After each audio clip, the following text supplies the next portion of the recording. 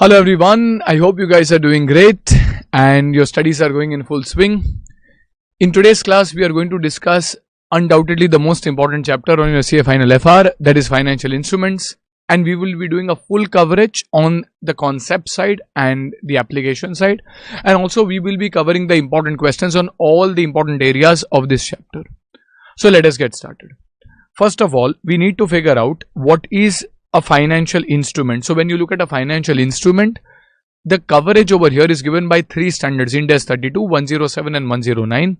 32 deals with the definitions, 107 with the disclosures, and when you look at 109, that covers almost everything like accounting, measurement, classification, everything goes under IND AS 109.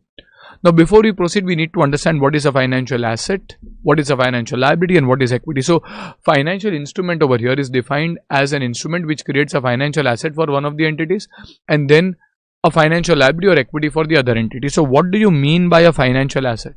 Now, financial asset refers to items like cash, that is legal tender, can be in our own currency or some different currency like dollars, so it means cash. It can also be equity instrument of another entity.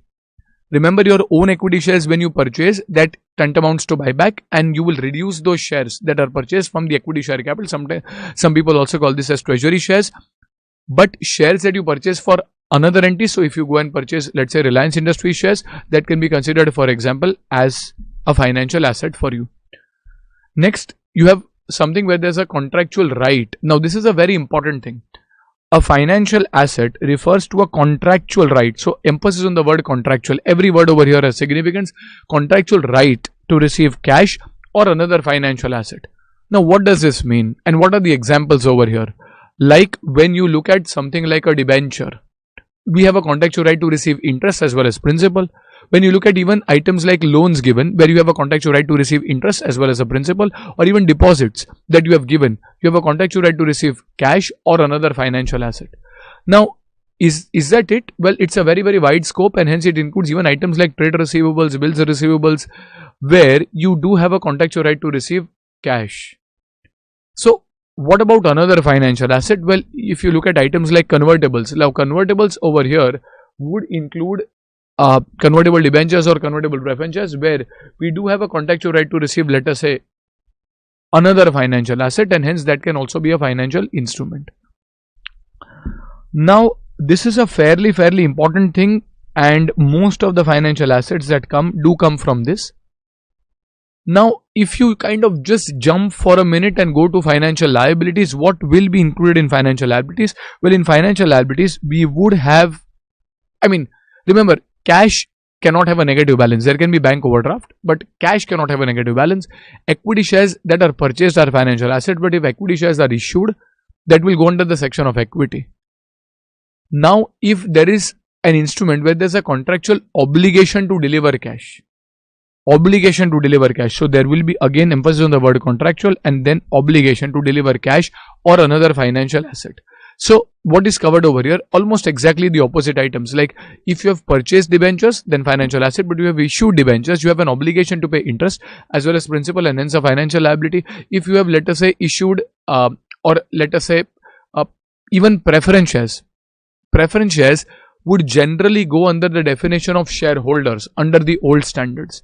However, when we look at the definition of equity, equity is defined as an instrument or a contract that evidences a residual interest, that is whatever is left over, like what is done for entrepreneur in economics after all factors of production are paid. In a similar way, equity is defined as an instrument having a residual interest, like equity shares get paid based on whatever is left over. But that is not the case with preference shares. They get a fixed preference dividend, they get a fixed principal, and as a result, they meet the definitions of a liability rather than equity, and hence preference shares will meet the definition of financial liability, will be shown as financial liabilities, and hence the dividend paid to them will be shown as a part of finance cost. This has an important impact in chapters like EPS, specifically if there is a cumulative redeemable preference share. However, it depends on the nature of the preference share, and we'll study that in a bit of detail. But other than that, you have loans which are taken, again obligation to deliver cash, or you have trade payables, bills payable, where there is an obligation to deliver cash. All of these will be taken as financial liabilities. Then what will derivatives be classified as? So currently we have seen that they have not used the word debenture, loan, deposits anywhere, but based on the essence we are classifying. Now derivatives have three distinctive features. First, they derive value from an underlying.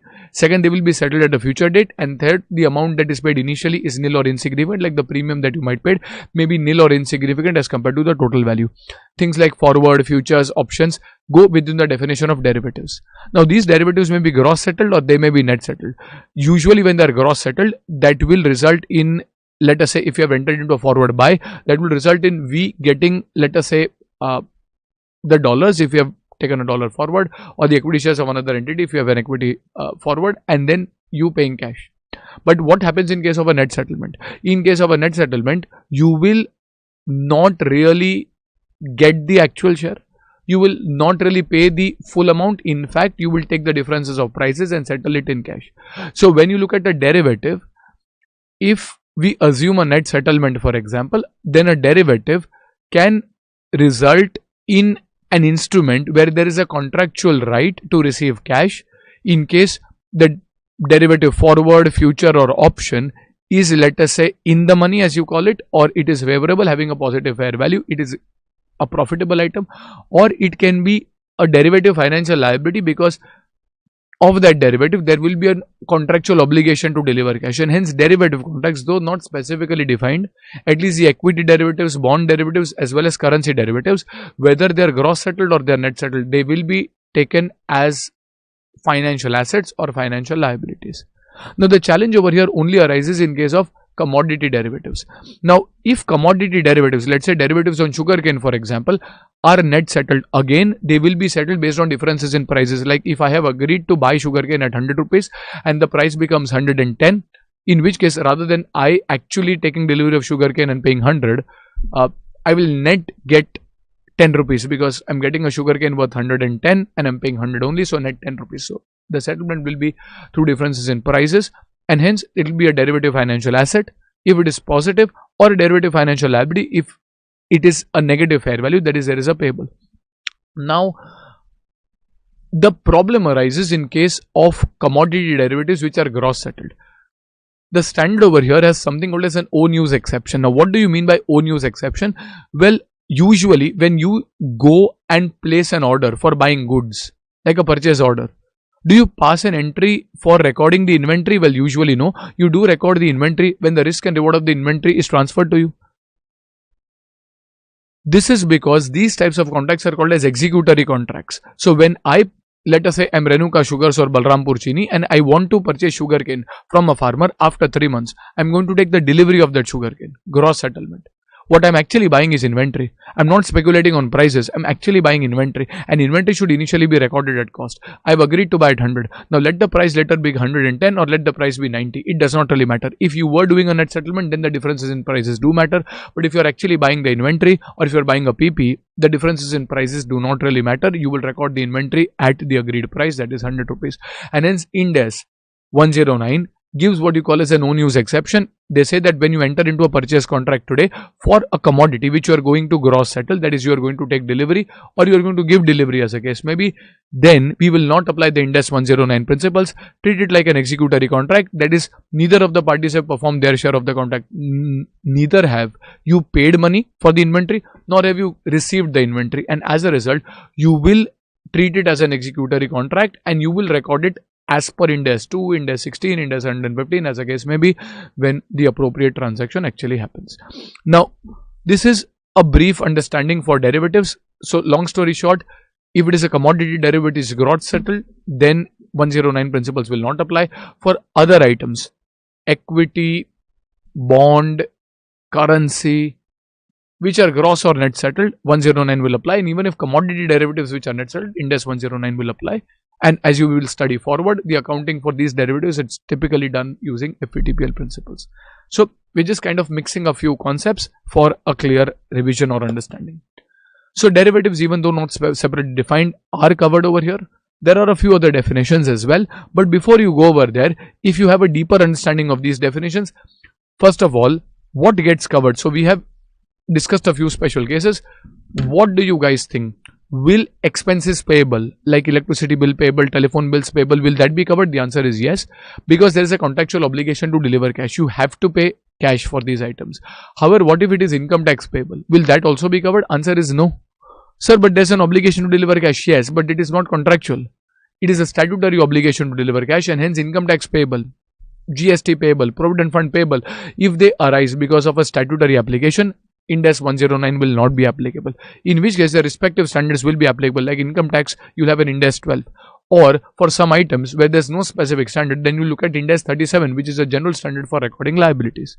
But the words have to be read in their entirety. If it is a statutory obligation to deliver cash, 109 does not apply, and that is why when you study Ind AS 37 as well on provisions and contingencies, you will find a lot of questions coming regarding pending or ongoing lawsuits. It is because lawsuits will result in a statutory obligation to deliver cash depending on the court order, and hence they go under Ind AS 37 and not under Ind AS 109. Okay, so that is income taxes payable will not be covered under Ind AS 109. Second, you have product warranty or guarantee. Now, warranty is an obligation to repair, guarantee is an obligation to replace. Like if I am Dell and I am saying that I am selling my laptops and they come with a 3-year warranty, that means within 3 years if there's a defect, you can bring the product back to me and I'm under an obligation to repair the same, not an obligation to deliver cash, not an obligation to deliver any other financial asset, and hence this is not a financial liability. Does that mean it is not a liability? No, it is very well a liability which will be covered probably under Ind AS 37. Again, you will see many questions of warranty coming under Ind AS 37 because of that. Similarly, there's a product guarantee where instead of repairing, you are under an obligation to replace. Again, this is not a refund liability. It is an obligation to replace. Giving you a new product, again, that is not an obligation to deliver cash or another financial asset, and hence this is also not a financial liability. However, in case of financial guarantee, that is if you are a borrower and there is a surety who is giving a guarantee for your loan, then in the books of the surety, there is a contractual obligation, may be contingent in nature, but a contractual obligation to deliver cash if the principal debtor defaults, and hence financial guarantees will be covered under Ind AS 109. There will be specific guidance and principles for recording financial guarantee transactions as well. So financial guarantee, I think over here, point 4, will be a financial liability to be accounted using specific principles. We will study FVTPL as per Ind AS 109. Third, you will have something like prepaid expenses. Now, generally people say that if accrued expenses are financial liabilities, prepaid expenses are financial assets. But looking at the definition, you would say prepaid expenses, you have a contractual right to receive services like prepaid advertisement. You have a right to receive the advertisement services, but not cash or another financial asset, and hence prepaid expenses are also not financial assets. Similarly, unearned or deferred revenue is not a financial liability, because what is unearned revenue? You pay me fees in advance in a face-to-face batch. I am under an obligation to teach you, not to deliver cash or another financial asset, and as a result, unearned or deferred revenue is also not a financial liability. Similarly, if you are paying advance for buying a machinery, then advance for machinery gives you a contractual right to receive the machinery, not cash or another financial asset, and hence this is again not a financial asset. Physical assets, obviously, like PP, intangibles, inventory, etc., they are not financial in nature. They don't have a contractual right necessarily to receive cash. They do give us future economic benefits, but not necessarily a contractual right to receive cash, and hence they are not financial assets. And last is constructive obligation. The word contractual has been used, and hence neither statutory nor constructive obligations can be considered. Constructive obligation can be something like a Diwali bonus, where to your employees, let us say you give Diwali bonus. Now that is not contractually agreed. However, there is a constructive obligation to deliver cash, in which case that will be accounted for as per its respective standard, but definitely not under 109, because this is not a contractual obligation, but it arises out of past practices or let us say published policies, and hence 109 is not applicable over here. Okay. Next, before we proceed to other special cases, okay, we have also discussed regarding derivatives. When you look at commodity derivatives in simplified terms, for gross settlement, they are not financial asset. If they are net settled, we treat them as financial instruments. And we have kind of discussed a detailing over there as well on what do you mean by gross and net settlement. Now, proceeding further, there is another clause which is given both in financial assets and financial liabilities, that is to exchange financial instruments, that is assets or liabilities, on terms over here which are potentially favorable for the entity. This can be like an option holder. So if I'm buying a call or a put option. I've entered into a contract to exchange, let us say, financial instruments on terms which are potentially favorable to me, and hence for an option holder this will be a financial asset, whereas an option writer has entered into a contract on terms which are potentially unfavorable to the entity, and hence for an option writer this would be treated as a financial liability. Fair. So that is, there are a couple of other cases as well, but this can kind of give you the essence. Now the next clause is a slightly more problematic clause, where the standard says that what if the settlement will, like a forward contract, or may, like an option contract, may happen in entity's own equity instruments. Now the general rule is if the settlement is happening in entity's own equity instruments, this transaction should be treated like equity because it is settling in own equity instruments, so that technically does not appear to be a liability. Now the standard over here gives a condition within liabilities. It says that if the settlement will or may happen in entity's own equity instruments, the rule over here is for a fixed number of entities' own equity instruments at a fixed price. So this is simplistically called as a fixed to fixed rule. Technically speaking, you will first see if it is a derivative or a non-derivative. Usually a derivative will come with an attached exercise or agreed price. In a non-derivative there will not be an attached exercise or agreed price, there will just be number. So from an understanding on a revision perspective at this stage, what you should remember from an exam perspective is if the settlement will or may happen in entity's own equity instruments for variable number of entity's own equity instruments, and if applicable at a variable price, then it is financial liability. However, if the settlement happens for a fixed number at a fixed price, it is treated as equity. Now the phrasing over here is a little complicated. Like for derivatives they say settlement which may happen other than for a fixed number for a fixed amount of price or consideration. So basically they are saying other than this everything else is liability. So if the number is variable or the price is variable or both are variable, it is treated as a liability. However, if the number as well as agreed price, if applicable, are fixed, that is when it is treated as equity. The understanding over here is usually when you are using your own equity instruments, they are your own currency, and for a holder, if they are agreeing to settle for a fixed number of entities' own equity instruments at a fixed price, for the entity and for the holder stops kind of bearing the risk of those instruments, because over here, or if you are issuing, the holder continues to bear the risk of those instruments, because if I have agreed to pay them 10,000 shares for a machinery that they are going to deliver to me, then even when those 10,000 shares are not given, that's a fixed number of shares, even for that time frame up to the time where shares are issued, they are exposed to the risks, and as a result we say that they are risk taker and hence they can be taken as equity. However, if they don't want to be exposed with the risk and they say that okay, you don't have to give me a fixed shares, I'm going to give you the machinery 6 months later, or you are going to, let us say, pay me 6 months later, at that time you will pay me, let us say, a variable number of your shares. That variability is kind of to protect from the risk. And as a result, the standard believes that if there is variability, you are trying to protect from risk. If it is fixed to fixed, it is in the nature of equity. So it's a little complicated thing to discuss. There can be a separate session for just this fixed to fixed test. In general, if you were to apply the rule for derivatives or non-derivatives, usually derivatives will come with attached agreed exercise price, non-derivatives will not have that. If there is any variability, so for a non-derivative, if there is variability, it can be a financial liability. If it is fixed, it is equity. In similar case, in case of a derivative, if there is any variability over here, then this will be a financial asset or liability as a case may be. But if both are fixed, that is when it becomes an equity. So essentially, this is called as a fixed for fixed test, where one needs to remember that if the settlement will or may happen in entity's own equity instruments for a fixed number at a fixed agreed price, if applicable, then it is equity. In other cases, if you have to deliver a variable number of shares, it is a financial liability. If you are going to receive a fixed number of your shares like a buyback, it can be a financial asset. Okay, so a similar clause is also there in financial asset, just that here when you have to deliver shares, there you receive the shares.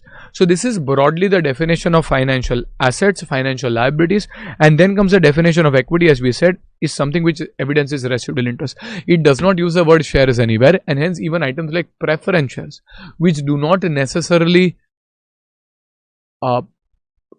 which do not necessarily say that they are liabilities, they are shareholders, they cannot be equity because they do not evidence residual interest. For you to show equity, there has to be some residual interest. By the way, equity shares meet that condition, and hence equity shares are usually within the section of equity.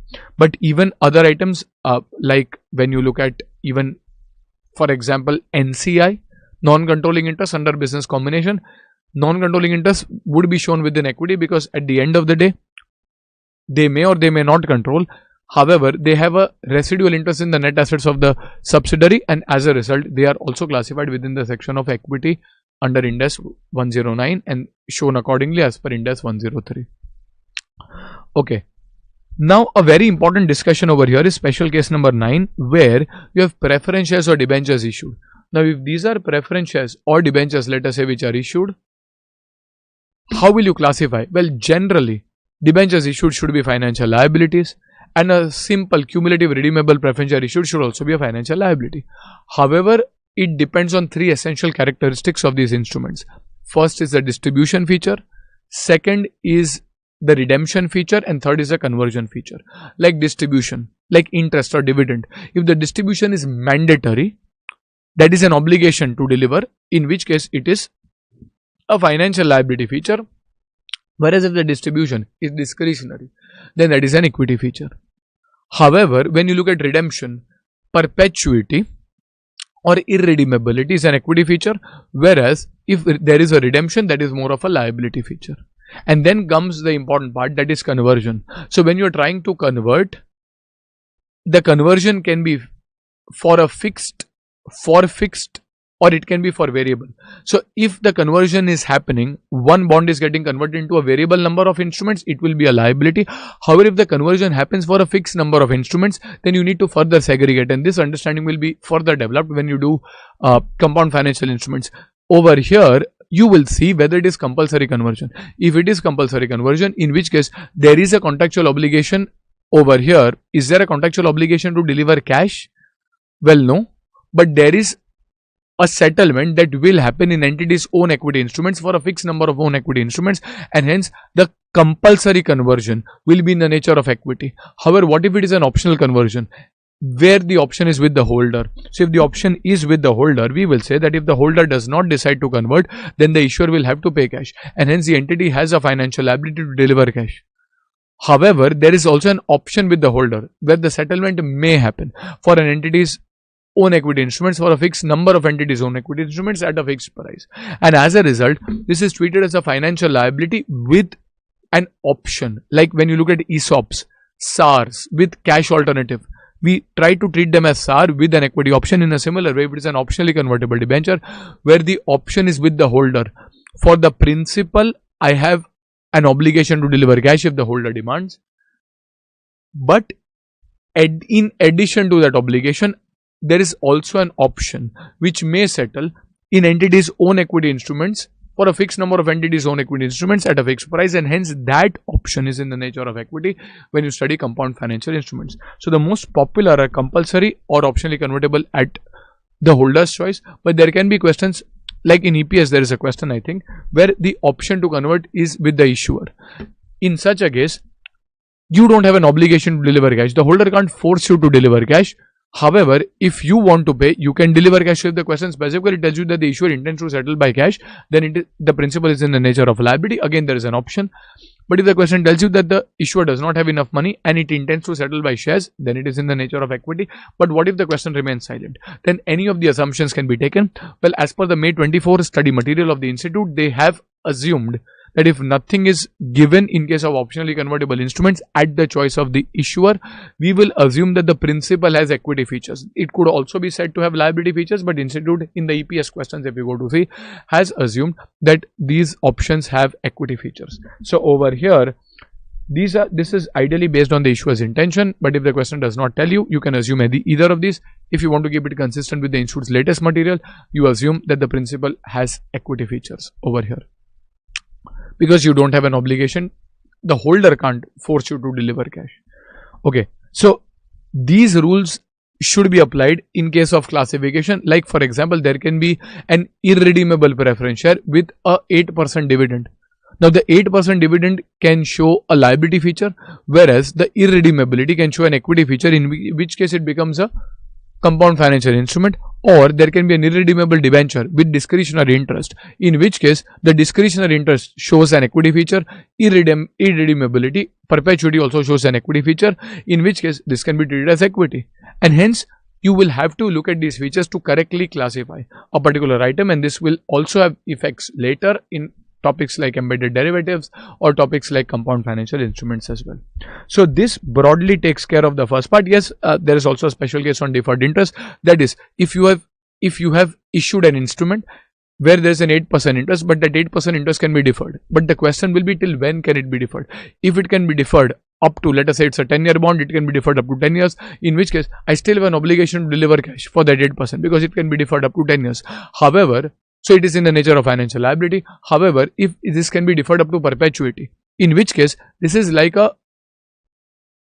equity instrument or an equity feature, because if the holder comes to demand, you can always defer it. Till when can you defer it? Up to perpetuity. So deferral up to perpetuity shows an equity feature. So this takes care of the first part of this topic. Standard. There are a few exceptions also to the in the fixed to fixed test.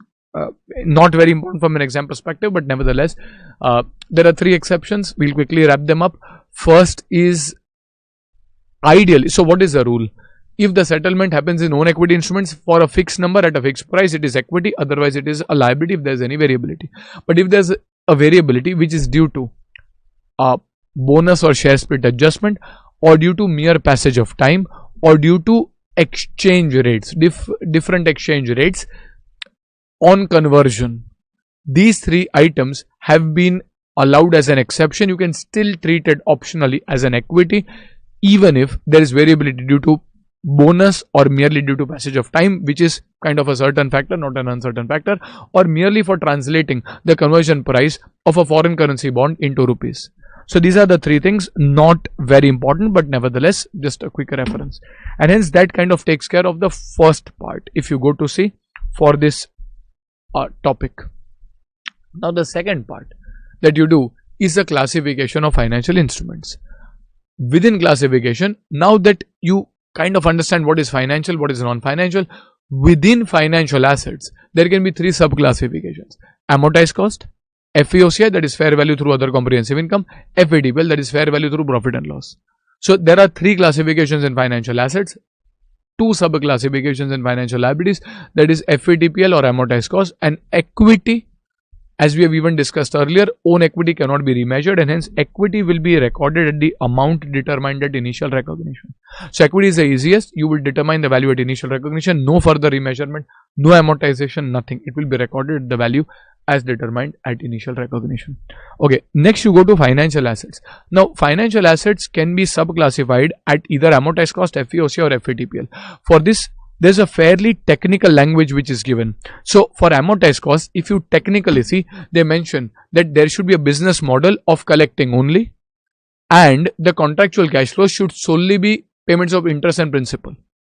What does this mean? In simplified terms, the second clause, that is also called as CCFC, contractual cash flow characteristic, or SPPI, solely payment of principal and interest on principal outstanding. This is the second clause. You can just read that, pause and read.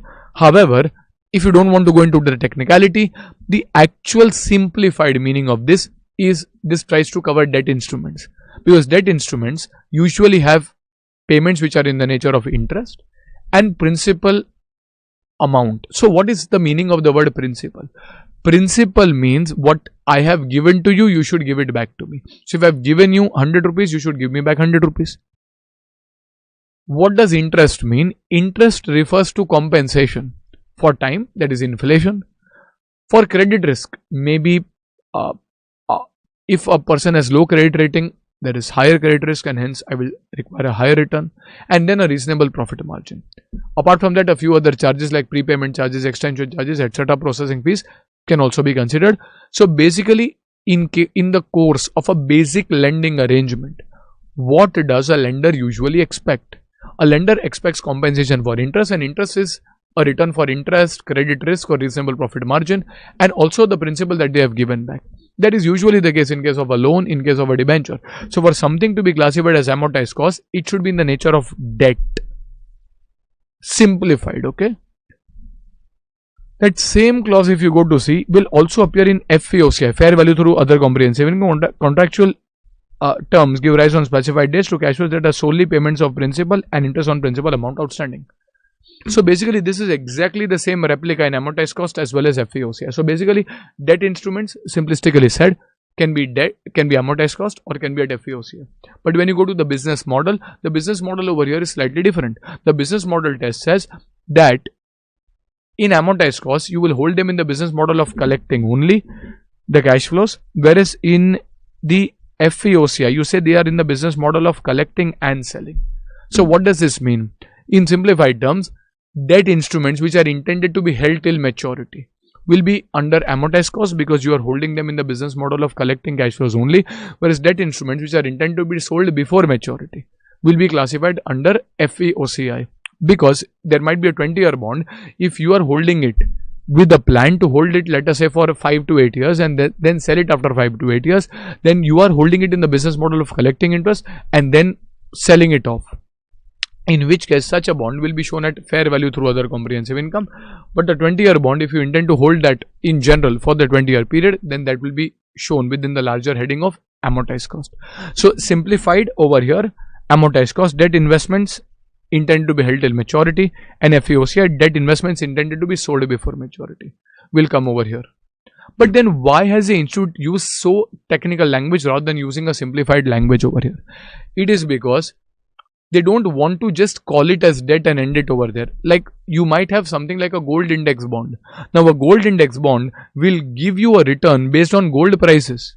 Now that is not what a lender in the ordinary lending arrangement accepts. They don't want return based on the gold prices. They want return of their principal. So if it is a gold index bond, it can be called as a bond, but that will not meet what we call as a CCFC test, and hence the classification over here. There are 3 categories: amortized cost, FVOCI and FATPL. So if the contractual cash flows are not solely interest, if applicable, or principal, then the automatic categorization will be FATPL, and hence these gold index bond, or even if there is an oil index bond, or there is a bond where they have said, a Reliance bond where they say that the interest will be paid based on Reliance share prices.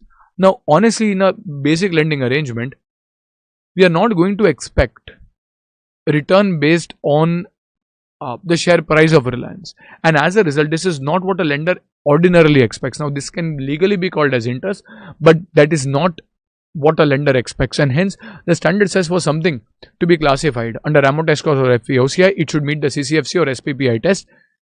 If it does, then we go to see what the business model is. If it does not, then directly the classification will be an FATPL classification, fair value through profit and loss. In fact, a lot of times even convertible debentures, if they are compulsorily convertible debentures, we invest in debentures, we are going to get interest, but then we are going to get back shares. Now these shares may be worth more than the principal amount or worth less than the principal amount, and hence what we are getting back is probably not solely payment of interest and principal, and hence convertible bonds invested can also go under FATPL categorization. Now a few special cases over here can be in certain cases like credit sale. We don't expect interest, so the standard says that's fine. What does a seller in a basic credit sale arrangement expect? So if the invoice value is 100 for the goods, the seller expects 100. Yes, if you pay early, a reasonable cash discount, and if you pay beyond the credit period, a penal interest can be levied. But other than that, this is what a seller expects in a basic credit sale arrangement, and hence debtors, whereby you are actually going to get, let us say, the principal amount back, are also within the definition of, let us say, CCFC, and if they are held in the business model of collecting only, then it will be amortized cost, collecting and selling. Like you are also selling it to factors, then it can, factoring for example, can also go under FVOCI. So this is kind of a brief understanding of these principles. Second, if you say debt instruments which are held in the business model of collecting only will be amortized cost, and collecting and selling will be FVOCI. What does the business model mean? The business model means the way in which an entity manages financial assets. Like I might be HDFC Bank who has to keep bonds as a part of its SLR portfolio, and my business model is buying these bonds and selling them when the time is right. I'm not trading, I'm not buying and selling on a day-to-day basis. Maybe I hold for a few years and then I sell it. Then my business model is collecting and selling. But if I'm SBI whose business model is keeping those bonds, let them mature, use that money to buy new bonds, and that's it. In which case my business model is collecting only. So I will have to look at the overall aggregate way, not the worst case. One can always say that SLR portfolio, I'll have to sell everything if suddenly everyone comes to withdraw money, but that is the worst case. Your classification will be based on the normal case, not based on the worst case. Now it is very much possible that you might sell some of the bonds to prove liquidity or to meet expenses. So out of a 10,000 crore portfolio, you might sell 1 or 2 crore worth of bonds. That is insignificant. That will not impact the overall classification. Similarly, in case of a sudden event like a lockdown, you might be forced to sell some of the bonds which you intended to hold till maturity. Now these bonds have been sold, but what of the remaining bonds? Well, I'm still holding them in the business model of collecting only, in which case the classification will continue to be, let us say, the amortized cost classification. Okay, so merely because some bonds are sold does not mean that you reclassify.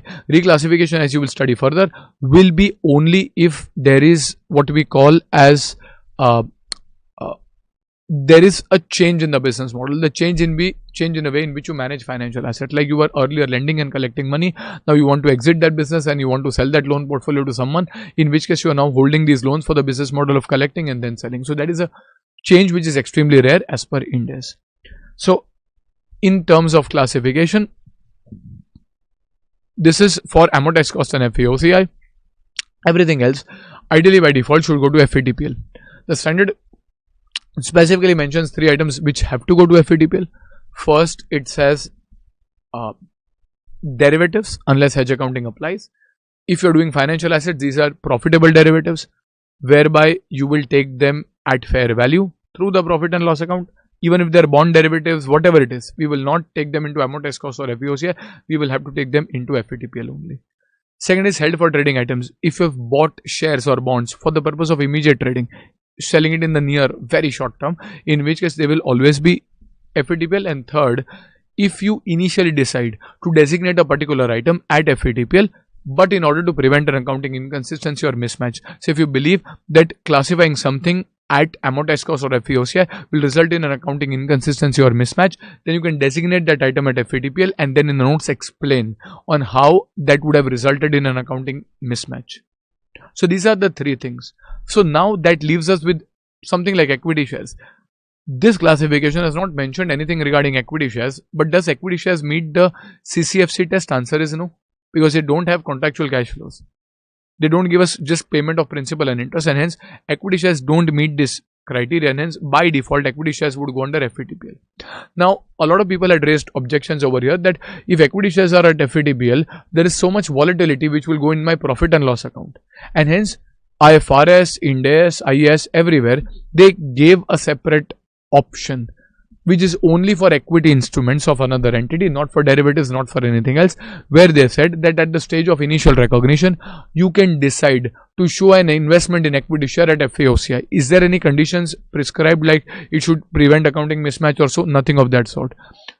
If you believe that it is appropriate and no conditions or explanations are needed to show a particular investment at FVOCI, you can show that at FVOCI. Now, this choice is available for each share. Like for example, I might have 100 shares of Reliance, 100 shares of Tata Steel. I might decide to show 100 shares of Reliance at FVOCI because I want to hold them for the long term, and 100 shares of Tata Steel at FVTPL. That is absolutely fine. In fact, if I have 200 shares of Reliance only, I can very well say that 100 of them I want to show at FVTPL and 100 of them I want to show at FVOCI. This choice is available. Equity investments where one-time irrevocable choice to classify at FVOCI is taken.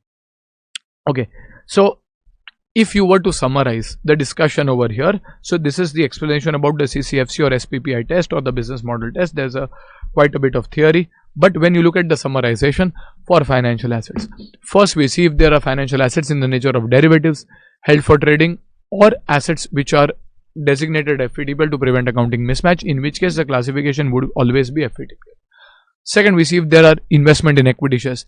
If I have not taken the choice to show it at FAOCI. By default, investment in equity shares will appear at FVTPL.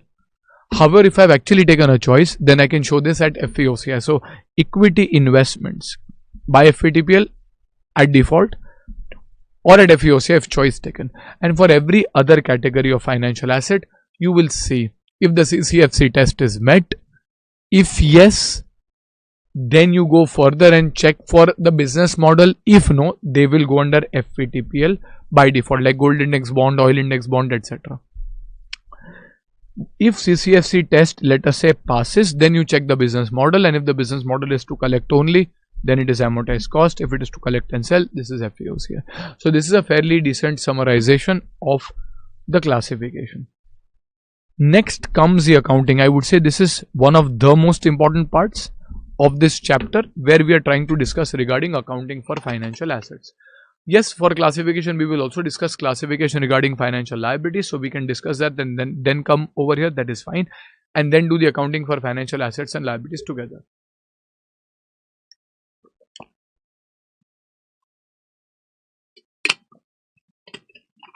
So let us say we first go to the classification, get that out of the way for financial liabilities. Now you don't have the FVOCI classification for financial liabilities. You have the FVTPL and amortized cost. Now there are 6 specific items which have been told, which will be recorded at FVTPL, which means everything else will be shown at amortized cost. Which are those 6 items? First, derivatives. Like a derivative financial asset is a profitable derivative. A derivative financial liability is a loss-making derivative. So basically, these are derivatives where FVTPL accounting applies. Second is held for trading liabilities. How is it possible that there is a held for trading liability? Well, you can do things like short selling, in which case you have sold the shares and borrowed these shares sold. So that is a financial liability to be recorded at FVTPL. Similar to financial assets, if you want to designate a liability at FVTPL because you think showing it at amortized cost will create an accounting inconsistency or mismatch, you are allowed to even do that. So these first 3 items are exactly similar to what you have studied for financial assets. Apart from that, you have 3 special items, out of which point 4 and 5 I would say are more important. Point 4 is financial guarantees. Like you have given a guarantee as a surety where you have an obligation to deliver cash if the principal debtor defaults. But will they default? Will they not default? We don't know. And as a result, these financial guarantees will be recorded using FVTPL principles. You will have to remeasure the guarantee at each balance sheet date at fair value. Next, we have contingent consideration, which you will study in business combination, where you are acquiring a company and you have to pay PC. Some of this PC may be contingent. And if this contingent consideration is payable, let us say in cash or financial instruments, that can also be treated as a financial liability. And lastly, if there's a continuing involvement approach to be done, let us say along with derecognition. So basically these are these 6 items: derivatives, held for trading liabilities, liabilities designated FVTPL to prevent accounting mismatch. Then you have financial guarantees, contingent consideration, and FVTPL designate and continuing involvement. In these 6 cases, you will have to show these financial liabilities at FVTPL. For everything else, there will be amortized cost. So amortized cost for all other liabilities. So this is your general loans, debentures, creditors, bills payable, everything will be at amortized cost. You don't need to apply the business model or CFC test over here. This is to be done only in case of financial assets. For equity, as we said, there was no separate sub-classification, and hence it will be at the value determined at initial recognition. Now, keeping that background in mind, if you come back and you go to the third part of this topic, which is on accounting. So what happens, let us say, in case of accounting? So at the stage of accounting for financial assets, you have 3 main sub-classifications. One is amortized cost, then is FVOCI. Within that you have FVOCI equity, FVOCI debt, and then FVTPL. So when we look at accounting, there are 4 main questions that we need to answer. First, at what value will you record at initial recognition? Typically at initial recognition, we record at cost. When you look at PP, inventories, intangibles, everything, initial recognition happens at cost. However, for financial instruments, the initial recognition happens at fair value. Now this is a very, very important clause, because over here, very few places, like you have biological assets, where you are allowed to initially recognize, over there at fair value less cost to sell. Here you are allowed or required rather to initially recognize at fair value, and this applies everywhere across all classifications of amortized cost, FVOCI, FATPL. You will initially recognize, let us say, at fair value. But what is fair value? Well, you will have to at this stage figure out whether the transaction is at market or off market. What do you mean by off the market terms? It means that this transaction has some other hidden consideration apart from a pure lending or borrowing or investing. Like for example, usually when I give a loan, I expect to charge a 10% interest. But if I give a loan to my employees, I give it to you as to them as 0% as a part of my staff welfare measures. So there is a hidden element of staff welfare. Or I usually lend at 10%, but if I have to give it to my subsidiary, I'll give it at 0%, for example. So there's a hidden investment in subsidiary possible. Or if there is a tenancy agreement, lease agreement, a tenant usually when they give deposits, they will not charge interest. However, that is because of the tenancy or rental agreement. Had there been no rental agreement, they would have charged interest. So over here, these are transactions which are off market. The first way to figure out whether it is off market or not is if there is any other element apart from pure lending and borrowing. And second, is your agreed rate, let us say which is 0%, different from, let us say, market rates on similar instruments. If that is the case, that is your effective rate is different from the market rate on similar instruments, and there is also a hidden element involved, then we say that the transaction is off market, in which case you have to find the fair value. And once you find the fair value, let us say the fair value comes to 70, whereas the loan given is 100, then the remaining 30 can be treated as, depending on the nature of the transaction, either prepaid staff welfare or investment in subsidiary, or let us say prepaid lease payment or ROU asset. Or in case of government grants as well, it is possible that the government gives grant to an entity in the form of an interest-free loan. There can be a hidden grant as well. So you will have to find the fair value if you believe that the transaction is off the market terms. However, if there is no hidden element apparent, in which case we will assume that the transaction is at market. Now, at market terms means that the transaction price is equal to the fair value. Now we don't need to go ahead and do the fair valuation. Now a student might say that okay, usually in the market the loans would have given at 10%. However, in this case the loan is given at 9.5%, maybe because of your negotiating skills.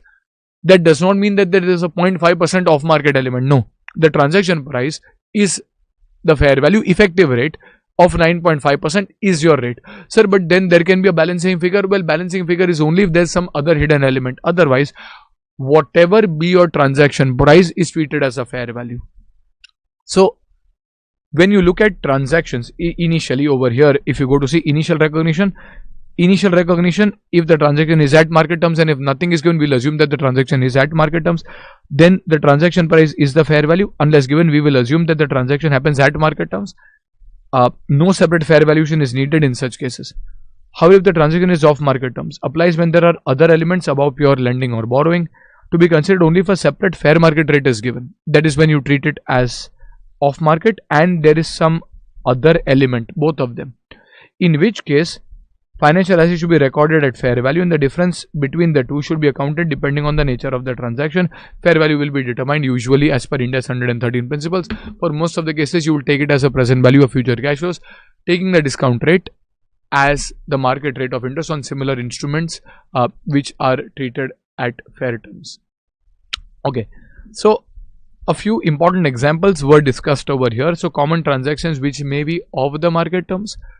If there is employer-employee relationship, the balancing figure is staff welfare. You usually put it into prepaid staff welfare and then amortize it over the entire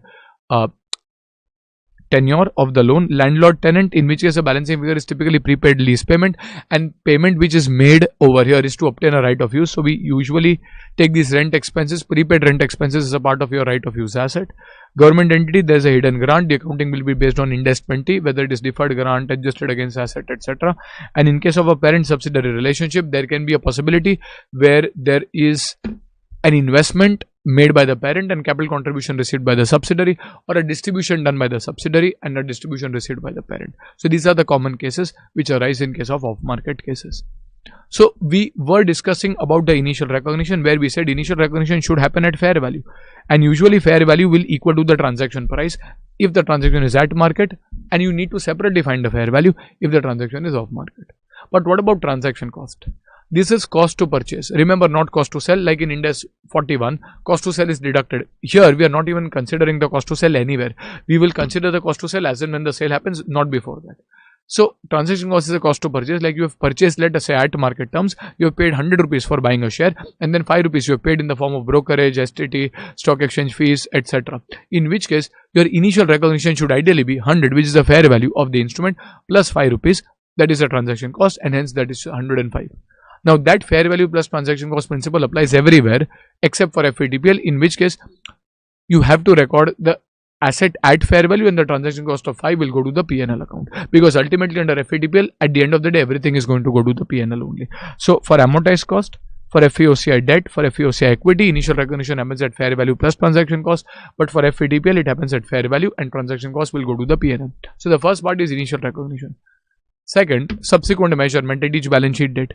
Now in case of amortized cost, the subsequent measurement happens at what we call as amortized cost. Now this is a special feature of cost. It is not historic cost, it is not fair value, it is amortized cost. What does amortized cost mean? It means that you will initially start at fair value or transaction price as the case may be, and slowly you would want to go up to the redemption value. Like even in fixed assets, when you purchase a fixed asset, you depreciate it down to its residual value. In a similar way, over here, you might issue a bond, let us say at 8863 rupees. Or you might buy a bond at 8863 rupees, and after 5 years, the redemption value is 10,000. In which case, you will try to slowly take your bond from 8863 to 10,000. Why? Because you are holding it under the business model of collecting only. And that is why you are showing it at amortized cost. In which case, you know as a matter of fact that you are going to get 10,000 after 5 years. So slowly take it up to 10,000. How do you do that? You do that by taking an effective interest.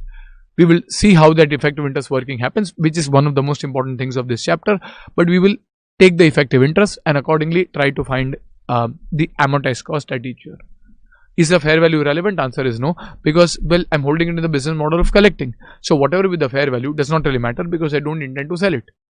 So that is about classification, let us say at amortized cost. At every balance sheet date, you will show it at amortized cost. In everything else, as the name of the classification goes, it is fair value through profit and loss, through other comprehensive income, whatever it is, but it is at fair value. Not fair value minus cost to sell, but at fair value. Not NRV, fair value. Fair value will be the value at the balance sheet date. So over here, all of these at each balance sheet date will be at fair value. Now this is a very important change, because generally we are kind of trained to believe, as per prudence and conservatism, that you should record at the lower of cost or fair value. The answer is no. Not in this case. You will record at fair value. So even if the fair value is greater, like you purchase investment in equity shares at 100, the price becomes 120, then you will say investment in equity shares account debit 20. You will increase the value of that investment, and credit will go where? Well, credit can go to the profit and loss account if it is FVTPL, or other comprehensive income. You can give a reserve, like a fair value reserve, like revaluation. You can call a reserve as a fair value reserve, which is a part of other comprehensive income. Is the second effect. So what about unrealized gains or losses? Remember, unrealized gains or losses will arise only if you are showing these investments at fair value. If you are showing these investments, let us say at cost, amortized cost, there's no question of an unrealized gain, and hence when you look at unrealized gain or loss for amortized cost, it is not applicable. But when you look at FVOCI, if there's a bond that you purchase for 100 and now it becomes 120, your entry is investment account debit 20 to what? Well, it is FVOCI, so the credit will go to OCI. Maybe you call it as a separate reserve called as fair value reserve in the OCI. So this is credit going to OCI. Even in equity, if it is classified as FVOCI equity, the credit over here goes to OCI. But when we go to FVTPL items, fair value through profit and loss, in case of FVTPL items, the gain or loss will directly go as a fair value gain in the profit and loss, maybe as other income, other expenses, but directly in the profit and loss. So what happens at the time of sale? So the three things are done. Initial recognition at fair value, usually plus transaction costs, except for FVTPL where it is at fair value only. Subsequent recognition usually will be at fair value only. However, in case of amortized cost, it will be at the amortized cost value. In case of unrealized gain, there is no unrealized gain in case of amortized cost, but for other items, if it is FA OCI, the unrealized gain will go to OCI. If it is FA DPL, it will go to profit and loss. Now in OCI, remember there are two types. There is a reclassifiable OCI, which means on happening of certain events, the balance in the OCI will be transferred to the statement of P&L if it is reclassifiable OCI.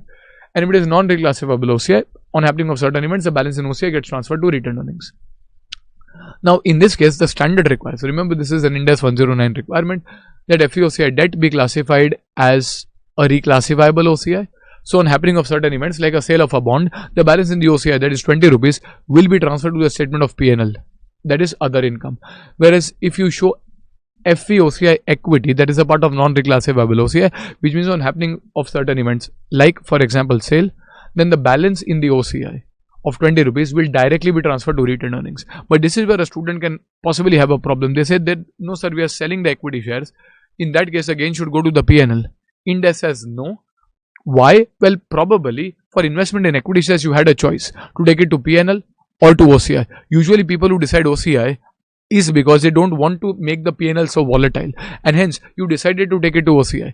So if you take gains on equity shares to OCI and not to P&L, because you want to protect the P&L from the volatility of prices of equity shares, that should not even be your realized or unrealized gain. Either of them should not go to the P&L. Merely because a gain is realized does not mean that you make your P&L volatile. No sir, but I want to take it to the P&L. Okay, then you have a choice of taking classifying it at FVTPL.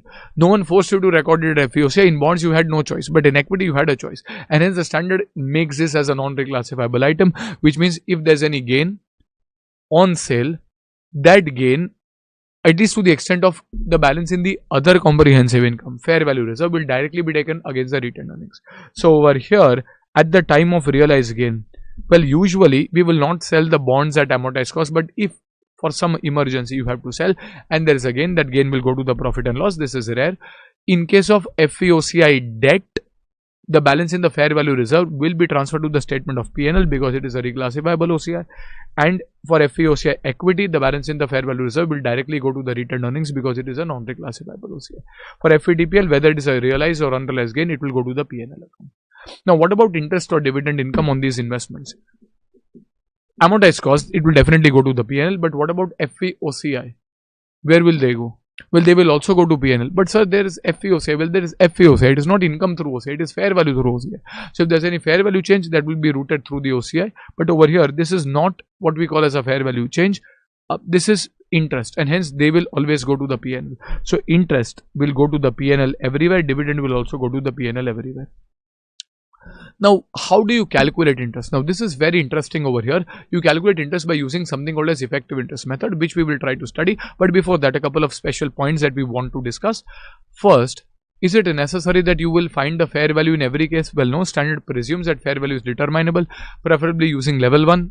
If not, then level 2. If not, then using level 3. But in certain cases, let's say startup, private companies, fair value may not be determinable in the first place. In which case, the standard requires you to take cost as the base and explain in the notes the fact that you cannot determine the fair value. Next, a summary of transaction costs at initial recognition should usually be added except for FATPL, where it will be taken to the P&L. And OCI reclassifiable versus non-reclassifiable. Reclassifiable means on sale you will transfer it to the P&L. Non-reclassifiable, that is FVOCI equity, you will transfer it to retained earnings.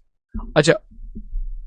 In case of bonds, even at FVOCI, you will ensure that you will apply the calculation using effective interest rate only. Now, what is effective interest rate, which is applicable for amortized cost or FVOCI interest calculation?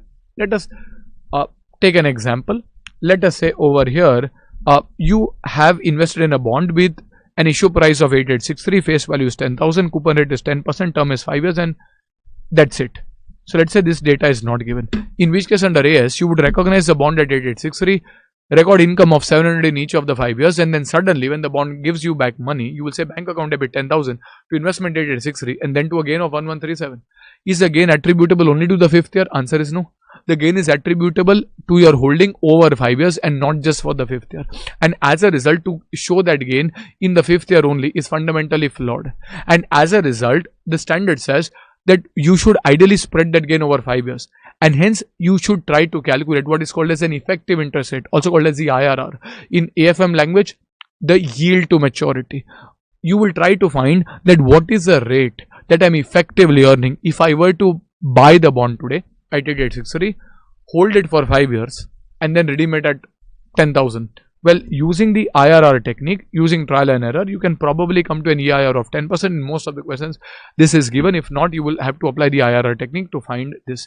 Now, what does this 10% represent? This 10% represents the rate of return, that is IRR, that is earned if I were to buy the bond, which I have at 8863, receive a 700 coupon for a period of 5 years, and then get back 10,000.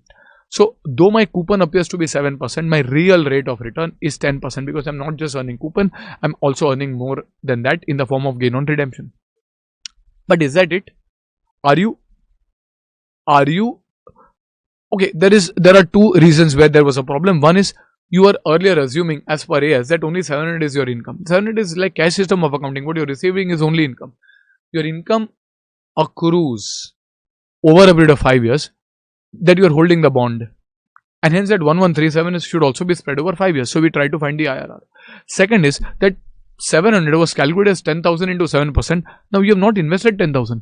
You invested only 8862. To calculate your return based on 10,000 is fundamentally flawed because you have not invested 10,000. And hence, when you calculate the interest, that will be based on the initial balance, like 8863 in the first year, into the effective interest rate, that is 10%, and hence it should be 886. So your entry would be, when you buy the bond, the first entry would be investment in bond account debit 8863 to bank 8863, and then you will earn the income. So this is bond account debit, investment in bond account debit 886 to interest income of 886 going to the PNL, because I'm saying that this 886 should be received. But how much is received? Well, 700. So bank account debit 700 to investment 700. So that will be your amortization table. So when you say 8863 investment debit plus 886 minus 700, no principal is paid in the first year, and hence 9049 is a closing balance. Now let the fair value be 9100, let it be 9300, it does not really matter.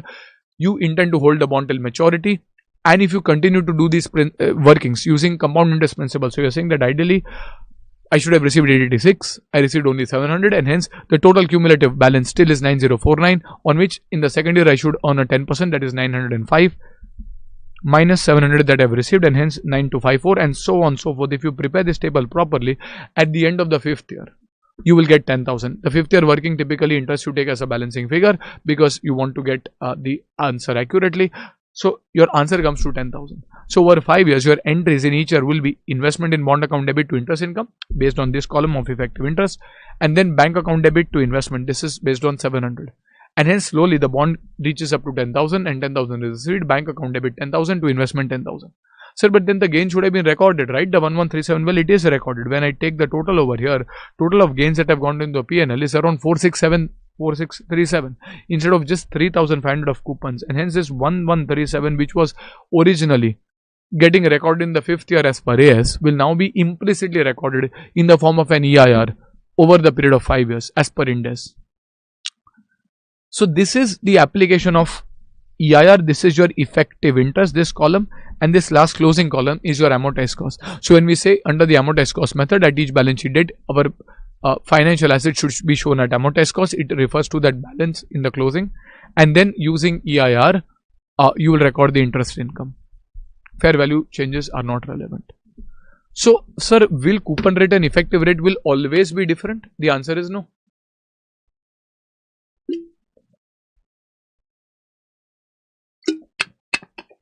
So when will they differ? They will differ if the issue price and redemption price are different, or rather your purchase price and redemption price are different. So if you are purchasing at 8863 and redeeming at 10,000, or you are purchasing at 10,000 and redemption is happening at 12,000, then apart from coupon there is also some other source of return. Further, the change can also be if there is a processing fee. So for example, there is a processing fee of, let's say, 300 rupees or 350 rupees. Then as an investor, you may be investing 8863 in the bond, but you have to pay another 300 rupees for processing fee. So your total investment is not 863, it's probably 9,100. And that 9,100 will slowly come up to 10,000, and hence your effective rate may be lower, maybe 9% for example. Same also applies in case of an issuer, in which case transaction cost, if any, like you might raise a bond, get 8863. However, you have to pay legal charges, payment for SEBI, etc. and another 300 of cost. So your effective rate might be different. So usually effective rate and coupon rate will be the same. However, if there is a transaction cost or processing fee, or if the purchase price / issue price is different from the redemption value, your effective rate and coupon rate will be different. This is a point where I want to clarify that a lot of students tend to believe that if the coupon rate and effective rate are different, the transaction is off market. Absolutely no. That does not make the transaction off market. Like for example, the investors expect a 10% return in this bond. Okay, the investors at market terms expect a 10% return. You are issuing the bond at 863, the investors are getting a 10% return. However, you as an issuer have to pay for legal charges, etc. And hence, when the investor pays you 8863, you don't get 8863 in your hand. You get 8863 minus 300, for example, you just get 8,500, and hence your effective rate may be, let us say, 11%. That does not mean that the transaction is off market. It is there, other than pure lending and borrowing, there is no other element. Sir, but coupon rate is different from effective rate, so be it. Transaction becomes off market if there is some hidden element involved. If there is no hidden element, your transaction price will be assumed to be the fair value. So don't say that only when transactions are off market is when coupon rate and effective rate are different. Not at all. Coupon rate and effective rate can very well differ, as we said, due to processing fees or transaction costs. They can very well differ if the issue price is not equal to the redemption value. So this is something which you would want to have a deeper understanding and practice better. There's a special case on loan at off market terms with part prepayment. We'll probably do that along with a sum for which we have, it's a 2-time exam question as well. We have also shared a separate video for that sum on YouTube, but nevertheless we will keep this section along with the numericals. Now when you look at the accounting for financial liabilities, there are 2 classifications. One is amortized cost, one is FATPL. FATPL working, it is still the same. Initial recognition happens at fair value. If there is any transaction cost, it will go to the P&L. Subsequent working will be at fair value, like derivatives. Subsequent recognition will be at fair value, and if there is any gain or loss, that will go to the P&L, whether it is realized or it is unrealized. If there is any interest, that will also go to the P&L. But what if financial liabilities are at amortized cost? The working is still the same. Initial recognition happens at fair value. Subsequent working will be at amortized cost. Interest in each year goes to the P&L. This will be effective interest, and there will be no unrealized gain or loss. But if there is a realized gain or loss, which is extremely rare, it will go to the P&L. So this is the exact same working. The only place where a student will make a mistake over here is this, the adjustment for transaction costs. Remember, usually when you prepare throughout your syllabus, you are so used to see transaction costs always being added, like PP, inventories, intangibles. Everywhere you see transaction cost is added. Why? Well, because these are assets. Assets have a debit balance, transaction cost also has a debit balance. So when you purchase an asset, let us say PP account debit 100 to bank 100, and then you pay another 10 rupees. Something account debit to bank, again PP of 100 plus another PP of 10, and hence 110. But this is the first place where there is a financial liability. Like in financial asset also, if you go to see, the transaction cost is added. Transaction cost is added. Investment in equity shares account debit 100 to bank 100. Another 10 rupees is transaction cost. Investment in equity shares account debit 10 to bank 10. So that is 100 plus 10, that is 110. However, when we look at a financial liability, the journal entry over here is bank account debit to, let us say, loan. Bank account debit to loan. So that is at 100 rupees. When you have to pay to SEBI or for legal charges, something account debit to bank. Acha, what are you debiting? Well, financial liability. But then financial liability is debited. Transaction cost has a debit balance, liability has a credit balance, and hence you will have to deduct it. So over here, when there is a loan which is taken and the lender has to incur certain, the borrower, because it's a financial liability, has to incur certain transaction cost, then for the borrower, the loan proceeds are coming in, bank account debit to loan 8863. but then there is a transaction cost of 300 being paid, something account debit, that is loan account debit to bank 300. Acha, so loan is credited by 8863, debited by 300, and hence 8863 minus 300, that is equal to 8563 for a liability. The same thing for a financial asset will still be added because they have a debit balance, assets, and transaction cost also has a debit balance. So this is one thing where you have to be particularly careful on how to adjust for transaction cost in a financial asset versus a financial liability. Okay, a couple of special cases. What if there are loans repayable on demand, like for example balance in your current account? Now that is a loan which is repayable on demand. So if you go in the books of a bank, current account, whenever the person demands, the bank has to pay. Does the bank pay you any interest on the current account? Usually no, 0% interest, and as a result the standard acknowledges that. The standard says usually loans which are repayable on demand, their fair value will equal to the transaction price. Why? Because usually when you try to find the fair value, you say present value of future cash flows. Here I have to keep the money ready to pay you immediately if you demand immediately, and hence there would be no separate fair value calculation. Usually the market rate of interest over here will also be 0% unless the question tells you otherwise, but we can assume that loans repayable on demand will be valued considering the fair value as transaction price, and the respective rates are usually 0%. Now loans repayable on demand are different from loans which are repayable after completion of a project. Let us say you have taken a loan which is going to be repaid after you complete the project. That is not a loan repayable on demand. You don't have to keep the money ready for payment immediately. In fact, you will make the payment after the project is completed, and hence the working over here will be similar to a term loan where the term is not fixed. You might just have to estimate the term and accordingly do the workings. Okay, so this is regarding loans which are either repayable on demand or after a specified tenure. Then you go to the equity. Now equity, we said, cannot be remeasured. So there is no FVTPL, no FVOCI. There is no amortized cost working as well. So equity will be recorded at the value as determined at initial recognition, and there will be no remeasurement. The only challenge over here is it possible that there can be a transaction cost along with an equity item? Well, yes. If there is a transaction cost, how will you account for this transaction cost?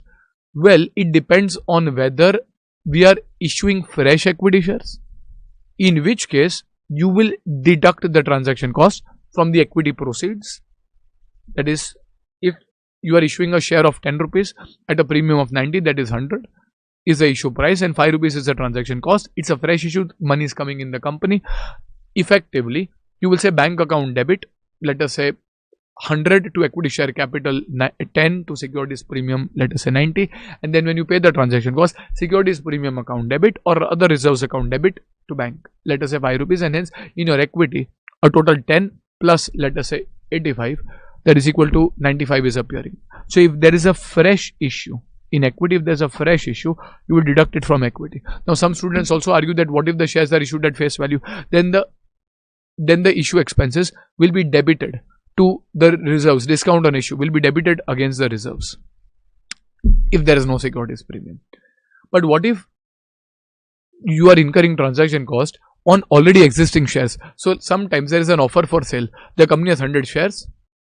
After this transaction also there are 100 shares, but promoters are selling some of their shares. So 30 shares are sold by the promoters to the public at large, and as a result the company is getting listed in the process. So the company is incurring certain charges, but against those charges there is no money coming to the company. Money is going to the promoters but not to the company, and hence in such a case we cannot say that this is transaction cost for a fresh issue of shares. Money is not coming in the company, and if money is not coming in the company, we will kind of take the transaction cost directly to the P&L. So that is the only thing that you have to be careful about, and we have given this summary for transaction cost. Basically financial assets, if they are recorded at amortized cost or FVOCI, then the transaction cost is added. If at FVTPL, they will be taken to the P&L. Financial liabilities at amortized cost, transaction cost is deducted from liability. FVTPL still goes to the P&L. An equity fresh issue, you deduct from equity, and if it is issue of existing shares, then you take it to the P&L account. So this is a fairly important session or section and its discussion. Then there is another special case which pertains to reclassification. I would not put a lot of weight behind this. Have a broad reading, understanding, and proceed. So when you look at reclassification of financial assets and financial liabilities, financial assets can be reclassified in extremely rare circumstances where we believe that there's a change in business model. So if there is a change in business model, then reclassification is permitted. However, that is treated to be extremely rare. For financial liabilities, reclassification is prohibited. So you cannot move from FVTPL to amortized cost. You cannot move from amortized cost to FVTPL. In equity, there is no sub-classification. So equity has to be measured at value at initial recognition only. So the only reclassification case that we need to discuss over here is for financial assets, where if there is a change in business model, you can reclassify. So there are 6 possible permutations and combinations. Let us say old classification was amortized cost and you were moving to FVTPL. You have shown your asset at cost, that is 100, and now you have to show it at fair value, that is 120, in which case 20 rupees will go where? Well, to the profit and loss, if there's a gain or loss on reclassification. If it was amortized cost and now you're moving to FA OCI, again you were shown it at 100, now it wants to become 120, 20 will go to the OCI. Now, if you were at FVTPL and you are moving to amortized cost, now in the past, the gains have already been recorded. You are currently showing it at 120. That 120 will be deemed to be the initial cost for the purpose of amortized cost working. Will there be any further gain or loss? Well, it depends. Like for example, at the start of the year, you have shown the fair value at 115. On the date of reclassification, let us say on 30th September, the fair value is 120. That 5 rupee gain has happened during the first 6 months when you had showed this bond at FVTPL, and hence that 5 rupees will go to the PNL. You will take the bond at 120 and that will be the deemed starting point for amortized cost. Okay, similarly FVTPL to FVOCI, again this bond has to appear at fair value only. So basically till the time it was taken at FVTPL, then the gains or losses will be in the profit and loss. After that, the gains or losses will go in OCI. Now the only challenges will arise if you are moving out of FVOCI classification. So if you are moving out of FVOCI classification and going into either amortized cost or into FVTPL, then what will be the working? Specifically, what will you do with the fair value reserve which is lying? So if you are going from FVOCI to amortized cost, the standard says that the balance in the fair value reserve can be adjusted against the value of the asset. So your asset which was at 120, 20 was there in the fair value reserve, that 20 will be adjusted against the asset. So that is 120 minus 20, your asset will come down to 100. If the change is happening to amortized cost, if it is FVOCI bonds and moving to FVTPL bonds, maybe change in business model because now you're holding bonds for the purpose of trading, in which case the balance in the fair value reserve will go to the PNL. Why? Because it is a reclassifiable OCI. Remember, FVOCI equity shares cannot be reclassified. The choice for equity shares is available only at the stage of initial recognition. After that, reclassification is not permitted. So over here, in the first case, balance of OCI to be adjusted against the assets value. In the second case, the balance in the fair value reserve to be transferred to the statement of profit and loss account. Okay, so this takes care of accounting for financial assets. Now you go to the next section, which involves compound financial instruments, arguably the most important part of this chapter.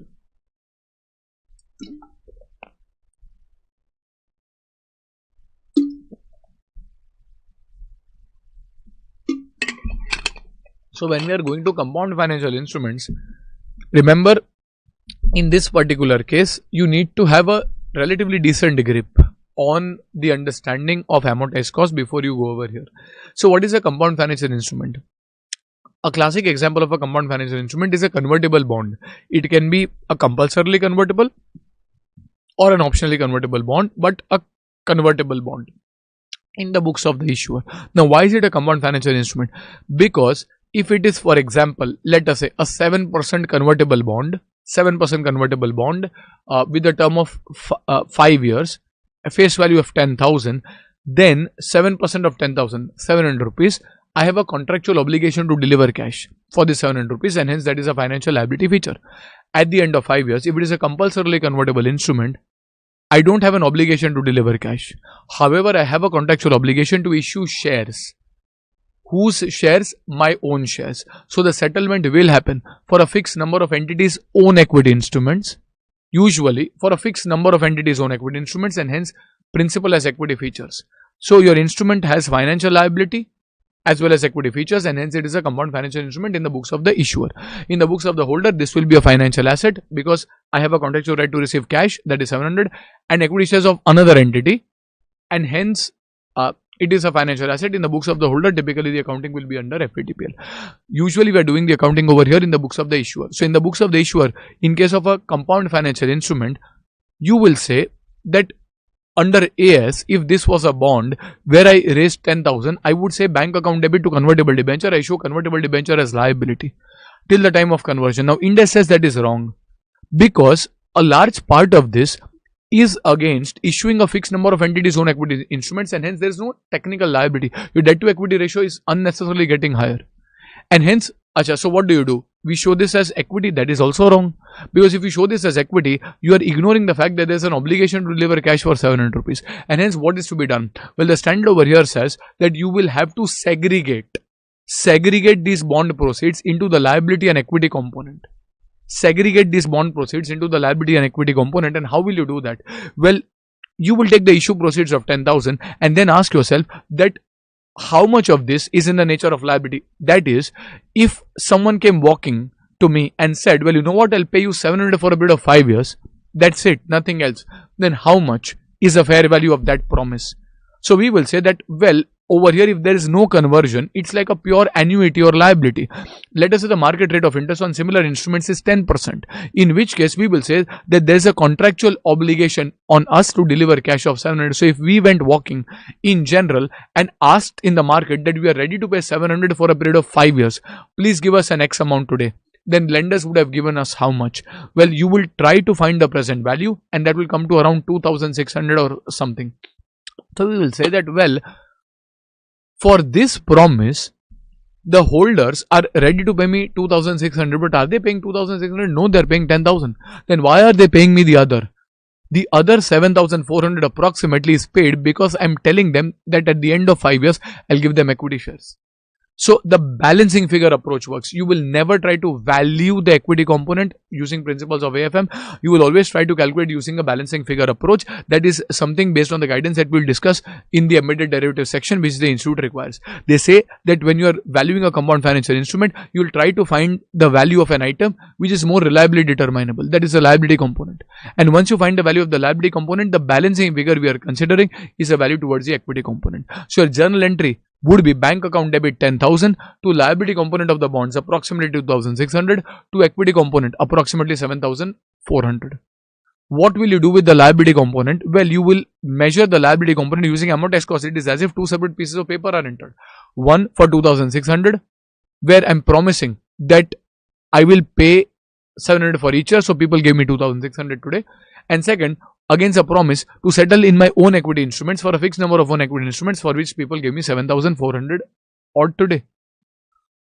Equity cannot be remeasured. However, financial liability will be recorded using amortized cost method. So you will prepare an amortization table starting with 2,600 plus interest, that is 2,600 into 10% less each year 700 payment, and slowly you will discharge that liability over 5 years, and at the end of 5 years your liability component in case of a compulsorily convertible instrument becomes 0. At the end of 5 years, you will still have balance in the equity component. You do not remeasure it, and now you issue equity shares. So your entry would be equity component account debit to equity share capital / securities premium. So this will be your simplistic treatment when it comes to compulsorily convertible instruments. But in the exam, you have to figure out whether the instruments are compulsorily convertible or optionally convertible. Then whether it is convertible at the option of the holder or at the option of the issuer.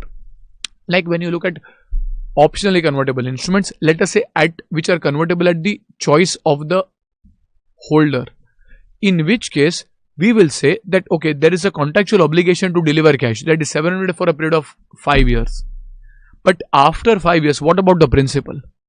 In case of compulsory convertible, even if the holder wants, he cannot force me to pay the 10,000. However, in case of optionally convertible, and that too option resting with the holder, if the holder demands redemption, the entity has to pay cash for redemption. And as a result, is there a contractual obligation to deliver cash even for the 10,000? Well, yes. So a student tends to believe that means the instrument is entirely financial liability in nature, which is wrong. What I am promising in this instrument is 3 things. First, a promise to pay 700 for a period of 5 years. Second, a promise to deliver 10,000 at the end of the 5th year. And third, a promise that I will give you, let us say, 10 shares after 5 years if you opt to pay me 10,000. So I split this instrument into a pure non-convertible debenture where if I go walking and say that I'm going to pay 700 rupees for a period of 5 years and then 10,000 at the end of the 5th year, how much will you pay me? If the market rate is 10%, for this instrument, they should have ideally paid you 8863. However, I also tell them that, well, you know what, I'm also ready to give you an option. This is embedded inside the optionally convertible debenture where I say I will give you an option that after 5 years, if you want, you can buy 10 shares of my company for 10,000 rupees. Acha, will we give options free of cost? No, typically options come with a premium. And let us say over here, that is why instead of paying you 8863, they are paying you 10,000. So there is an embedded option inside, let us say the compound financial instrument, the optionally convertible debenture, and hence your journal entry would be bank account debit 10,000 to liability component 8863 to equity component, let us say 1137. This equity component represents the premium towards the option which may settle in entity's own equity instruments for a fixed number of entities' own equity instruments, which is in the nature of equity, and hence there will be no remeasurement to be done. So over here, your own equity cannot be remeasured, but when you look at the liability component, you start at 8863, again effective interest at the rate of 10% less whatever is paid, and you get the closing balance and you will come down to 10,000. Now at the end of 5 years, what will happen? Your liability component would have come up to 10,000. Your equity component continues to remain at 1137. There are two possibilities. First, the holder exercises the redemption option, in which case you will pay. So you have mentally prepared the investors that there's a 10,000 liability, which may be the case if the holder demanded, and the holder demanded, in which case your entry will be liability component account debit 10,000 to bank 10,000. Sir, what about the equity component? Well, it lapses, and hence equity component account debit to retained earnings. It is an owner to owner transaction, and hence it will go towards the retained earnings. However, what if the holder demands, let us say, shares, in which case the journal entry will be liability component account debit, equity component account debit to equity share capital / securities premium. Sir, why are you debiting the liability component? Because the consideration for the shares that are issued is a liability foregone. So ideally, I have to pay 10,000. In lieu of paying that 10,000, I am issuing 10 shares. So the consideration for the 10 shares is the liability foregone. That is 10,000 will be debited liability component, and I can do that because of the option that I have, which is now no longer outstanding. So equity component account debit to equity share capital / securities premium. So this is a simplified effect of a compound financial instrument question. You will have to do a lot of practice for CFI for sure. Now a few special cases. Sir, what if nothing is given? It is just given a 7% convertible debenture. Is 7% mandatory or is it discretionary? It will be treated as mandatory, and hence it will be in the nature of financial liability. Unless the question tells you it is discretionary, or the question tells you it is non-cumulative. If it is non-cumulative, it is not in the nature of liability. Second, we have just been told convertible debentures. Not compulsory, not optional. What do we take? Well, you first scan through the question properly. See if the institute has given you certain hints. Like in certain questions which have even come in the exam, they have given you somewhere in at a later point that where the holder of the option exercises the option. Well, if there is a holder of the option, there is an option. So it will be optionally convertible. Or you have been told in certain cases that the instrument is convertible at any time. If it is convertible at any time, someone has to exercise that option to convert at any time.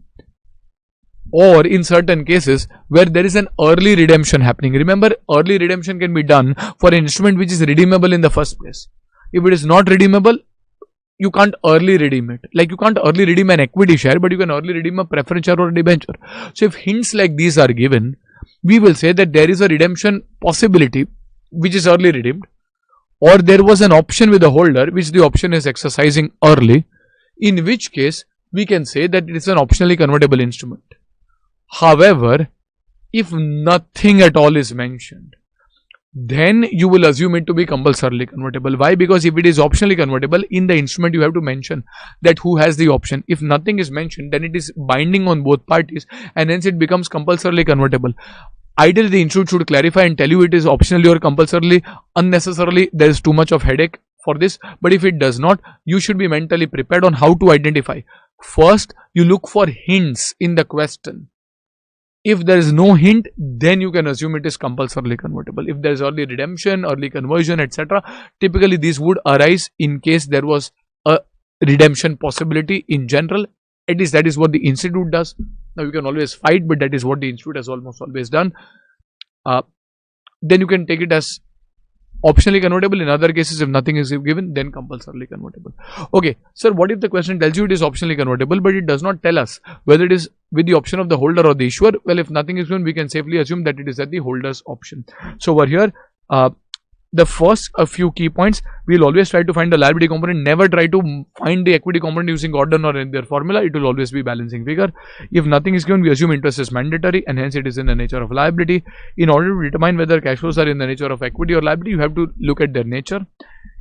Interest generally has liability feature. However, for principal, for compulsory conversion, principal has equity feature. For optional conversion, it has liability feature if it is at the option of the holder. If it is at the option of the issuer, you have to look at the issuer's intention. If that is not available, you can assume it to be equity in nature.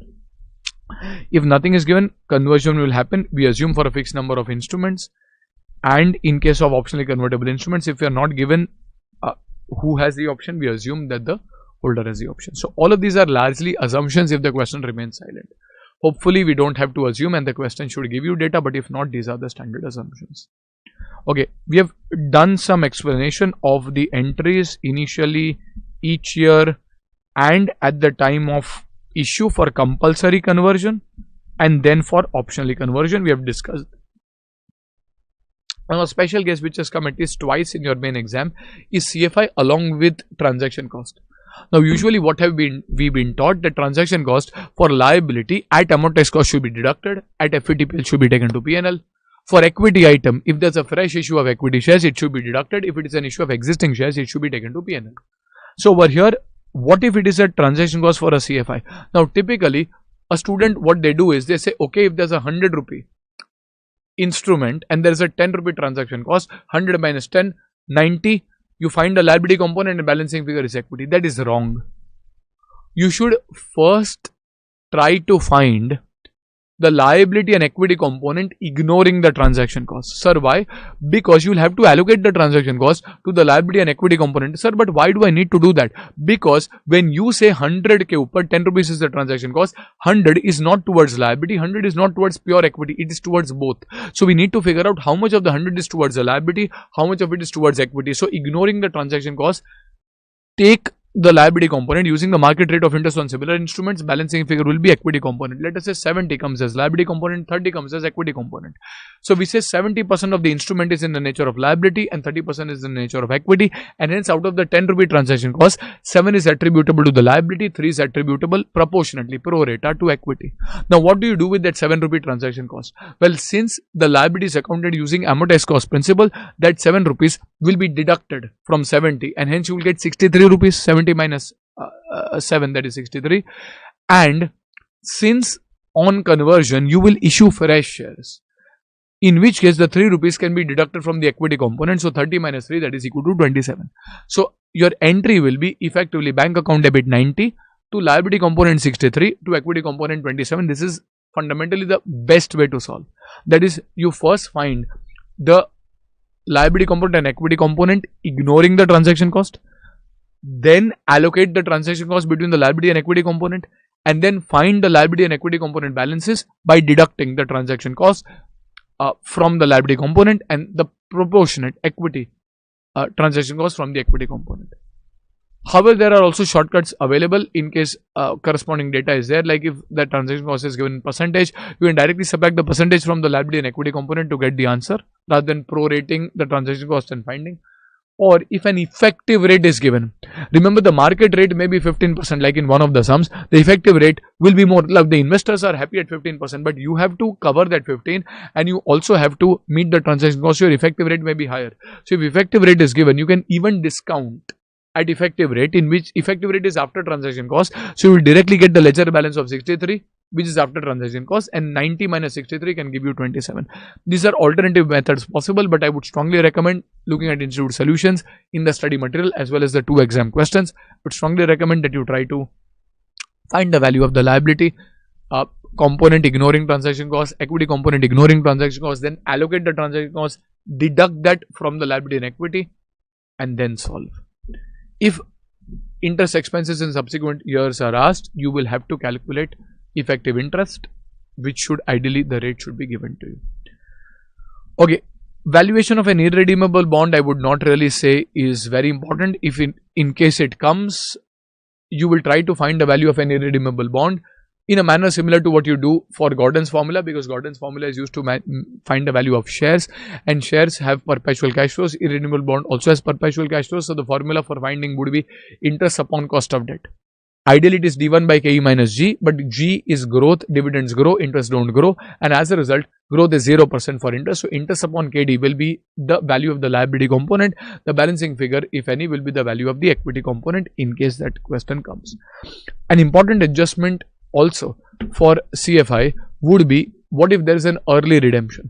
Well, if there is an early redemption, usually early redemption is for an instrument which was redeemable in the first place, and hence this is usually an optionally convertible debenture or a bond.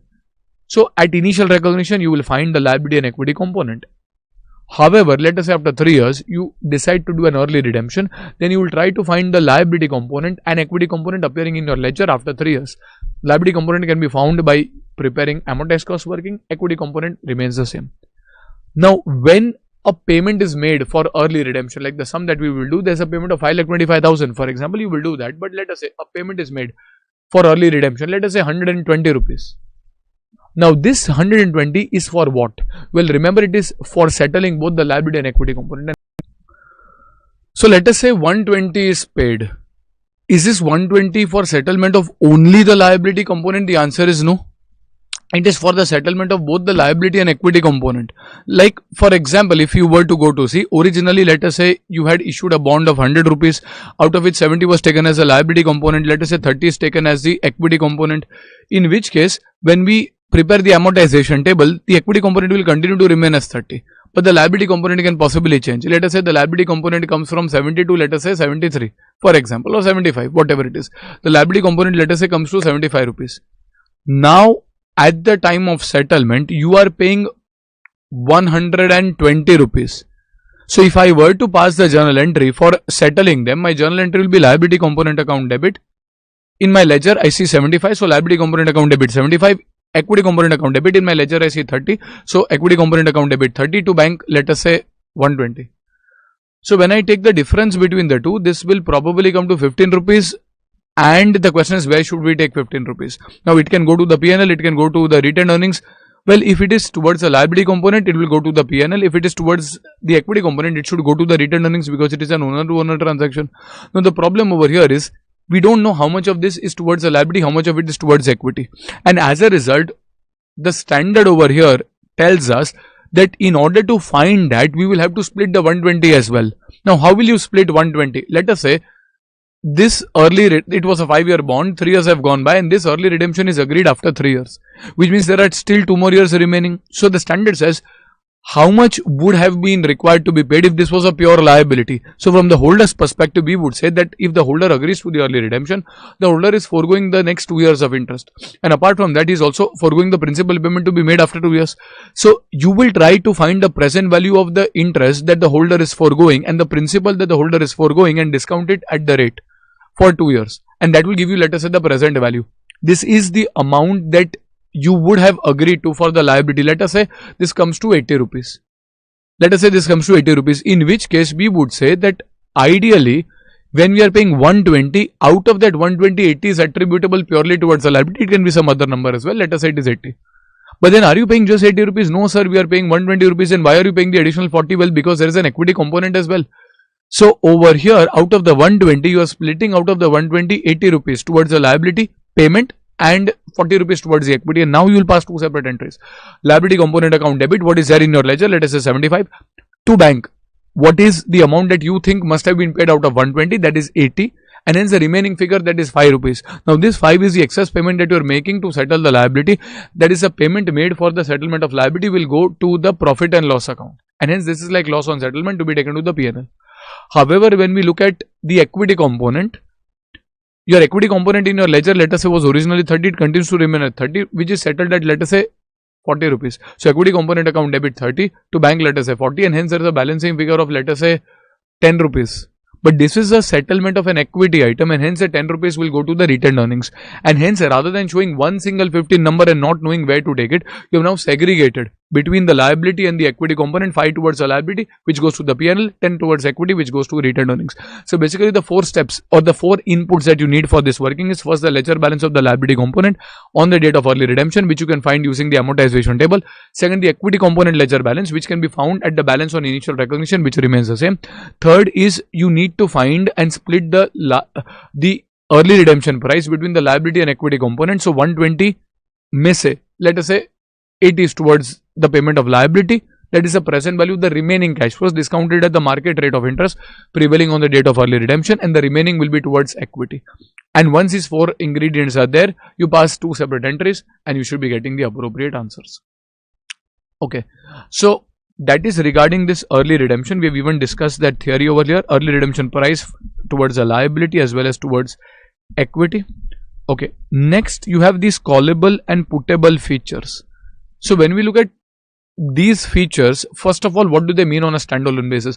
Callable means the issuer of the bond has a right to call the bond back early and give the money back to the holder. That is a callable feature. Now this is a feature which is favorable to the issuer. It is adverse to the holder because the issuer will typically call back when it is favorable to him, and hence it is adverse to the holder. On the other hand, a puttable feature, that is a holder of the bond will have a right to put the bond back to the issuer and demand money whenever the holder demands or a holder wants, and this is a feature which is inherently favorable for the holder. So why are we discussing this? It is because there can be a question where there is a convertible bond with a callable or puttable feature. Like for example, let us say there is a bond which has an issue price of 100 rupees. Now that is a convertible bond, but it also has, let us say, either a callable or a puttable feature. Now we need to understand what is to be done in such a case. Like a callable feature is adverse to the holder, and hence holder would say, as compared to the regular bond, I will pay you less as compared to the regular bond because this bond has a feature which is adverse to me. Whereas a puttable bond is favorable to the holder, and hence the holder would say that as compared to a regular bond, I am prepared to even pay slightly more to you because this has something which is favorable, and as a result I am prepared to pay something more. So if I were to find, let us say, the liability component, equity component in the usual manner for a 100 rupee issue price, I would say that we will take the present value of the remaining cash flows or the cash flows which are in the nature of liability and come down to a value, let us say, of 70 rupees. So if this was a simple bond without any conversion option, without any callable or puttable option, the holder would have been prepared to pay me 70 rupees. But is the holder paying 70? No, he is paying 100, and hence the remaining 30 is attributable to the equity component. But is that correct? The answer is no. Well, why no? Because in this bond, along with the regular interest and principal and conversion options, there is also a callable or a puttable option. Let us say there is a puttable option. A puttable option is an option which the holder has to redeem the bond early if the holder wants, and hence this is favorable to holder, for which the holder will be prepared to pay more. How much more? Let us say 5 rupees. The question gives you that. In which case we would say for something which is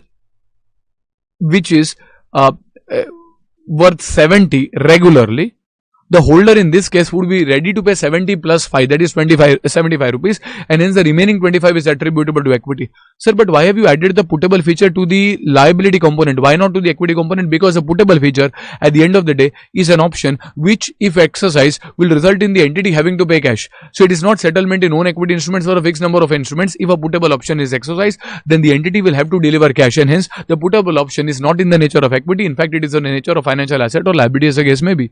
In a similar way, a callable feature, if there was a callable feature in a regular bond, the holder would be ready to pay you 70, but if you introduce a callable feature, the holder would say, well, you know what, I'll pay you less than that, and hence 70 minus 5, that is equal to 65. But is the holder paying you 65? No, he is paying you 100, and hence the remaining 35 is attributable, let us say, to the equity feature. So long story short, if there's a callable or a puttable feature along with a compound financial instrument question, while splitting, you have to ensure that when you calculate the liability component along with the present value of future cash flows, you will adjust the callable or puttable features. Adjust meaning, if it is a puttable feature, you will add and then find the balancing figure for equity. If it is a callable feature, you will deduct from the liability component and then find the balancing figure for the correct equity component. So this is a thing that you should do, provided the question gives you the fair value of the callable or puttable feature. It is there in one of the study material questions. Having said that, it is not very important from an exam perspective. I have not really seen full sums coming on this, but if they do come, you should be aware. Okay. Next, you have a floating rate instrument. Now, in case of a floating rate instrument, the challenge over here is we don't know what the floating rate will be 1 year, 2 year, 3 year, 4 year, 5 years down the line. And hence, how will you find and quantify the liability component? And consequently, how will you find the equity component? And hence, the standard over here says that, well, even if it is a floating rate like RBI rate plus 1%, your required rate, that is a discount rate, would also be a floating rate, that is RBI plus, let us say, 4%.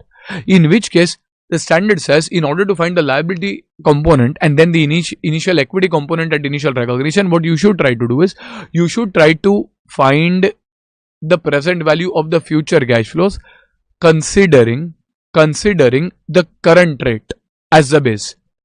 Do you know what the rates would be? Well, we don't know. So let us say the current RBI rate is 9%. Then we will say the coupon rate is 9 plus 1, that is equal to 10%. And hence you have a contractual obligation to deliver cash at the rate of 10% for year 1, 2, 3, 4 as the case may be. But at the same time, your discount rate is also RBI rate, let us say, plus 4%. In which case, 9 plus 4, that is equal to 13%, will be your required discount rate for discounting the cash flows. You will find the liability component and then the balancing figure is equity component. Now, the subsequent working for floating rate instruments is usually not given by the institute, at least in the study material. But typically, since the coupon rate and the market rate change in tandem, there would not be much of changes in the value of that instrument, because if there was no compound financial instrument, it will continue to remain at almost the face value, because as the market rate changes, the coupon rate also changes and so on. So that is provided you go into more detailing, but that is not really required from an exam perspective. For you to split between the liability and equity component, you can take the rates prevailing at the initial date as a base and then proceed.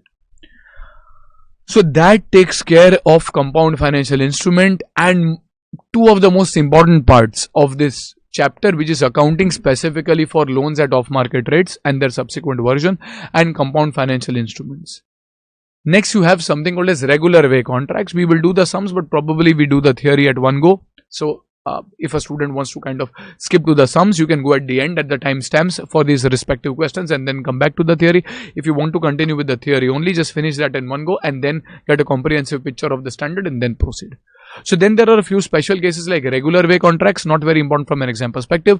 These are contracts which in the regular way are settled on a date which is decided by either legal regulation or market stipulation, but not mutually agreed. Like you have a T+1 or a T+2 settlement. That is not mutually agreed between the parties. That is something which has been determined as per the market stipulation or legal regulation, and hence such contracts where the time frame is decided by a legal or a market stipulation are called as regular way contracts. And in case your contract is classified as a regular way contract, there are two accounting alternatives which are possible. One is what you call as a trade debt accounting and the other is settlement debt accounting. In case of a trade debt accounting, you will record the asset on the date when you punch in the trade, irrespective of when the settlement happens. Like you punch in the trade on 30th of March, let us say the second settlement, that is the share coming into a demat account, is 2nd of April, you will record these assets on the trade date. In a similar way, if this was a transaction involving selling of an asset, you will derecognize these assets also on the trade date. You will not wait till the settlement date. This is for trade date accounting. Settlement date accounting, you actually recognize the assets on the settlement date. So you will not record anything on 30th March when you punch in the trade. You will record it on 2nd of April when the share actually comes into your demat account. At the same time, when you sell the asset, you will not book the derecognition on 30th of March. In fact, you will record it on 2nd of April when you actually derecognize. However, the standard mentions that the actual gain or loss that you calculate would be based on trade date accounting, because you are exposed to risks and rewards from the date you purchase, that is you trade, and you stop getting exposed to risks and rewards the moment you trade, whereby you sell or derecognize. And hence your trade date accounting is of paramount importance. So if nothing is going, you usually account as per the trade date. However, if the question requires you to also account as per the settlement date, you will record the asset on the settlement date. If you are purchasing, derecognize the asset on the settlement date if you are selling. But what about the gains or losses? Remember, the gains or losses accrue for the period. So if you purchase something for 1000 rupees on 30th March and you are recording it at FVTPL or FVOCI and the fair value changes to 1020 on 31st March, let us say on the next day.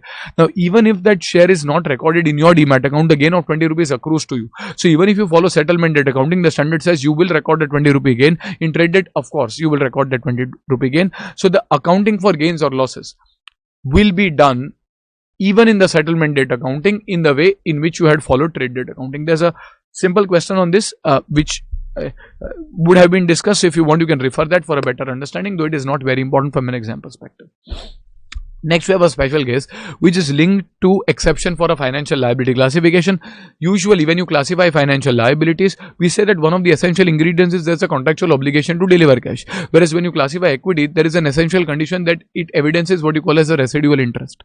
Now, in certain instruments, notably puttable instruments and shares or instruments of a limited life entity, in such cases, there is a contractual obligation to deliver cash. Like, for example, when you look at a mutual fund unit, an open-ended mutual fund is actually a puttable instrument. That is, a holder of that mutual fund unit has a right to put that unit back to the issuing mutual fund and demand cash. And hence, there is a contractual obligation to deliver cash. And hence, ideally, if I go into the books of mutual fund and I show unit capital, ideally this will be shown as financial liability because it is contractual obligation to deliver cash. However, over here, the institute kind of says that a lot of features of this instrument appear to be like equity. So even if there is a contractual obligation to deliver cash, in a special case, we can show this as equity. That is the first case. We will see what the conditions are.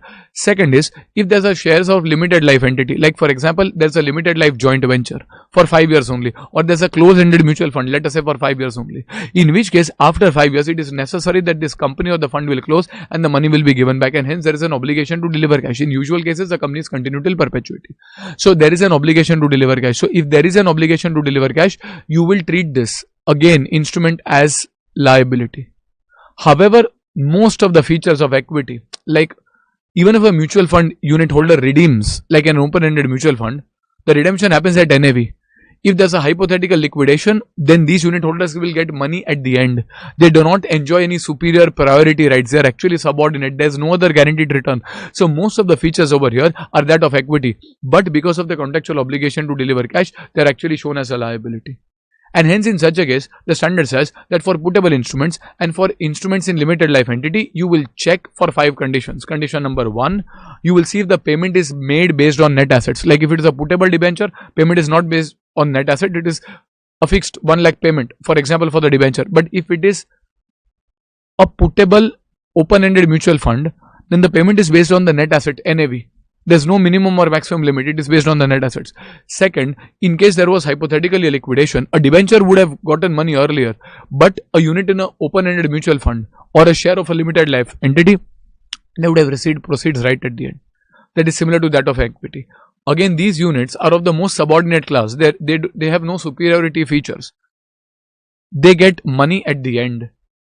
These instruments at the end are pari passu. They have identical features. They have no superiority features. The features of the most subordinate instruments are identical. Fourth, there's no other guaranteed payment, etc. apart from that contractual obligation to deliver cash at the time of puttability or a certain liquidation. There's no other guaranteed return. If there is a guaranteed return, you show it as a liability only. And lastly, the payment, the performance of this instrument is gauged based on the expected cash flows or performance of the entity, and it is not a fixed return. So basically, these are 5 conditions which are very similar to equity, and if your instrument meets those 5 conditions, if it is puttable in nature or if it is an instrument of a limited life entity, it can be considered as equity irrespective of the contractual obligation to deliver cash. Remember, you will look at these 5 conditions if and only if the shares are either puttable or they are instruments of a limited life entity. If it is a regular share, regular equity share, the definition is if it evidences residual interest, it is equity. You do not need to check for these conditions. So this is one special case. Another thing that you need to remember before you go further into the derivative section is, in case of financial instruments, if you are a stockbroker who is in the business of buying and selling shares, for you the question would be that would these shares that you are buying or selling be treated as inventory, Ind AS 2 or 109? Well, they will be treated as 109 because there is a specific scope exclusion which mentions that financial assets, even if you are holding for the purpose of buying and selling, will be taken under 109 and will not be taken within the heading of inventory. Okay. So these are a few special cases, not very important, I would say, from an exam perspective. Then you go to derivatives. Within derivatives, there are two parts. There is a derivative and then there is a section of embedded derivative. Embedded derivative is slightly complex, but thankfully it does not come as often in the exams, though nevertheless we will discuss the same as well over here. So for something to be a derivative, there has to be three features. First, it has to be deriving value. It does not have its own value, it derives value from something which is an underlying, like currency, like equity shares, like bonds, like commodities. It has to derive value. Like a forward contract derives value from changes in the spot prices of the underlying, and hence it has to derive value. Second, these contracts do not immediately settle. They will settle at a future date. So derivatives will usually settle at a future date. And third, the price to be paid initially is either a nil price, like in forwards you don't pay anything, or an insignificant amount, a small amount, like in options you sometimes pay a premium. But the amount paid initially is nil or insignificant, in which case if these three conditions are satisfied, we can call it as a derivative. Now, how are derivatives accounted for? Now, derivatives are accounted for depending on their classification. Like if it's a derivative financial asset, then it will be FVTPL unless hedge accounting applies. If it's a derivative financial liability, again FVTPL unless hedge accounting applies. However, how will we know that it is a derivative financial asset or a financial liability? Usually fair value of a derivative will be given. And if it is a positive fair value which is given, which signifies that you are going to get a net cash because of this derivative contract, and hence it is a derivative financial asset, a contractual right to receive cash. Whereas if the fair value is negative, that derivative will force you to make a payment, and hence there is a contractual obligation to deliver cash, in which case it will be a financial liability. So a derivative financial asset or a derivative financial liability will be accounted for using FVTPL. But derivatives are always financial asset or financial liability? Well, not necessary. A derivative can also be written on entity's own equity instruments, where the settlement will or may happen in entity's own equity instruments for a fixed number at a fixed price, if that conditions are met, in which case the derivative instrument can also be equity. And if the derivative instrument is equity, there is no FVTPL, in which case this instrument will be valued at the fair value at initial recognition. Like you measure an equity component, for example, at the value at initial recognition, in which case there will be no FVTPL accounting. So over here, this is your accounting for derivatives. In certain questions, fair value is not given, in which case you will take the difference between the appropriate prices and accordingly try to find the fair value. If this paper derivative instrument results in me getting a net cash inflow, it's a positive fair value, a financial asset. If it results in me having to pay for something, it is a negative fair value and a financial liability. Since it is FVTPL, the fair value gain or loss on a derivative financial asset or financial liability will go to the P&L. Sir, how will we know? If I were to do a broad summary of derivatives, first of all, I have to see whether it is a commodity derivative which is gross settled. If it is a commodity derivative which is gross settled, it will not be covered under this guidance only. It will go under the separate Index 2, Index 16 as the case may be, own use exception. We'll say, by this is a forward purchase of sugarcane for our own use. We are going to take the delivery of sugarcane. So it's like an inventory purchase will be recorded as per Index 2. However, if these are other categories of derivatives, that is equity, bond, currency, or even commodity derivatives which are net settled, then 109 will apply. Within that, you will see whether the derivative is for entity's own equity instruments. If it is own equity instruments, it is a derivative equity item. You will record it at the fair value at initial recognition, no further movement. If it is other than this, so it is not even commodity derivative, gross settled, it is not even own equity derivative, in which case it can be a derivative financial asset or a derivative financial liability recorded at FVTPL, depending on whether the fair value is positive or negative as the case may be. Okay, next you have something called as embedded derivative. What does this mean? Embedded derivative means a derivative which is inbuilt, stitched in, embedded inside a host contract. A classic example of an embedded derivative would be an optionally convertible bond, and the option is resting, let us say for example, with a holder. In which case the host contract over here is the bond, a non-convertible bond. Let us say if it was a pure bond with no conversion option, still you will have a contractual obligation to deliver cash, let us say worth 700 rupees, and an obligation to deliver cash on account of principal, let us say 10,000 rupees. Now in this pure simple non-convertible bond, which is a host contract, you stitched in, you embedded, you built in a derivative. There is an option which you are giving to the holder to buy shares, a fixed number of shares at a fixed price. Now this is an option where the settlement will happen at a future date, let us say after 5 years. Amount paid initially for that option is hardly the premium amount, let us say implicit, that is 1137 in our example. And this option derives value from underlying movement in equity shares of your entity. Yes, you will not remeasure it in your books accounts, but that option derives value. If your entity's market price goes up, that option becomes more and more valuable, irrespective of how you show in your books of accounts. So it is a derivative. It meets the definition of a derivative. Now, if it is an embedded derivative, what should you do? Should you separate it out and show it separately, or should you let it be a part of the total agreement? Like these are not derivatives, but when you look at an example of, let us say, diamond studded watch, inside a watch, diamonds are embedded. The question that we are seeking to answer over here is, should you separate out the diamonds and separate out the watch and record them separately, or you record the watch as a single item including the diamonds? Now the standard gives you some guidance over there. They say that if the host contract is a financial asset, there will be no separation. Like that is why in case of convertible bonds, in the books of the holder, you do not separate out between the bond element and the derivative element, because IND 109 embedded derivative guidance says that if the host contract is a financial asset, like a non-convertible debenture in which you have invested is a financial asset, then no separation is needed. You will record the entire bond as per IND 109 principles. In case of that convertible bond, maybe FATPL. However, if the host contract is a financial liability, so if the bond is issued, it is a financial liability, or the host contract is equity, or even if it is a non-financial item like a lease contract, for example, in which case separation will be done provided three conditions are fulfilled. The economic characteristics of the host contract, like the bond, are not closely related to the embedded derivative. That is the option. Like in case of compound financial instruments, the economic characteristics of the host contract, that is debenture, are linked to something like market rates of interest, credit rating, etc. Whereas the economic characteristics of the embedded derivative, that is the option, is linked to the company's performance, share price, etc. And as a result, they are not closely related, in which case we separate out between liability and equity component.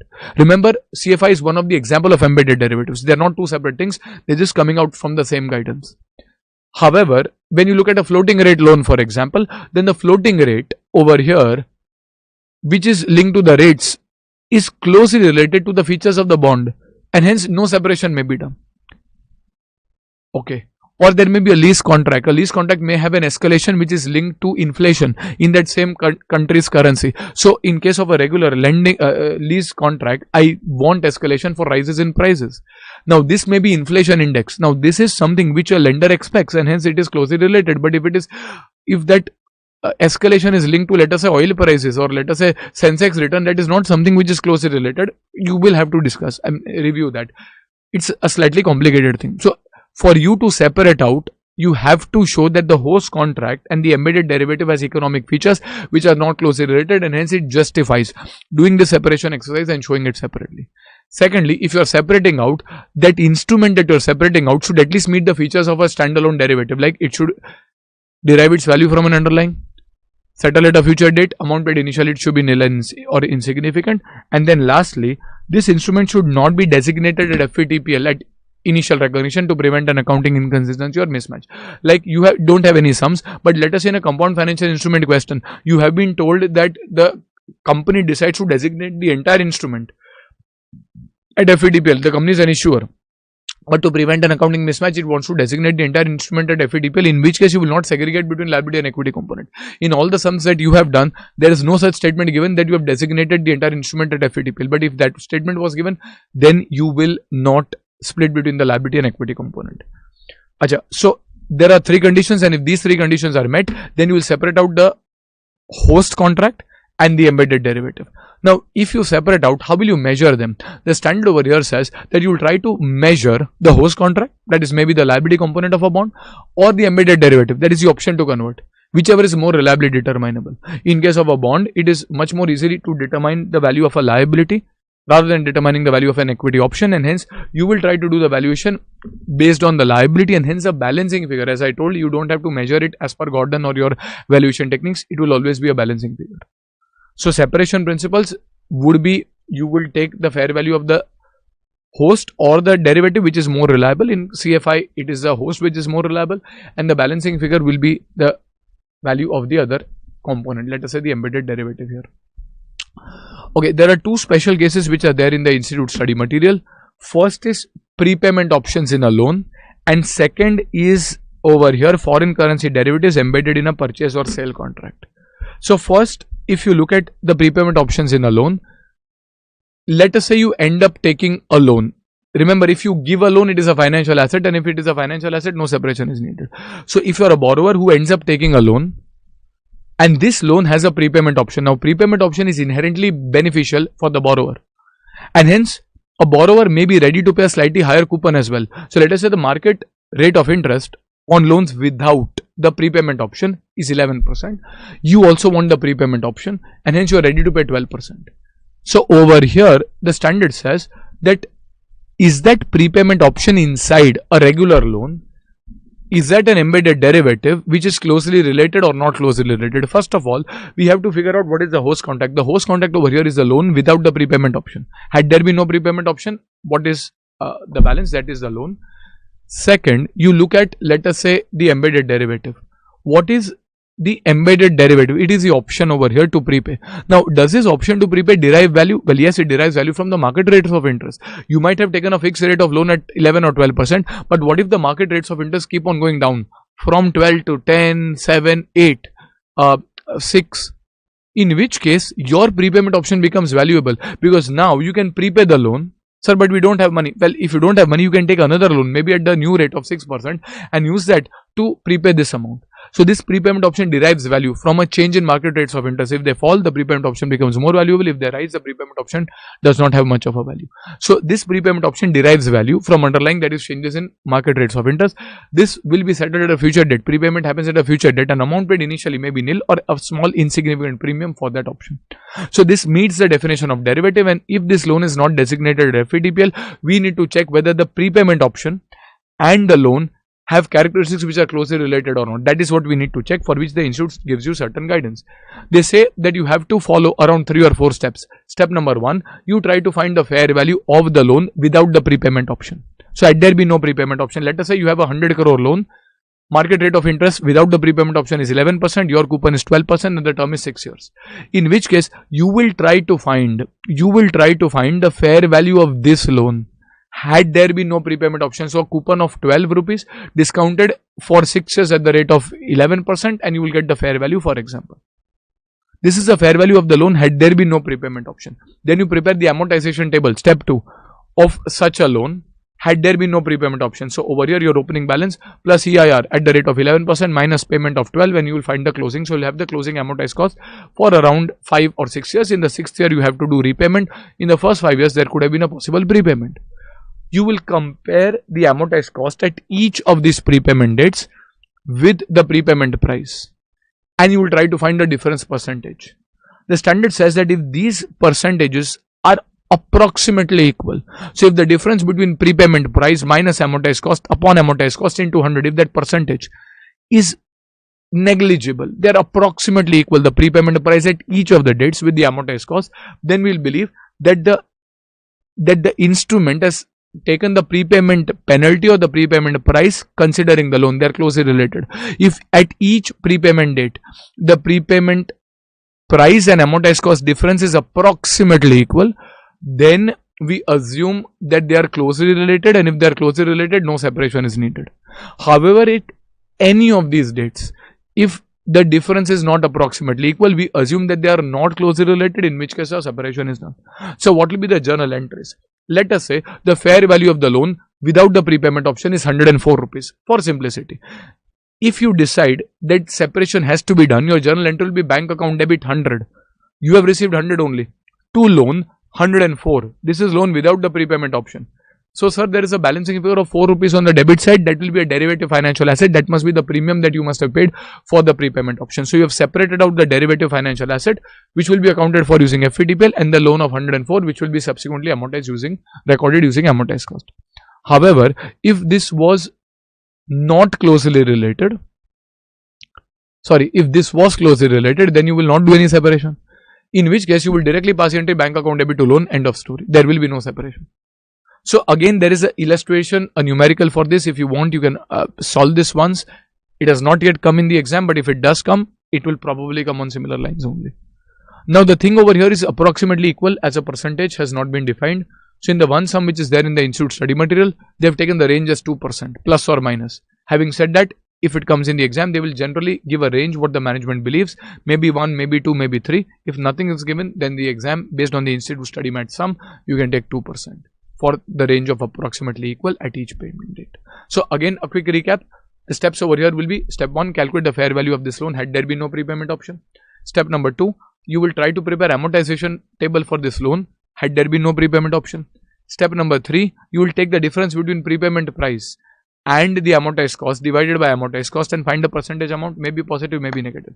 Step number 4, compare this percentages at each prepayment date to find whether these differences were approximately equal at each dates. If they were approximately equal at each dates, then we say that the loan and the prepayment option are closely related, in which case no separation is done. If they are not approximately equal even at one of the dates, in which case we say they are not closely related, in which case a separation is to be done, in which case you will pass the entry bank account debit, loan will be created, and then a balancing figure will be towards the derivative financial asset. Okay, a fairly tricky thing. Second is foreign currency derivative embedded inside a purchase or a sale contract. Now this is a fairly complex thing, and we have also recorded a separate YouTube video for this, for which you have a fairly detailed explanation. If you want to go into depth over here, we will kind of just share the broad understanding for a quick revision perspective. Over here, what happens? Let us say you are entering into a foreign currency sale contract. Foreign currency sale contract. Now, usually when you sell goods, let us say there is a sale order that you have received today, you are going to give delivery after 6 months. When you are going to give delivery after 6 months, you expect to receive, let us say, 50,000 rupees on your goods. So currently there will be no entry because the customer has not paid you anything, you have not given the goods, and hence there will be no entry as per Ind AS 115 today. On 1st January, there will be no entry on 31st March, but on 30th June, when you deliver the goods, your entry should ideally be bank account debit to sales, or if money is not paid, debtor account debit to sales. At what value, sir? If I am selling it in local currency, 50,000. But what if I were to sell this in a foreign currency? Let us say instead of 50,000 rupees, I agree to sell it for $1,000. Why? Probably on 1st January, the forward rate after 6 months is, let us say, 50 rupees per dollar. So I expect to receive 50,000 on my goods. So if a foreigner comes to me, I'll say that, well, you know what, you can take these goods at, place the order at $1,000, pay me $1,000 after 6 months. However, what if the rate changes? You thought that the rate will be 50 after 6 months, but what if the rate becomes 55? Then what you will receive after 6 months is actually going to be $1,000, which are going to be worth 55,000 rupees. Now, as per Ind AS 21, foreign exchange, you will record the sale at the exchange rate on the date of transaction, and hence your entry will be bank or debtors account debit to sales at 55,000. But is this 5,000 additional due to the superior quality of the goods? Answer is no. That is due to exchange rate. And hence the question that we are seeking to answer over here is, should you separate out the 55, may say 50 towards goods and 5 towards a foreign exchange gain? Or should you record the 55 as sales without any separation? Well, the guidance over here is, if let us say separation is needed, and when is separation needed we will do, but if separation is needed, let us say, then you will split the contract into 2 parts.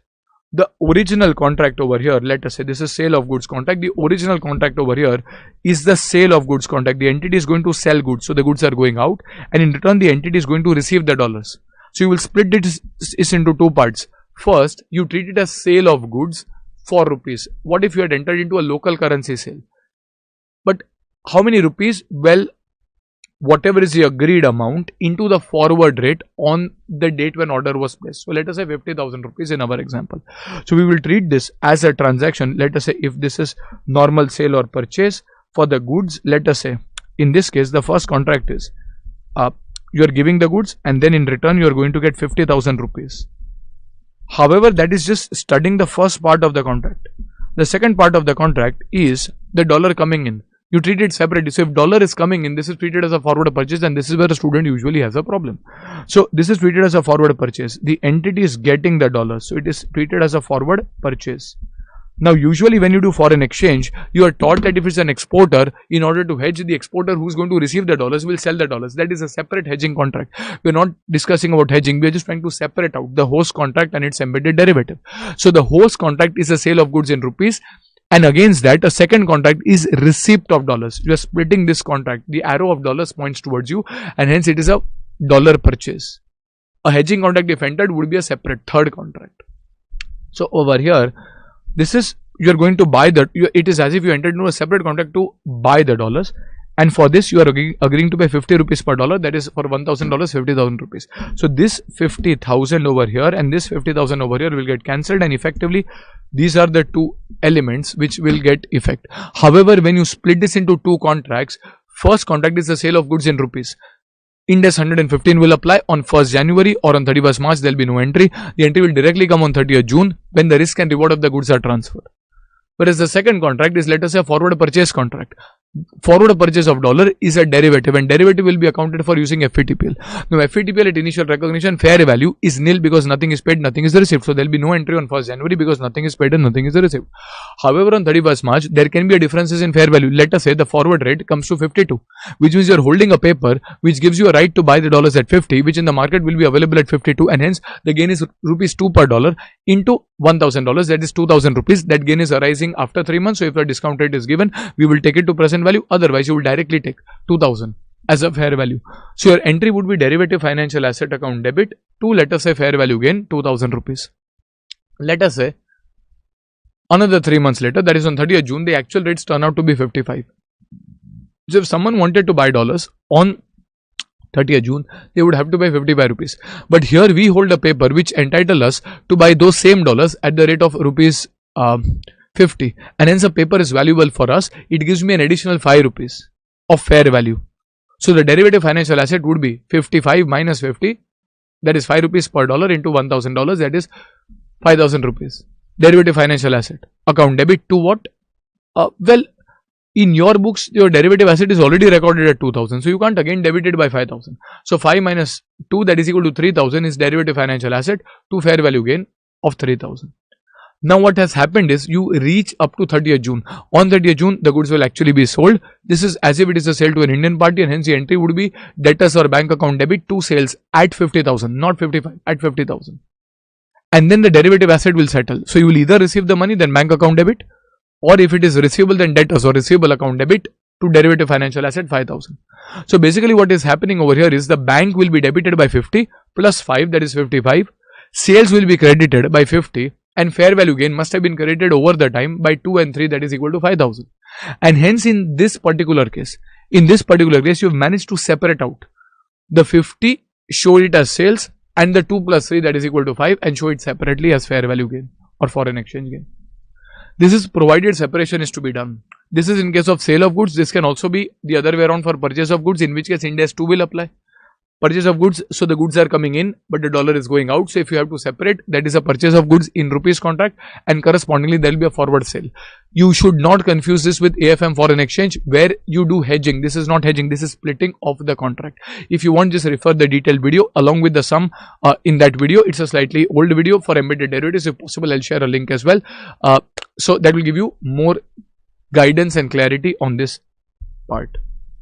Okay, so when we look at this procedure of separation, we need to do this only if the host contract, that is sale of goods, and the derivative, that is a forward dollar, are not closely related. So when are they closely related? Well, they are closely related if the transaction is denominated in the currencies of one of the parties to the contract. So if I'm an Indian company, the other party is a US party, and we have entered into a transaction in dollars, which is usually the case, or in rupees, then the transaction is in the currency of one of the parties to the contract, in which case it is treated to be closely related, and hence no separation is needed. So 90% of the cases you don't do separation because the transaction is denominated in the currency of one of the parties to the contract. Or if the transaction is in a currency which is routinely used for pricing similar transaction in such goods, like for example crude oil is routinely priced in dollars, and as a result you may be an Indian company who is buying oil from a Saudi company. Both of these have either the real or the rupees as a currency, but we are entering into the transaction in dollars. It is because the crude oil is routinely denominated in dollars, and hence we say that the dollar and the oil are closely related. In fact, you Google up, you will find a lot of articles showing the relationship between the dollar and the oil price. And lastly, if the transaction is done in a currency which is routinely used in the economic environment of one of the countries, like Switzerland has Swiss francs, it also has euros. So I am buying cheese from a Swiss company. The transaction is denominated in euros. Swiss franc is a currency of the other party. Rupees is my currency, but the transaction is denominated in euros, which is routinely used for transactions in Switzerland, in which case again it is treated to be closely related. So if after this any other transaction is remaining, like you price these goods in Argentinian peso, now there is no connection between these goods that you are importing from Switzerland with the Argentinian currency, and as a result these are not closely related, only then is separation required. Practically hardly will you find cases where separation is done. If no separation is done, you will directly pass the entry bank or debtors account debit 55,000 to sales 55,000. They are treated to be closely related and no separation to that extent is needed. Okay. So now this takes care of derivatives, including the special case on derivatives, and now we can proceed further into derecognition.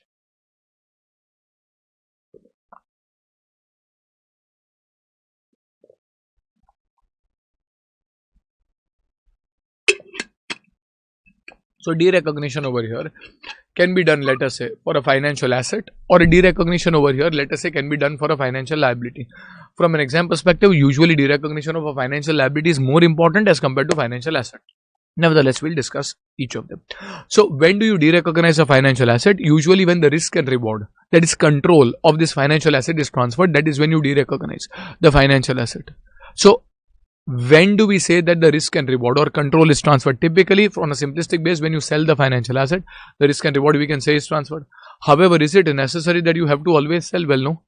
Irrespective of that, if the control of the cash flows is transferred, that is the only case where you derecognize.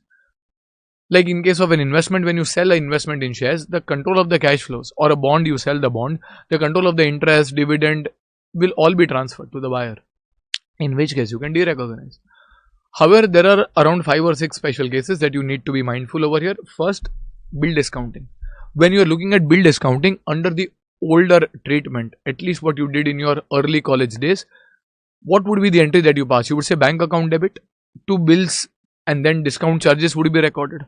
So you are derecognizing the bills. But how does bill discounting mechanism work? The banker, for a 100 rupee bill or a 1000 rupee bill, will, let us say, give you 900 rupees. Let us say the bill is for 1 year. You pass the entry bank account debit, let's say 900, discount charges account debit 100, two bills, let us say 1000. So you derecognize the bill. 109 says that is wrong, because where is the risk of the bill transferred? Because if the bill gets dishonored, the bank will come to you and recover money. So you are still bearing the risk of collection of the bill. So to remove that from your balance sheet is not correct. And as a result, you cannot derecognize the bills. But then, sir, we are receiving 900 rupees. So what will be the journal entry? Well, bank account debit. Yes. To what? Well, this is like a loan transaction, a financing transaction, where the bank is giving you a loan on the security of the collection, that is bills, and hence you will credit the loan. And this loan is a financial liability, will be recorded using amortized cost method, and the 100 rupees will be recorded as interest over the period of the term. So it will be interest account debit, let us say 100, to loan, let us say 100, and hence the loan will come up to 1000. And hence, once you discharge the loan, if the bills are honored, then the entry is loan account debit 1000 to bills 1000. That is when you can derecognize the bills, not today. But if the bills are dishonored, you will have to pay loan account debit to bank, and then from the bills you decide whether you can collect it, in which case they continue to be recognized. If you think that they are bad, then you will create a provision for bad debts or record an impairment loss. So this is regarding bills. A similar treatment can also apply for factoring. Now factoring usually happens for debtors, and there are two types of factoring. There is a recourse factoring and a non-recourse one. A recourse factoring is where the factor has a recourse back to the entity. So a similar case, if there were receivables or debtors worth 1000 and you sell them for 900, the factor pays you 900 immediately. Typically, you pass the entry bank account debit 900 to debtors, let us say 1000. However, if it is recourse factoring, the factor again has a recourse back to you. So if these debtors don't pay, the factor will come back to you and recover money. And as a result, the risk of the debtors has not gone out. So this is again a loan transaction. Entry similar to bills discounting. Bank account debit 900 to, let us say, loan 900. And then you recognize interest over 1 year, and then the workings will be the same. However, what if it is a non-recourse factoring, where the factor does not have any recourse back to you? In which case, when you sell these debtors, get 900, 800, whatever it is, after that, whether they pay or they don't pay, that is none of your concern, and hence the risk, the control of these debtors are getting transferred, in which case you can pass the entry bank account debit. Let us say non-recourse factoring is happening at 800, bank account debit 800, to debtors, let us say 1000, and hence the balancing figure of 200 will be recognized as a loss on derecognition of these debtors. Okay, so this is regarding non-recourse factoring, a special case. Next, you have sale and repurchase agreement. So sometimes what happens is you have investment in bonds, let us say worth 1000, you sell these bonds on 1st of January, and at the same date you agree to repurchase these bonds at a later date, let us say 31st December at 110 at a fixed price. Now, as per legal form, you will pass the entry on sale, bank account debit, let us say 100, to investment, let us say 100, and then 1 year later you will pass the entry for again purchasing investment account debit 110 to bank 110. However, as per IND, is the control, that is the risk and reward of this bond transferred in essence to the buyer? Answer is no. Why? Because of that repurchase agreement, and that too repurchase happening at a fixed price. Because of that repurchase agreement, if there is a steep rise in the price of the bond during that 1 year between 1st January to 31st December, let us say it goes up from 100 to 150 rupees. Who will enjoy the appreciation? Will the so-called buyer get the appreciation? No, he is going to get for 100 rupees, he is going to get 110 only. Or if the price of the bond falls, it falls down to 50 rupees. Who is going to bear the risk? Is the so-called buyer going to bear the risk? No, I will have to still pay 110 to buy that bond back. And as a result, even if the bond is so-called sold, because of the agreement to repurchase, I still continue to have control, or I still continue to enjoy the risks and rewards attributable to the bond, and hence there will be no derecognition. Sir, but then how will you account for this transaction? Well, this is again accounted for as a financing or a loan transaction, where probably someone is ready to give you a loan on the security of these bonds. However, rather than giving these bonds as security, you are selling these bonds altogether, and then while repaying, you are repaying them whatever is the agreed principal along with interest. So rather than showing it as a sale and purchase, you can show it as a loan and a repayment of loan. So your entry will be bank account debit to loan 100 rupees, bond is not derecognized. Over 1 year, interest account debit to loan, let us say whatever 10 rupees. And then when you repurchase, your entry is loan account debit 110 to bank 110, and that's it. This is provided the repurchase happens at a fixed price, or repurchase happens at your agreed value plus an fixed interest amount. However, if the repurchase were to happen at fair value, like for example, I am selling the bond at 100 today and I am agreeing to repurchase based on fair value. So if the fair value is 150, I am agreeing to pay 150 after 1 year. If the fair value is 50, I am agreeing to pay 50 after 1 year, in which case during that 1 year, whatever is the reward and risk is borne by the buyer and not by us. And hence in this case, there would be an actual derecognition today on 1st January, and then when you buy it, there will again be a recognition. So whether you derecognize or not depends on the repurchase price. If the repurchase happens at a fixed price, you will derecognize. Sorry, if the repurchase happens at a fixed price, you will not derecognize, because you are just paying for the fixed amount, that is loan plus interest. But if the repurchase is happening at fair value, in which case it makes sense to derecognize, account as per legal form. So is it necessary that the exact same item has to come back? The answer is no. A same or even a similar bond can come as long as you are agreeing to pay 110, that is a fixed amount at the time of repurchase. This will be treated as a loan transaction and not as a sale transaction. This is in case there was a repurchase commitment, that is there was going to be a repurchase, but there is a possibility where there is a repurchase option. Now you don't have as much confidence. If it is a repurchase option, it is possible that the option holder may or may not exercise. So if you treat it as a loan, there has to be a repayment of loan. But what if after 1 year, the option holder does not exercise? In which case there will be a no repayment, and hence in such a case, you will treat it as a genuine sale. And if the option was exercised after 1 year, then you treat it as a repurchase, unless it is highly probable that the option will be exercised. In financial language, these are called as options deeply in the money. So if the options are deeply in the money, that is a very high probability that the exercise is going to happen. Like let us say you have an option to repurchase at the price of 110. It is expected 1 year later that the price of the bond is going to be 200 rupees. Now 200 ka maybe it is 180, maybe 220, maybe 170. It will not be 90 rupees in general. And hence there's a high probability that you will exercise the repurchase option, pay 110 rupees and get the bond back. In which case this can be taken as loan and repayment of loan. But in all other cases where the option is at the money, out of the money, or even slightly in the money, touch and go case, we don't have the courage to override the legal form and say this is a loan. We said that by this is a sale, and possibly there can be a purchase, but if there is a purchase or not, we don't know. So we will account as per the legal form, that is a sale and then a purchase. Except if the options are deeply in the money, where it is a very high probability of exercise, in which case you can still treat it as a loan and repayment of loan transaction. Next special case involves securitization. In securitization, over here you have, let us say, a case where there is a company like SBI who might have certain loans which sells it to a trust or an asset reconstruction company. Now this asset reconstruction company may be purchasing these loans, but for that they need money. So how do they raise money? Well, they can issue debentures, which are financial liabilities. So I can have a loan asset which I will recover, and I will have a debenture liability, and to these debentures I have to pay a fixed amount irrespective of how much I can recover. I will have to pay. However, if the trust or the asset reconstruction company enters into what is called as a securitization transaction, it issues participatory notes or pass-through certificates which pass through 80%, 90%, whatever of the amount collected. So we say loan we have purchased, out of that whatever proceeds are going to be collected, 90% of the proceeds will be passed on to you. Sir, but if I don't collect anything? 0 into 90%. If I collect 100 rupees, 100 into 90%. Whatever is your collection, 90% of that will be passed on without material delay.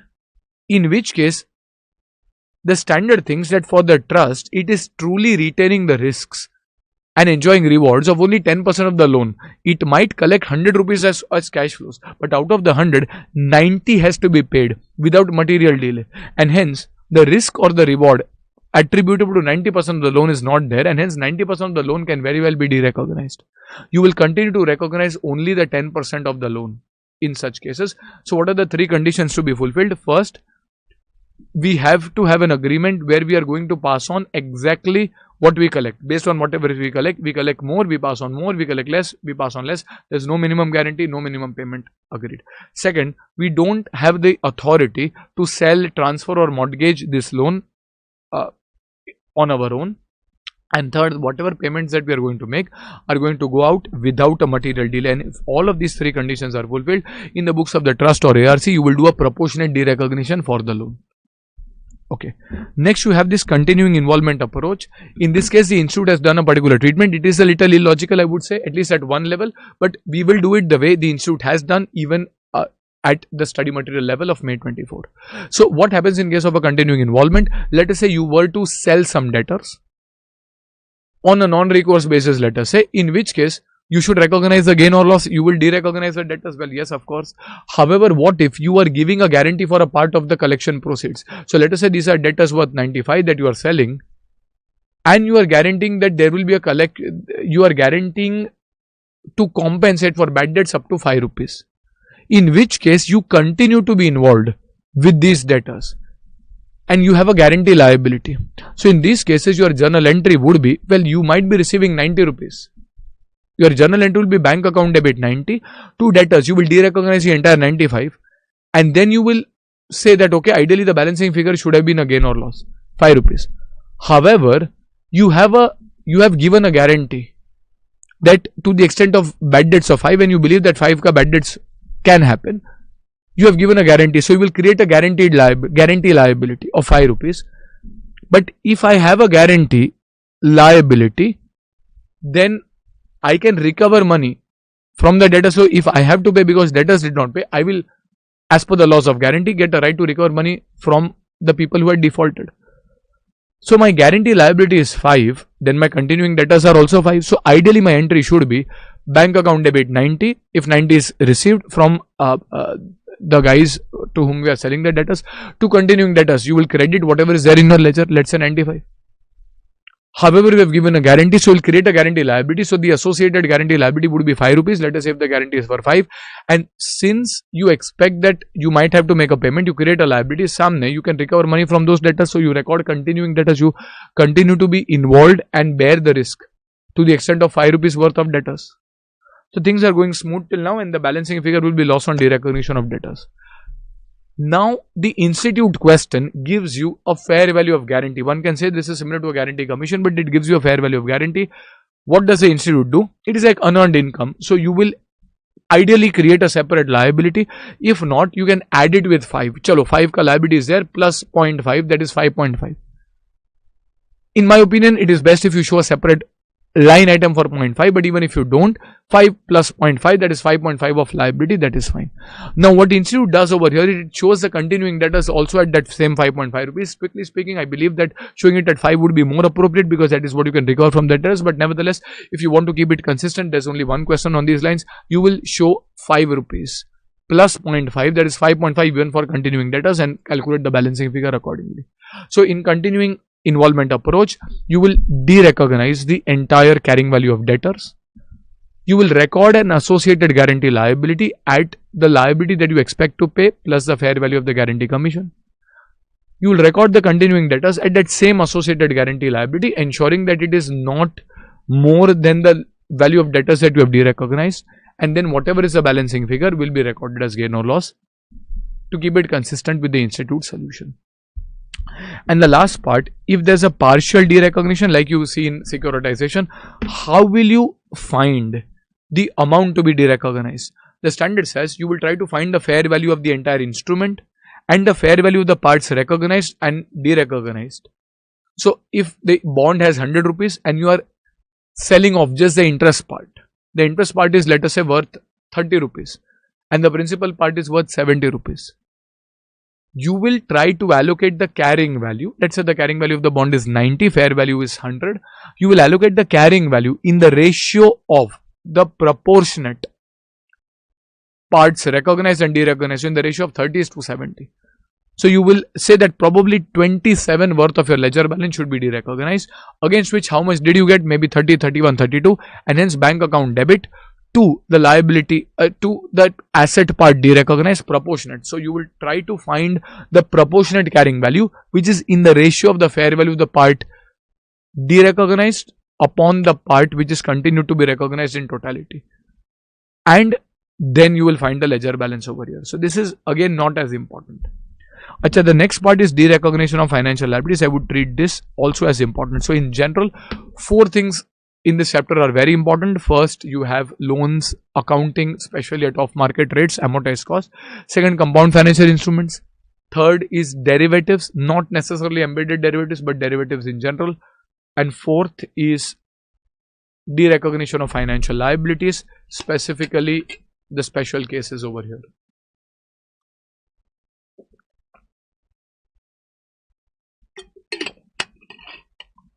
So when do we derecognize a financial liability? Well, financial liability is to be derecognized as and when it is discharged. So when you pay off, you derecognize. It is derecognized as and when it is discharged, or it can be waived off as well. The special case over here will involve a case where there can be a substantial modification. So let us say you have taken a loan of 10 lakh rupees. Coupon rate is 10%, which is the same as effective rate, and it is going to be paid each year, the coupon, and principal to be paid after 10 years. You continue payments for 5 years. After 5 years, you are unable to pay. You approach the lender for restructuring. The lender says, okay, I'll give you some time. I will not charge you any interest for the next 8 years. But after 8 years, you need to pay me 25 lakhs lump sum. So this is a substantial, this appears to be a substantial modification. So what are the steps involved? How do you do the accounting? Where there will be 4 steps involved in such cases where you are doing a major renegotiation in the books of the borrower. Step number 1, you calculate the current carrying value. This current carrying value can be calculated by preparing the amortization table, or you can also calculate the present value of the remaining original cash flows discounted at the original rate. You will try to find the current carrying value. Once you find the current carrying value, this is your ledger balance. Let us say in our example 10 lakhs. Then you will compare it with the present value of the modified cash flows. What is the modified cash flows? You are agreeing at the end of the 5th year that after a further 8 years, 25 lakhs will be paid. So that 25 lakhs, if you discount, let us say at the original rate, for example 10%, how much do you get? Let us say you get around 12 lakhs. For example, present value of 25 lakhs discounted at the rate of 10% for 8th year. Let's say 11 lakhs 60, 11 lakhs 70 or something, or 12 lakhs is coming. So what will you do? That because of the modification, see, you can modify the coupon, you can modify the tenure, you can modify the principal payment. The discount rate or market rates of interest are beyond your control. So we say, let us keep the discount rate constant. Current carrying value was taken using the 10% rate. modified cash flows also discounted using the same rate. Ideally, had there been no modification, your answer should have been the same. But because of the modification, the answers are differing. How much is the difference percentage? You calculate the present value of modified cash flows at the old EIR. Remember old EIR, that is 10% minus the current carrying value upon the current carrying value. You find the difference percentage. Let us say in our case it comes to 20%. If the difference is greater than or even equal to 10%, it is treated as a substantial modification. So step 1, calculate current carrying value. Step 2, calculate the present value of modified cash flows at old EIR. Step number 3, calculate the difference in percentage. If this difference is greater than or equal to 10%, this is treated as a substantial modification. And if this is a substantial modification, extinguishment accounting applies. That means you treat this as if it is extinguishment of the old loan. You will debit the old loan account debit. Let us say 10 lakhs in your ledger to new loan. Now when you create the new loan is a financial liability which is recorded in your books of accounts, and financial liability at initial recognition will be at the present value of the modified cash flows, new cash flows at the new EIR, not at the old EIR. So let us say the new EIR is 8%. And hence, if you discount 25 lakhs at the rate of 8% for the 8th year, let us say the answer comes to, for example, 13 lakh 50. So you will derecognize the loan of 10 lakhs, create a new loan of 13 lakh 50, and the balancing figure 3 lakh 50 will be shown as loss on derecognition, and this, or loss on extinguishment, and this will go to the P&L. Why are we doing this? We want to quantify and show to the reader the impact of the modification. We are saying that today this is a major modification we are doing, and based on that we are agreeing to waive off, the lender is agreeing to waive off a liability worth 10 lakhs, and in consideration of which we are agreeing to pay something which is worth 13 lakh 50 in today's terms. So for a liability worth 10 lakhs, we are agreeing to pay 13 lakh 50 in today's terms, and hence the remaining 3 lakh 50 over here is like loss on extinguishment, which has to go to the profit and loss account. And hence when you are looking at the workings over here, you will do step 1, 2, 3, come at the difference. If the difference is greater than or equal to 10%, apply extinguishment accounting. That is, you will derecognize the old loan, create the new loan, and the balancing figure will be taken to the profit and loss. But is it necessary that the gap has to be more than 10%? Positive, negative does not matter, irrespective of the sign. Is it necessary the gap has to be more than 10%? No. Sir, what if the gap is less than 10%, either positive or negative? Then Ind AS 109 does not give you guidance. The accounting will be done as per gap. That is what the institute is telling us. Is you have two alternatives. Well, again, there is a slight modification, not as major, to show it as a derecognition of the existing loan and creation of a new loan, but there is a modification. So if you do not do anything, then your existing ledger balance, if you continue with the old EIR, you will not come up to the balance which has to be paid. Ultimately there will be a gap, so you will have to do some changes. So which are the two possible items which can be changed? First, you can change the carrying value, keeping the EIR constant at 10%, or you can change the EIR, keeping the carrying value constant at, let us say, 10 lakhs. Either of these approaches work. The easier one is typically to adjust the carrying value, keeping the EIR constant, because to change the EIR, you will again have to do trial and error method. So over here, in case of modification, in the books of the borrower, remember, in the books of the lender, these steps don't apply. There will be an impairment accounting that has to be seen, but in the books of the borrower, you will find the current carrying value based on the current EIR, current meaning the old EIR, existing EIR. Calculate the present value of the modified cash flows at the old EIR. Third, find the difference, that is present value of modified cash flows minus the current carrying value upon current carrying value. Find the difference. If this is greater than or equal to 10%, positive or negative, it is extinguishment accounting because substantial modification. Derecognize the old loan, create a new loan, balancing figure goes to the P&L. If the modification is less than 10% difference, then it is modification accounting, not extinguishment accounting, not a substantial modification, in which case you either alter the current carrying value, keeping the EIR constant, or alter the EIR, keeping the current carrying value constant. Okay, so this would be your workings. The challenge over here can possibly arise in cases where there is, let us say, a transaction cost. If there's a transaction cost at the stage of modification, what should you do? You should consider this while calculating the present value of modified cash flows at the old EIR. So your difference will accordingly change. So if there is another 50,000 of cost, apart from 25 lakhs discounted at the rate of 10% for 8 years, you will also add another 50,000 so that the difference is appropriately calculated. Once you do that, if there is an extinguishment accounting or modification accounting while measuring the new loan or the carrying value of the modified loan, we will also consider transaction cost. So your present value of modified cash flows will include the transaction cost to be discounted at the new EIR.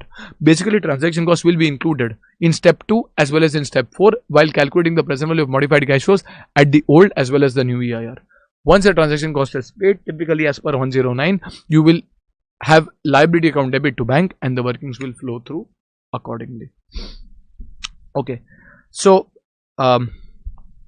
this is regarding your substantial modification. Another special case is debt for equity swap. Like for example, you had a loan, your loan is a financial liability, you are unable to pay the loan, and as a result you went to the lender and you said that you take my equity shares. That is also a settlement of a liability transaction. So for a loan worth 100, if you are giving equity shares worth 110, there is a 10 rupee difference. This 10 rupee difference will go to the P&L because it is a original settlement of liability transaction. However, is it necessary that the entire 100 is settled through issue of shares? No. The lender might say that okay, 50% of the loan you settle by issuing shares worth 55. The remaining loan will continue. In which case, loan account debit 50 to equity share capital securities premium, let us say 55, and the balancing figure 5 will go to the profit and loss account.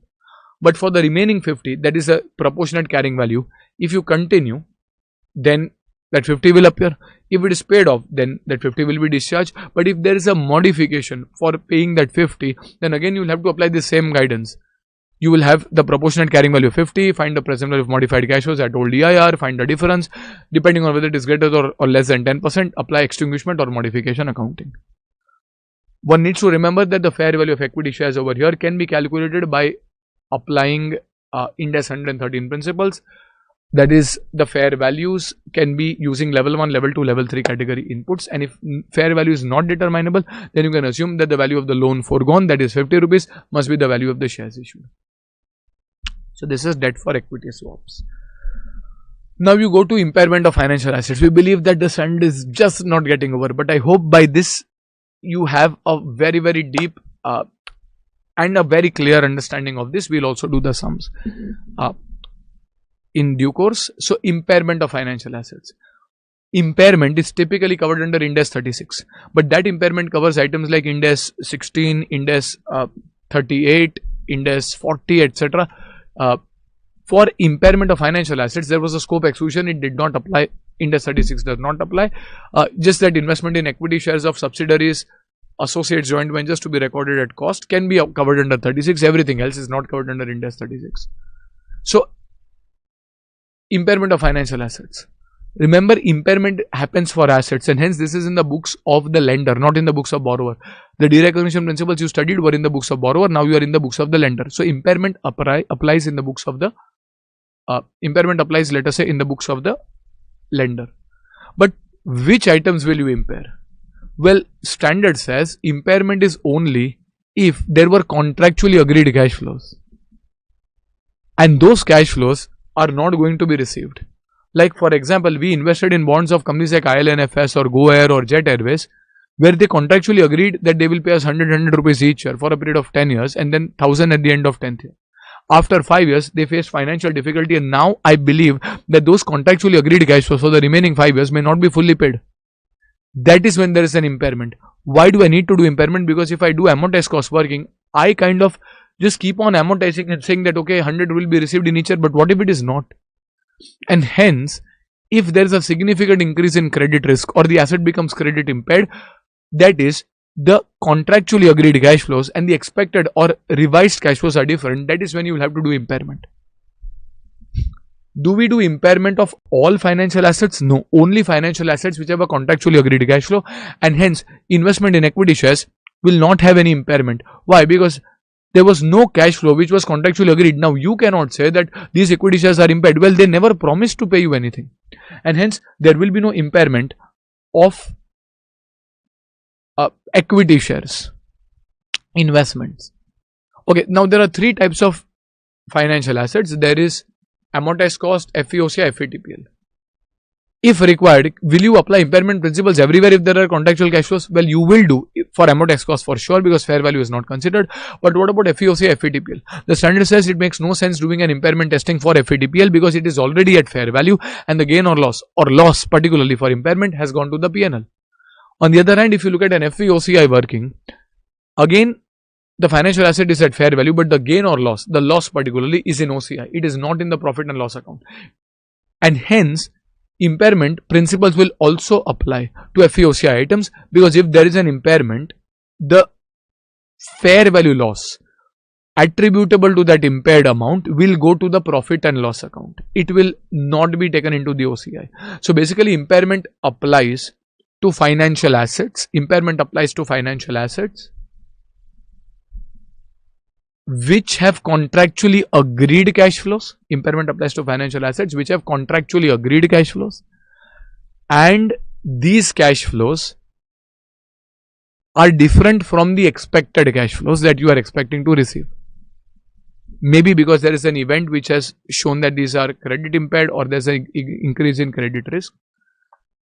Impairment provisions will not apply to investment in equity shares because they have no contractually agreed cash flows. Impairment provisions will not apply to FVTPL items like even derivatives, because they did not in the first case agree contractually to give you any particular cash flow, and hence impairment provisions will not apply to them. So basically, these are the things that you need to remember for impairments. Okay, so now if there is an actual impairment, how do you measure that? Well, you will calculate again the same way. You will calculate the current carrying value, ledger balance, by preparing the amortization table, for example, and then you will try to find the present value of the modified cash flows, the expected cash flows, the revised cash flows that you are expecting to receive. So 5 years have gone by, your bond is currently appearing at 1000. Now instead of receiving 100 rupees over the next 5 years and then 1000 after the 5th year, we now expect that we will receive only 50 over the next 5 years and 500 at the end of the 5th year. So we will now try to find the present value of these revised expected cash flows discounted at the original rate and find what we are capable of recovering from this bond. Let us say what we are capable of recovering from this bond is only worth 500. In your ledger, you are showing the bond at 1000, and hence there will be a 500 rupees impairment, and impairment goes to the profit and loss account. So impairment loss account debit to investment in bonds, let us say 500 will go to the profit and loss. So basically, impairment is for financial assets which have contractually agreed cash flows. Investment in equity shares will not have any impairment. Assets under FVTPL need not be tested for impairment. Impairment is to be done only if there is an increase in credit risk, like you have indicators of impairment. That is when you do this. An impairment loss can be calculated by comparing the carrying value of the financial asset with the present value of expected cash flows. Remember, you will not do that 10% test. A lot of times students, when they see the question, they kind of get confused. They again apply that same current carrying value, PV of modified cash flows at old EIR difference, and do that working. For financial assets, no, that is to be done with for financial liabilities. For financial assets, you will directly take the current carrying value compared with the present value of the modified cash flows at old EIR, and whatever is the difference will be booked as impairment loss. Further, there is something called as an expected credit loss model, or an ECL model, where financial assets are to be divided into 3 stages. Stage 1, where there is no increase in credit risk. Stage 2, where there is a significant increase in credit risk. And stage 3, where there is a credit impairment, actual impairment. What is the objective of doing this? Well, it is because you don't need to wait for actual impairment. Like in banks, if you are aware, RBI requires you to create provisions based on 0.4% of standard assets and so on. RBI tells you to create a provision. But in case of companies in general, that percentage is not specified anywhere, and hence the treatment for creating a provision for bad debt, etc. was very arbitrary. So now IND AS tells you that you will have to create a provision for expected credit losses, even for items which may not have gone bad up to stage 3. You will have to create a provision for expected credit losses. But sir, at what rate will you create? That you will have to find individually. We will not tell you a rate. Like RBI can tell a rate for banks based on its data, but IND-AS is applicable to such a wide array of sectors. You cannot have a rate which fits all, and hence you will have to use various techniques. Maybe like loss rate method. In loss rate method, you look at your historical loss rates and you assume that what has happened in the past might repeat in the future. So if your historical loss rate comes to 0.3%, it means that when you give a new loan or you give loans during the year, we can say that, well, based on past experience, 0.3% has been the default. So rather than waiting for the actual default to happen, as and when you are recording a financial asset, you will also create a provision for the expected credit loss. Sir, is that the only method? Well, sometimes you might not have enough data, in which case the standard also allows you to do this calculation using what we call as a probability of default method. Like we said that, okay, what is the probability we believe that there will be a possible default in the next 12 months or over the lifetime? You estimate a probability. Or in case of items like debtors, you can even have an aging schedule, whereby you can try to find what will be your loss, but you will have to do these workings, show that in the notes, explain it to the auditors, and accordingly create a provision. So if there's no significant increase in credit risk, the standard does not require you to go into too much depth, and they say that you can just look at the next 12 months probability of default and create a provision. But if there is a significant increase in credit risk, like Vodafone mentions that I'm unable to pay the dues, they've not yet defaulted, but there are events, big orders have been cancelled, so there's a significant increase in credit risk, in which case for those items a detailed diligence is to be done, in which case you will look at the lifetime probability of default, which is a much more deeper calculation required. And if you are in stage 3, that is credit impairment, they've communicated that they're not able to pay, in which case you will definitely look at the lifetime probability of default. So over here, this is the 3-stage model. Interest will be recognized on the gross basis till the time you are in stage 1 or 2. The moment you go in stage 3, interest will be recognized only on the remaining balance which is there. So this is regarding ECL and the 3 possible methods which the institute has mentioned over here for ECL. So that takes care of impairment of financial assets. Then there's a special guidance for financial guarantee and a specific dedicated sum which has come in the RTP and also in one of the exams, for which we have recorded a separate detailed video. I can share the link for that video as well if you want to refer that in detail. Over here we are going to briefly discuss the provisions over here for the financial guarantee. Now financial guarantee is that item which has to be recorded for using FVTPL. It is one of those 6 items under the financial liability heading which went under the FVTPL category. Why FVTPL category? Because we as a surety, as a guarantor, have a contractual obligation to deliver cash, but that contractual obligation to deliver cash, that can possibly keep on changing because of how situations are changing with the debtor. If the debtor is doing really well, I don't think I'll have to pay anything. If the debtor is not doing as well, I think I have to pay something, and hence you will have to account for this using FVTPL. Okay, if you are accounting using FVTPL, the initial recognition happens at fair value.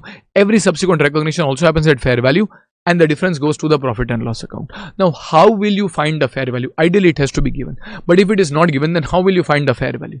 Well, assuming the transaction happens at market terms. At market terms, will people give guarantee free of cost? Answer is no. They will charge some commission for the guarantee. Now, how will you calculate the commission for this guarantee? Well, the commission for this guarantee can be calculated. The commission for this guarantee, let us say, can be calculated by comparing 2 things. Let us say, if a guarantee is given, your loan becomes a lot more powerful and the credit risk for the bank falls. So let us say, had there been no guarantee, bank would have given you a loan at 11% for 3 years. But with the guarantee, bank is giving you a loan at the rate of 8% for 3 years. And as a result, guarantee helps you in saving 3%. 3% on a loan, let us say of 10 lakh rupees, that is 30,000 rupees each year. So as a guarantor, I would say that you need to pay me at least commission which is equal to what you are saving, because it is because of my guarantee that you are getting this saving. And hence 30,000, which is discounted at the rate of 11%, because for the entity, this is a rate at which it could have raised money. 8 is an artificially lower rate because of the guarantee. The true cost of funds is 11%. So for the entity, 30,000, that is a cash outflow avoided, is similar to a cash inflow, and the value of this liability for which it is ready to pay a commission will be the present value of these interest savings over the 3-year period.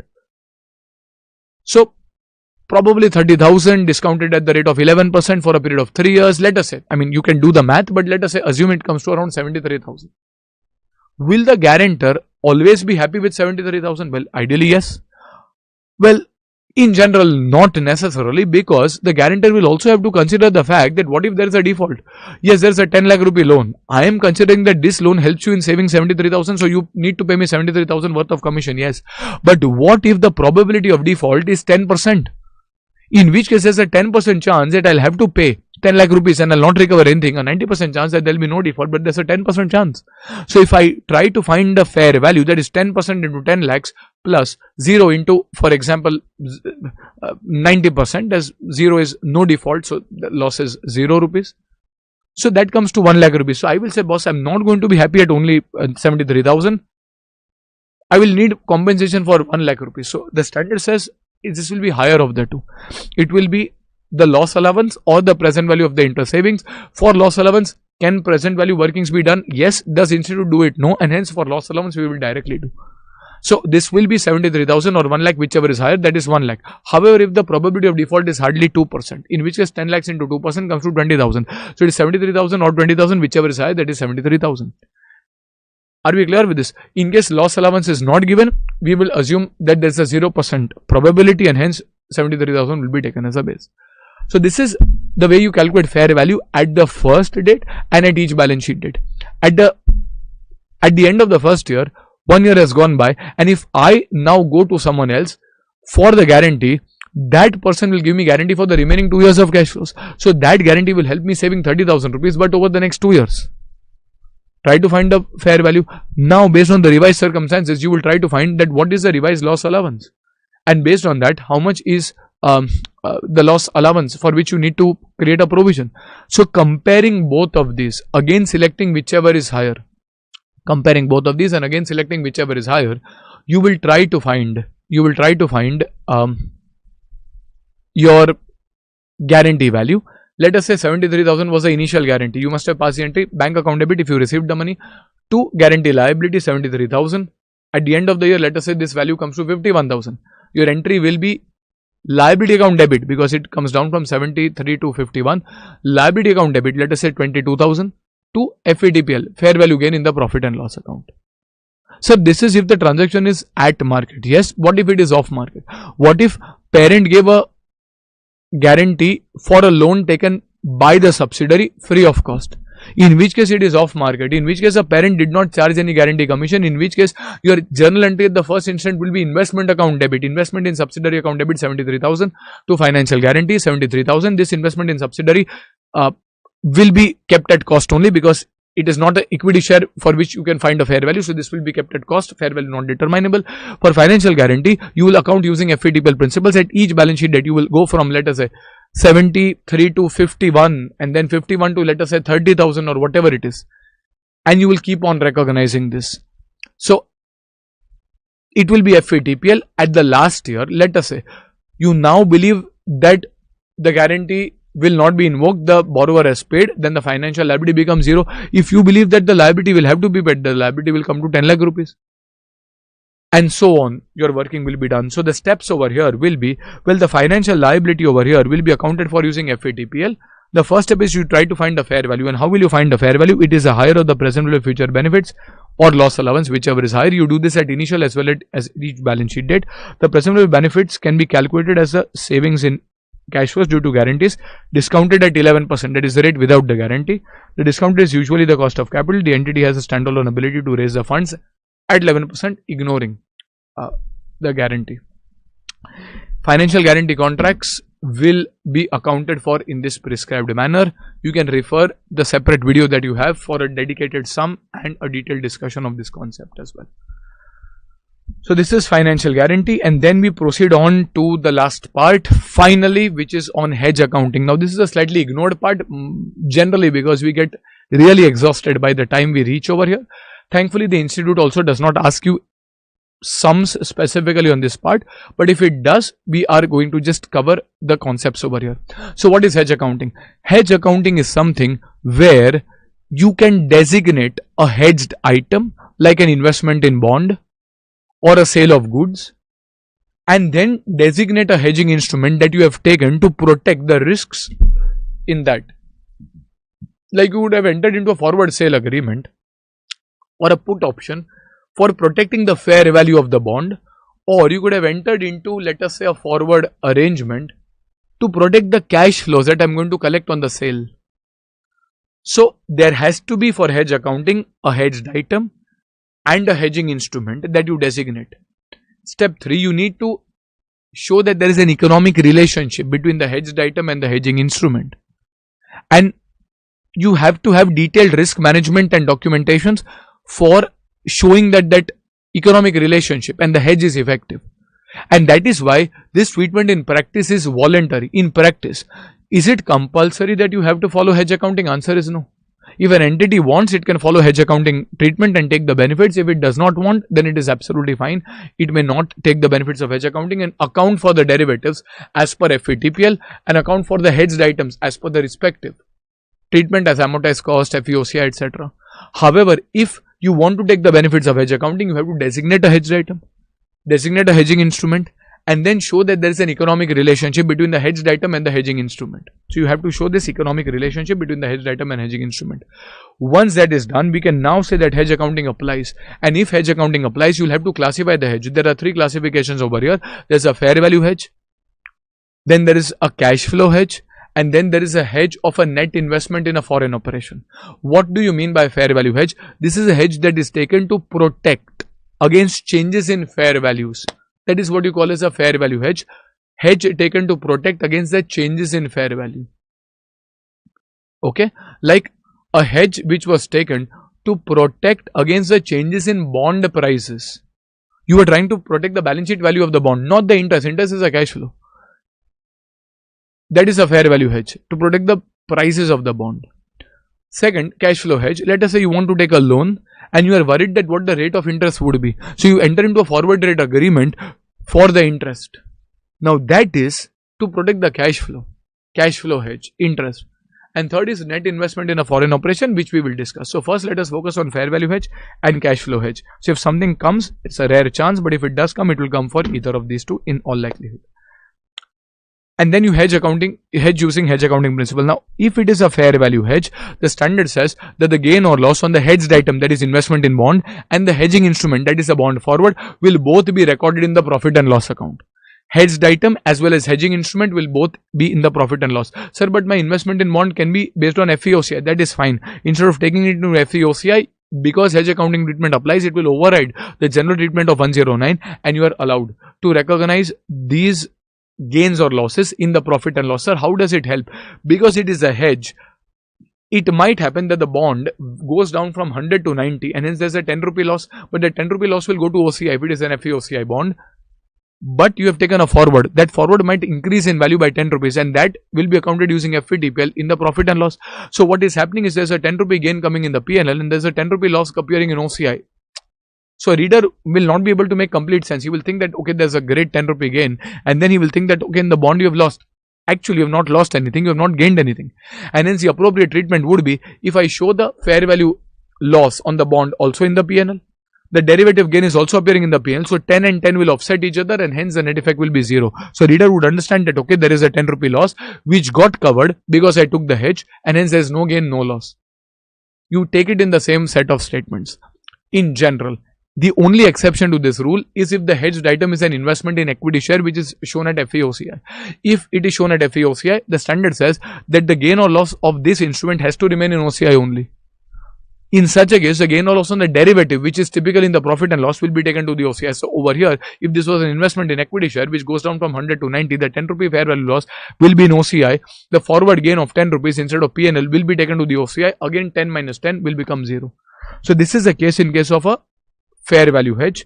If the hedged item is investment in equity shares at FVOCI, the hedged instrument and hedging hedged item and hedging instrument, both gain or loss will be in OCI.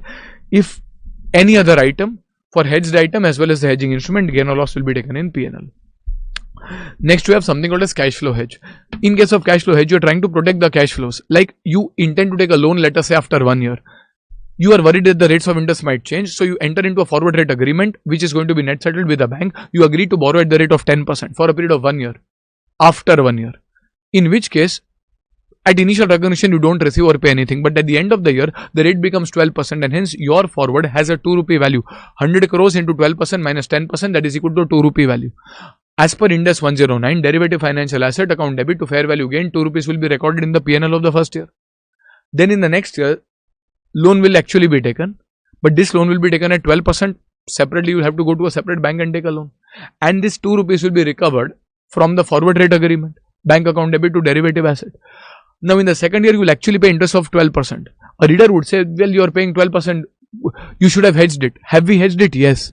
But is it reflecting properly? No, because 2 rupees is recorded in the first year, the 12 rupees of interest is coming in the second year. So the standard says in case of cash flow hedge, if the hedge is effective, then your fair value gain or loss on the derivative will be recorded in the P&L in the same year when the interest, cash flow, sales, which it intends to protect, are recorded in the P&L. Here the interest is recorded in the second year, and hence ideally the fair value gain or loss on the derivative should also be recorded in the P&L in the second year. So your journal entry over here, ideally the journal entry over here should be in the first year, derivative financial asset account debit 2 rupees to what? Well, ideally fair value gain in the P&L. Now instead of that you will credit something called as hedging reserve, which is a part of OCI, reclassifiable OCI, 2 rupees. So 2 rupees will be parked in OCI. In the next year, interest account debit to bank 12 rupees. Now hedging reserve will be reversed. Hedging reserve account debit to P&L or to interest. So in your P&L you show 12 minus 2 and hence net effect of 10 in the second year. So this is what cash flow hedge says. It will record the gain or loss on the derivative in the same year when the cash flow goes to the P&L. Okay. Then you have a hedge of a net investment in a foreign operation. If you were to look at a foreign operation, when you study Index 21 foreign exchange, you will see foreign branches, and in those foreign branches or subsidiaries, whatever is a gain or loss on translation goes in FCTR. Now FCTR is a part of OCI. Sometimes it might happen that you might now decide that over the next few years I want to sell this, and hence you have taken a forward contract. Now that forward contract gives you a gain or loss which ideally should have gone to the P&L account, FVTPL, or you can say this is fair value hedge taken to the P&L account. However, the gain or loss is to counter the foreign currency fluctuations which are already sitting in FCTR, and hence the standard over here says that forget cash flow hedge, forget fair value hedge. If it is a hedge for a net investment in foreign operation, a net investment in foreign operation will have an FCTR. FCTR is actually sitting in the OCI, and hence the gain or loss on the derivative will also go in OCI. Till when? Till the time you sell this subsidiary, in which case FCTR can be reclassified to the P&L, in which case the hedging gain or loss will also go to the P&L. So this is the third type of hedge. Now there was a small amendment which was for IBOR reforms. It is, as we say, not important from an exam perspective. Like internationally, you are moving from interbank rates to, let us say, benchmark rates like SONIA or SOFR, etc. So it is possible that your hedges, which were earlier taken based on LIBOR, will now be based on SOFR or some other benchmark rates. In which case, will that make your hedge ineffective? They just say no.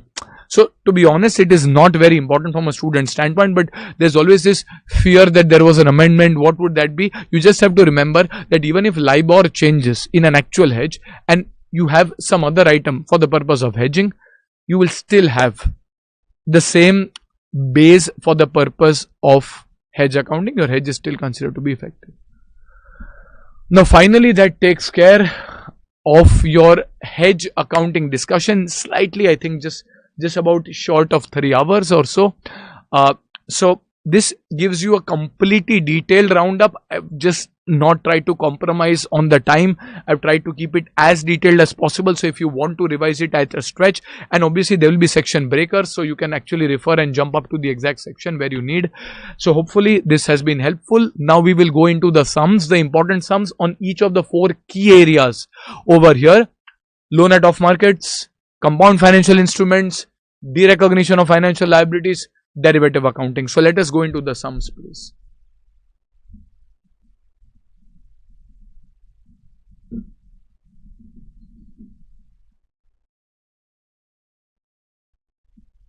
Hello. So we will continue with the sums. So let us go to the questions. So first you have this question which is involving an off-market transaction, having a loan repayable on demand, a term loan, as well as a loan which is repayable after a tenure of a project. So let us review this. KK has granted an interest-free loan. So there is a 0% interest loan of rupees 10 lakhs to its wholly owned Indian subsidiary YK. So KK is the lender and YK is the borrower. YK appears to be the subsidiary, KK appears to be the parent. There's no transaction cost attached to the said loan, and the company has not finalized any terms or conditions, including the applicable interest rates on such loans. Okay. The board of directors are evaluating various options and have requested your firm to provide your views under IND AS in the following situations. First, the loan given by KK to its wholly owned subsidiary YK is interest free, and such loan is repayable on demand. Remember, when the loan is interest free, the fair value of this loan will equal to the transaction price. The transaction price is over here 10 lakhs, and hence the fair value and transaction price will be one and the same. Okay. Second, the said loan is interest free and will be repayable after 3 years from the date of granting such a loan. The current market rate of interest for a similar loan is 10%. Okay, so you have been given the current market rate of loan. This is a 3-year loan. Market rate is given as 10%. If you read further, the question also tells you what the fair value is. But my point is, even if that fair value data was not given, you could have still calculated it by taking the present value of future cash flows, that is 0 rupees for the first 2 or 3 years, and then at the end of the third year, 10 lakh rupees discounted at the rate of 10% for the third year. So that is 0.7513, and you'll get around 7,51,000 approximately.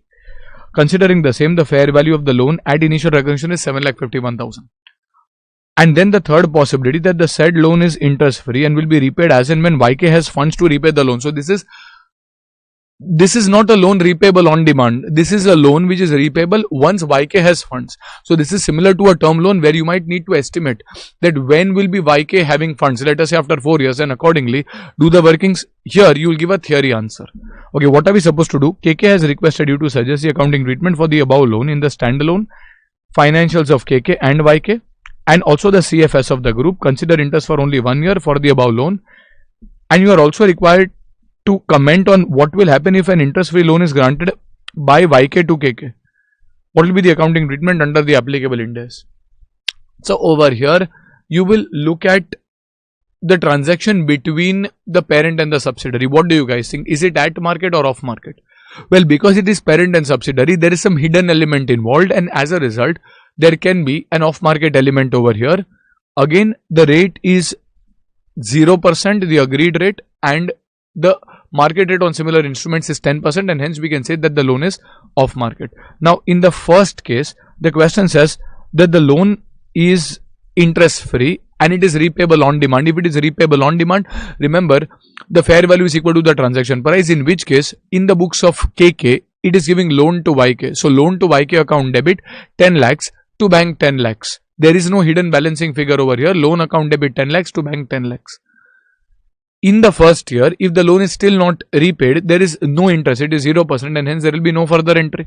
Now, in the books of YK, your entry would be, you will receive the loan, bank account debit to loan. Again, fair value is equal to the transaction price, which is equal to 10 lakhs, and hence this will be your entry. There will be no further effects in the SFS.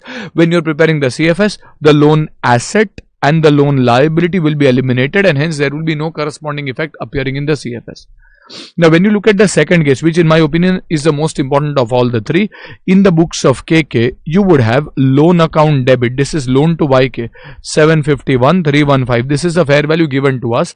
However, to bank, you are actually paying 10 lakh rupees, and hence there is a difference, I think, of 2,48,000 and something. Let us say 2,48,685. Where will this difference go? Where, because it is a parent subsidiary relationship, the difference will go to investment in subsidiary. If this was, for example, a landlord tenant relationship, the difference could have gone to the right of use asset. If this was a employer employee relationship, it could have gone to prepaid employee benefits, etc. So over here this will be taken as investment in the subsidiary. It will continue to appear at 2,48,000. Now, going forward, interest will be recorded. So, loan, and there would be interest. So, there would be loan account debit and there will be interest income. Now, this interest income will be at the rate of 10%. So, that is 75,315 for the first year. And hence, your loan balance will come to around 8,26,000 and something. Now, this is in the books of KK. If I were to go in the books of YK, YK will receive the loan. So, the entry will be bank account debit 10 lakhs to loan recorded at fair value 7,51,000. Then there is a balancing figure on the credit side. YK is receiving the loan. So, this is like a capital contribution received by YK from the parent, and hence a balancing figure will go in the capital contribution from the parent, which will appear as a part of other equity. Similarly, in the first year, loan is a financial liability at amortized cost. So, there will be a 75,000 interest. So, you will pass the entry over here. So, there is a capital contribution and then there is a loan. So over here you will pass interest account debit to loan from KK, and now this loan will come at 8,26,000. If you were to prepare the CFS, in the CFS you will have these two items. So loan and this loan will be eliminated against each other. Further, the investment and capital contribution will also be eliminated against each other, and further you will have interest income and interest expense which will also be eliminated against each other, and hence this transaction will have no effect as such in the CFS. When you look at case 3, in case 3 the loan was repayable when YK has funds, so this is not repayable on demand, and hence you will have to estimate how many years will it take for YK to have funds, and then do the accounting in a manner which you did similar to case 2. The last part of the question says, what will happen if YK were to give loan to KK? Now YK is a subsidiary. If subsidiary gives loan to parent, then the balancing figure is not treated as investment in the parent. In fact, it is treated as return of investment, like a distribution, like a dividend. And as a result, in the balancing figure will be like a distribution from YK to KK. And in the books of KK, it is like a distribution or a dividend income from YK. So basically, this would be treated as dividend. And while you are preparing CFS, there would be an intercompany elimination over here. That is question number 1. Now question number 2 is similar to a 2-time exam question, I think July as well as January 21. And we have also had a separate video including this question and the discussion. So over here, this is a loan given to an employee of the market terms, and then the employee prepays that loan. So we had at the time of theory said that we'll do a sum on that, and at that point we will come to the discussion. So over here, what is happening, that there is a company Wheel has a policy of providing subsidized loans to its employees. So there is a hidden element other than a pure lending as well. For the purpose of building or buying a house, Mr. X, who is the executive assistant to the CEO of Wheel, took a loan from the company on the following terms. So this is a loan taken. Principal amount of 10 lakhs. Interest rate is 4%, 4 lakhs, 7% for the next 6 lakhs. So that is a total of 10 lakhs. Staggered interest payment. Start date is 1st of January 11. And tenure is 5 years. Prepayment is possible full or partial prepayment at the option of the employee, and the principal amount of the loan shall be recovered in 5 equal installments and will be applied first to the 7% interest bearing principal. So over here, the accrued interest shall be paid on annual basis, and X must remain in service till the term of the loan ends. So if there is any prepaid EB, it will be spread over the loan tenure, let us say 5 years. Now, what is the amount of the loan? Well, the amount of the loan appears to be 10 lakhs, and as a result, when the loan is given, at initial recognition, we will try to find the fair value of the loan. Now, the fair value is the present value of future cash flows. Now, how will you calculate future cash flows? Well, coupon as well as principal. The principal over here is repaid in equal installments, as they have told you that principal is to be repaid in 5 equal installments. That is 10 lakhs divided by 5, 2 lakhs each year. Apart from that, interest. Usually, you have a flat interest. In this case, you don't have a flat interest. In the first year, out of the 10 lakhs, on 6 lakhs, you will levy a 7% interest, and for the 4 lakhs, you will levy a 4% interest. So, if you go to see a table is given, we can even do this without the table, which is 42 and 16, and hence your total cash flows over here comes to, let us say, 2 lakhs plus 42 plus 16, that is 2,58,000 for the first year. Similarly, it will be 2,44,000 for the second year, 2,30,000 for the third year, 2,16,000 for the fourth year, and 2,08,000 for the fifth year. So these are the cash inflows, and this will be discounted at the market rate of interest. Had there been no employer-employee relationship, which is given to you as falling rate of interest is 12%. So if you were to discount this at the rate of 12%, you will get, let us say, if you see the solution, this is your total cash flows, 258, 244, 230, 216 and 208. Discounted at the rate of 12%, you will get 8,43,886.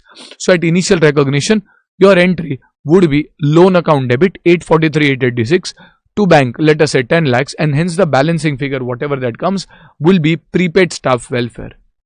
And that prepaid staff welfare of around 1,56,000 will be spread over the 5-year period. Now, what is happening further? Now, Mr. S prepays 2 lakhs on 31st December 12, reducing the outstanding principal as on that date to 4 lakh rupees. So, there is a prepayment over here. Generally, the thought process would be, in case of a prepayment, the entry would be, for example, if you are receiving the money, bank account debit to loan, that's it, 2 lakhs. However, that is not the case when there is an off-market element. If there is an off-market element, one needs to remember that what you are prepaying will also reduce employee welfare, because now, earlier when you recorded an EB, you thought that the benefit of EB would be spread over 5 years. In this case, your EB because of this prepayment will be lower, and hence you will have to make some more adjustments. So what are the steps that are involved in considering the prepayment? First, if it is a loan at off-market transaction, you will first try to find the carrying value of this loan as on the date of the prepayment. So over here, you will start with 8,43,886. On this, you will apply an effective rate of 12%. So over here, amortization table for this loan, 8,43,886, effective interest at the rate of 12%, less coupon paid of 58, principal paid of 2 lakhs, and hence before prepayment you will come at 5,25,610, which is a ledger balance of the loan. Apart from that, you will also have employee benefit expense, which was recorded probably at around 1,56,000. That will be spread over a period of 5 years, out of which 2 years are over, and hence you will also find the prepaid employee benefit expense after 2 years. Now this loan is 5,25,000 in your ledger. However, after the prepayment of 2 lakh rupees, what else is remaining? Well, your loan was 10 lakhs, out of which 2 lakhs was paid in the first year, another 2 lakhs paid in the second year, and then a further 2 lakhs prepaid in the third year. Prepaid in the second year. So your loan still has another 4 lakh rupees. If it still has another 4 lakh rupees, this will be discharged over the remaining 2 years only. So what we will try to do is we will try to find the present value of the remaining cash flows discounted at the same EIR. So we will say that, well, for the entity, it still has to recover 2 lakh rupees and another 2 lakhs, that is 4 lakh rupees. Now this 4 lakh rupees is going to come out of the 4% principal, and hence the interest for the first period will be 4 lakhs into 4%, that is 16,000. Then 2 lakhs will be paid. Then the interest for the second period would be, let us say, 8,000. So over here, if you were to find the present value of the revised cash flows of the next 2 years, year 1 and 2, your cash inflows will be probably 2,16,000 and 2,08,000. If I were to find the present value of this at the rate of 12%, your answer should ideally come to 358,684. So this comes to 358,684. So basically, your ledger balance, which is currently 5,25,000, should come down to 3,58,000. So this should be your reduction. This is 525,610 minus 358,684, and hence this is 166,926. So over here, when you record the prepayment, we will say that out of the 2 lakh rupees, 166,926 should be accounted for as a reduction of the loan payment. But why just 166,926 towards loan? Where will the remaining go? Well, that is treated as an adjustment to staff welfare. When we gave the loan, we thought that the employee will enjoy the benefit over 5 years. Because of the prepayment, he will enjoy the benefit over 4 years only, and hence at the time of prepayment, a certain part of employee staff welfare should also be adjusted. So your entry over here would be, let us say, bank account debit, let us say 2 lakhs, to loan, we have calculated the difference, this is 166,926, and to prepaid employee benefit expense, which is the balancing figure, which is probably around 33,074. And as a result, this is how your prepayment will be accounted for. There's a theory for this as well, which we can separately refer. So over here, where do we have, this is the crucial entry. When we look at this entry, bank account debit 2 lakhs, to reduction in the loan 166, to let us say prepaid EBE 33,074. After this, what will be your prepaid EB? Originally it was 156,114. Then you subtracted, let us say, 31,223, another 31,223, and then another 33,074. So whatever is the remaining prepaid EB will be spread over the remaining 2 years. So over here, if you were to go to see the working for the prepaid EB, this is 93,000 which was remaining. After 33,000 is adjusted, you have 60,000 remaining, and hence for the remaining 2 years, you will just have 30,297 to adjust. So you will have 30,297 on the EB. Your ledger balance on the loan will come down to around 358,684. Again, on which you will prepare amortization table and you will get the answer. So over here, you can refer the theory which was there at off-market elements. So if you have this special case over here, loan at off-market for prepayment, you calculate the carrying value of the existing loan at the date of prepayment, around 5,25,000 in our example. Compare that with the revised carrying value that should exist after prepayment, that is around 3,58,000 in our example, and hence you find a reduction in loan balance which should be 1,66,000, but you are actually paying 2 lakhs, and hence the prepayment minus a reduction in loan is the adjustment to prepaid EB or ROU or whatever was the off market. In this case it was prepaid EB because we have explained the logic, because that results in lower staff welfare. After the above effects, the loan will be amortized over the remaining period, and prepaid EB will also be written off over the remaining period, that is over 2 years. So a detailed video for this is also there, so you can refer that if you want further clarifications. Otherwise, this is a good summarization of loans at off market involving parent subsidiary, also employer employee. In one of the questions, payment is made at one shot. Here, payment is made with principal and so on. Okay, so this takes care of question number 2. Question number 3 is on compound financial instruments, and this is compound financial instruments similar to again exam questions. 2 exam questions on similar lines with transaction cost. So ABC Limited issued 10,000 compulsorily cumulative convertible preference share. So in this question we are doing compulsory convertible. Next question we'll probably try to do optionally convertible. So this is 10,000 compulsorily convertible preference shares as on 1st April 21 at rupees 150 each. So that means your issue price or your issue proceeds must be 15 lakh rupees. Okay, 10,000 into 150. The rate of dividend is 10% payable each year, and hence your coupon will be, for example, okay, assuming 150 is the face value. The question going forward will tell you that, but even if it is not given, you can assume the issue price to be equal to face value, and hence 15 lakhs into 10%, 1,50,000 per annum will be your coupon payable every year. Okay. The preference shares are convertible into 5,000 equity shares of the company at the end of the 5th year. So they are convertible into a fixed number of entities' own equity instruments at the end of the 5th year. So the tenure is 5 years from the date of allotment. Okay. When the CCPS are issued, the prevailing market rate of interest for similar debt without the conversion option is 15%. So had there been no other adjustment, then ideally how much would the investor be expecting if you went out and you told them that, you know what, I'll pay you 1,50,000 for a period of 5 years, and then at the end of 5th year you think and tell me it's a compulsorily convertible instrument. At the end of the 5th year, am I promising to pay you the principal? Answer is no. In compulsory convertible you don't take that, which means if I had to find the liability component over here, the liability component over here will be a contractual obligation to deliver 1,50,000 into the PVAF at the rate of, let us say, 1 divided by 1.15, 1, 2, 3, 4, 5, and hence this is around 3.3522. So this is into 1,50,000 approximately. This is around 5,02,000 and something. Let's say 23, and hence the remaining would be equity component, which is 15 lakhs minus 5,02,000, 823, and that would be the equity component, which will not change. Okay. Now the next line in the question makes a bit of a problem. Transaction cost on the date of issue is 2% of the value of the proceeds. Now how do you work around the transaction cost? Now there are multiple ways in which you can solve, but the longest and the way the institute uses is it allocates the transaction cost, that is 2% of the proceeds of 15 lakhs. So that is 30,000 is the transaction cost. This 30,000 will be attributable between the liability component and the equity component in the ratio of their values had there been no transaction cost. Had there been no transaction cost, probably 5,02,000 and around, I think, 9,97,000, 997, 177 would be your equity component. So we will allocate the 30,000 in that ratio. So the allocation over here, so you will find around 5,02,000, 830 and 9,97,000 approximately as a value of the liability and equity components, and then you will allocate this 30,000 in this ratio to get 10,000 and 19,000 towards the equity and liability.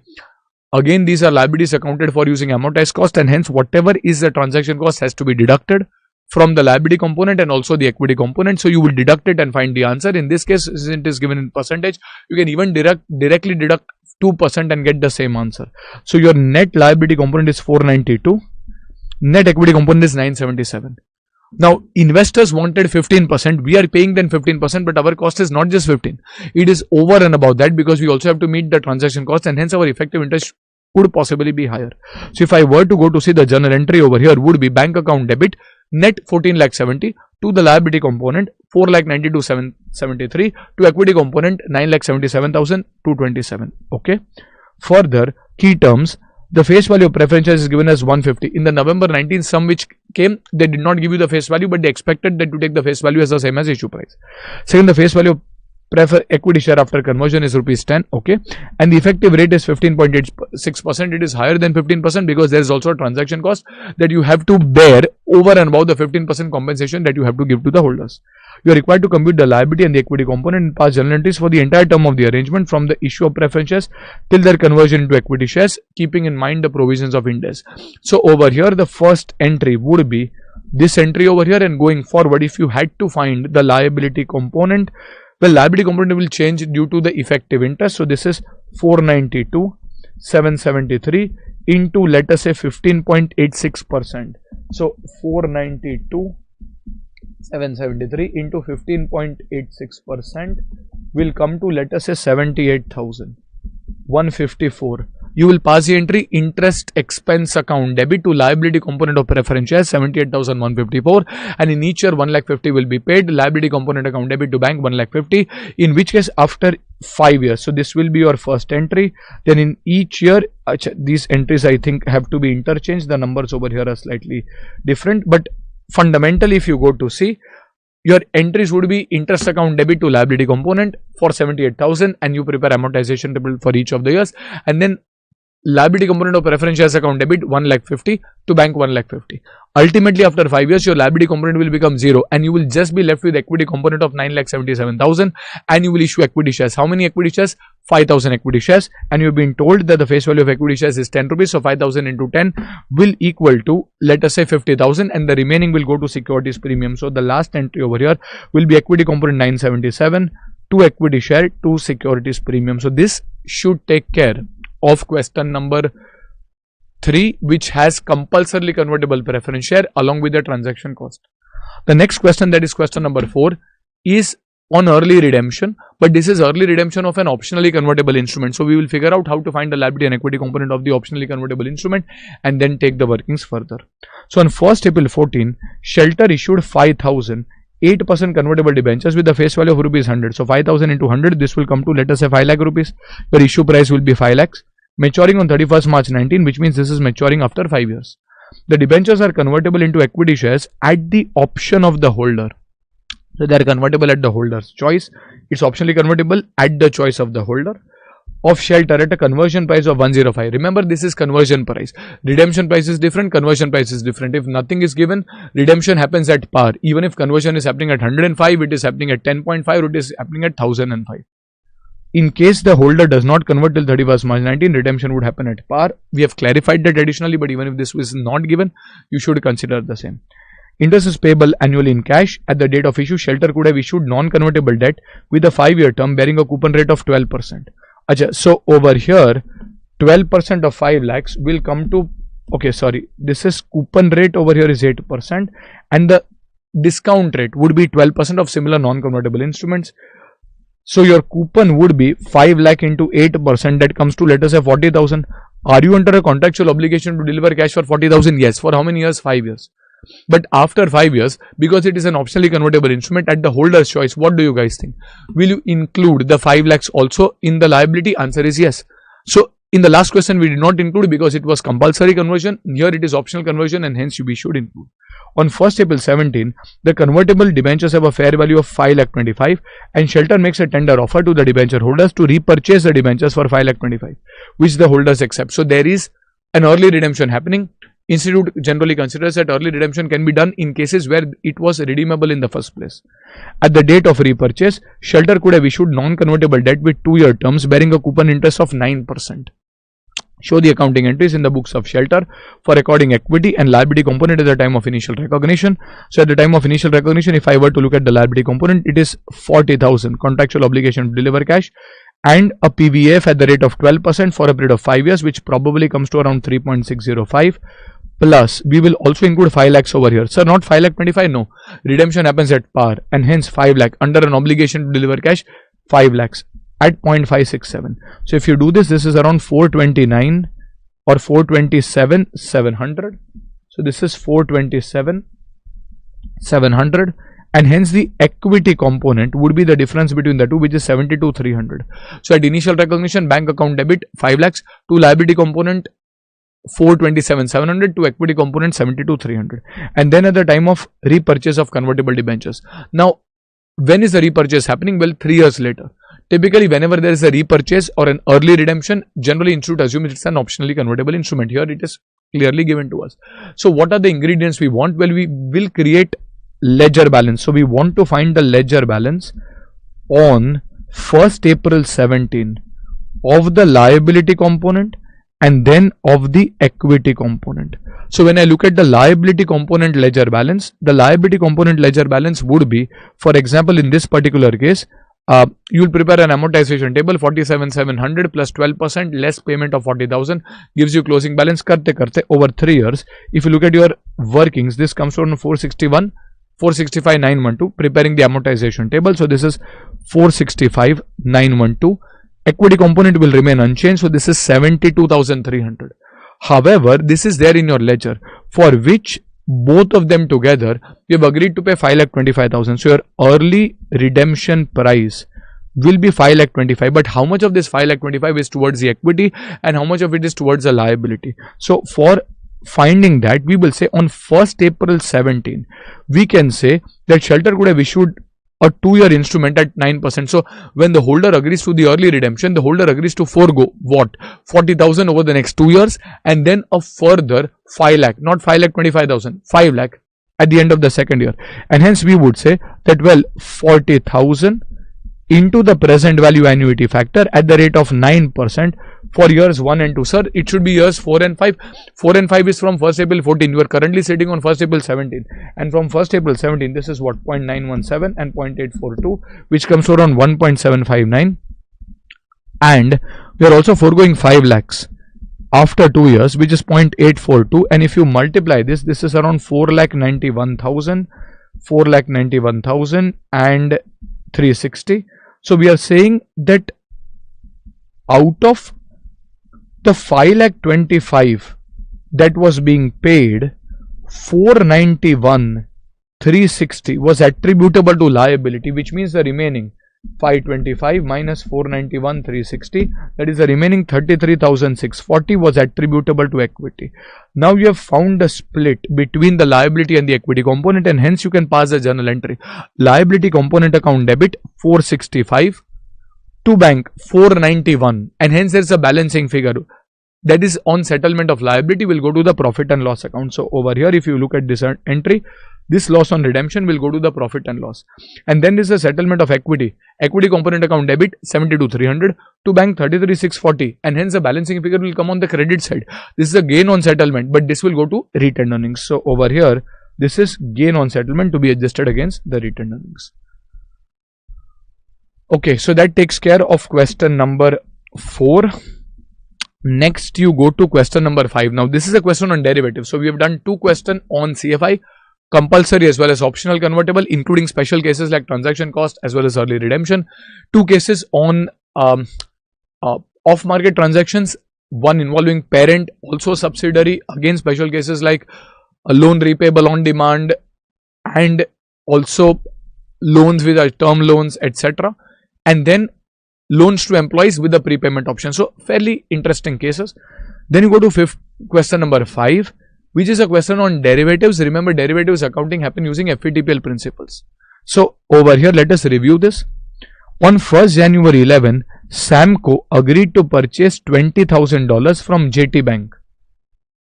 In the future, on 31st December 11, so this is agreeing to purchase after 1 year. So settlement is happening after 1 year at a rate equal to rupees 68 per dollar. Achha, so this is like a forward contract, and this forward contract is for dollars as the underlying. Underlying over here is a dollar, and this forward contract, the piece of paper, will derive value as the spot rate of dollar keeps on changing. So this forward contract derives value. It is settled at a future date, and the question says Samco did not pay any amount upon initial entering of the contract. So the fair value paid initially is nil. And hence it meets the 3 features of a derivative, and hence this contract is a derivative contract. But is it a commodity derivative? No, the underlying is dollar, which is a financial asset. Is it a derivative involving own equity instruments which cannot be remeasured? No, the underlying is dollar, and as a result, this is either a derivative financial asset or a derivative financial liability, depending on whether the fair value is positive or negative, which will be accounted for using FVTPL principles. Now, Samco is a listed company in India, and it prepares its financial statements on a quarterly basis. Okay, so which means the fair value gain or loss will be recorded in the P&L on a quarterly basis. Following the classification principles of recognition and measurement as laid down in Ind AS 109, you are required to record entries for each quarter till the actual purchase of USD. So we are assuming that there is an actual purchase of USD. So unless given otherwise, we'll assume over here that there is a gross settlement which is happening. For the purpose of accounting, please use the following information representing a mark-to-market fair value of the forward contract at each reporting date. You have been given fair values, but if you were not, you could have been given forward rates. You will compare those forward rates with 68 and then try to find the fair value, but here you have been given. On 31st March 11, a negative 25. On 30th June 11, a negative 15. On 30th September, a positive 12. And then a spot rate is actually given on 31st December. So first of all, we will have to figure out what this contract is. Well, this is a derivative financial asset / liability, because underlying is not a commodity or own equity, and hence the accounting will be done as per the fair value through profit and loss principles. Now the first entry will be the entry on 1st January 11. Initially, the fair value is nil because Samco did not have to pay anything, did not even receive anything, and hence there is no entry on 1st January 11 because the fair value is nil.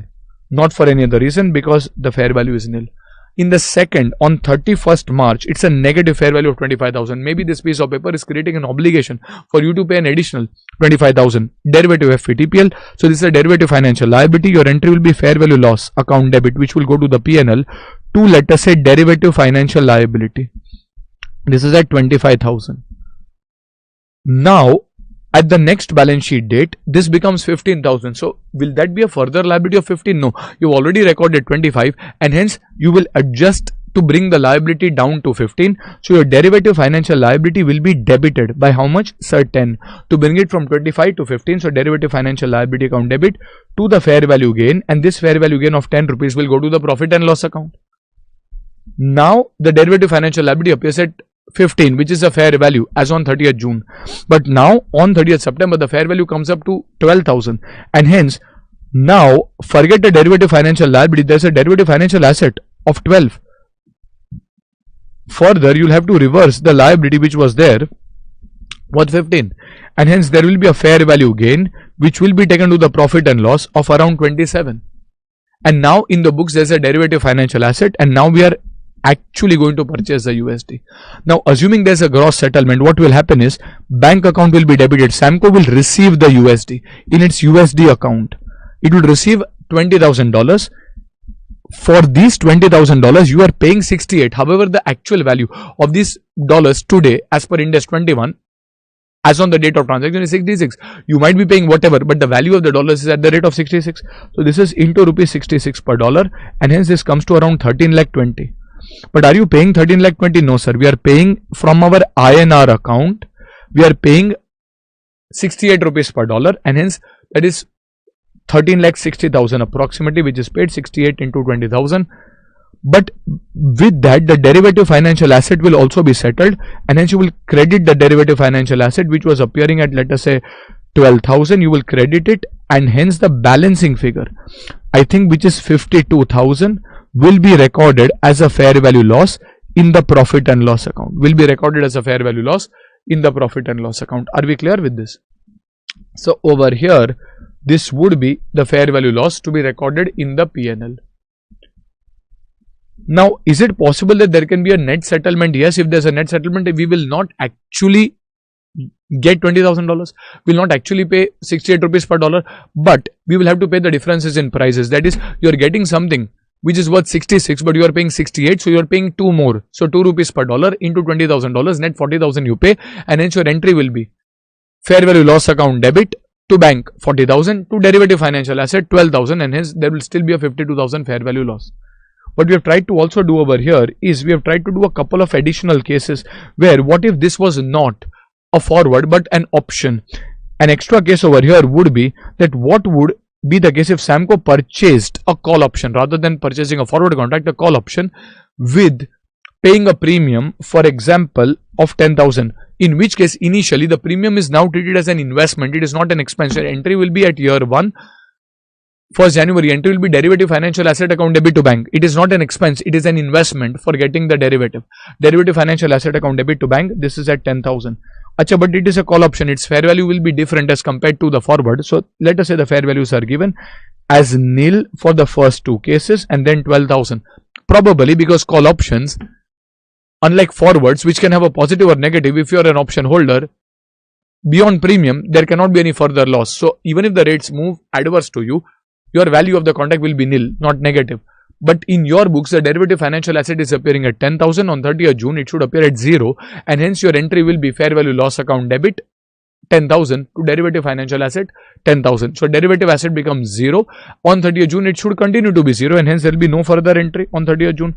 But on 31st March, the values change and the derivative asset is now 12,000. So derivative financial asset account debit 12,000 to fair value gain.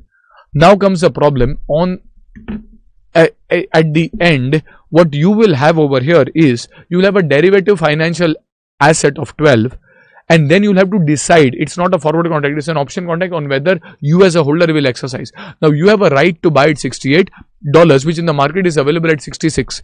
Will you exercise the right to buy at 68? No, you will let the right lapse, and rather if you need the dollars, you will go to the market and buy it at 66.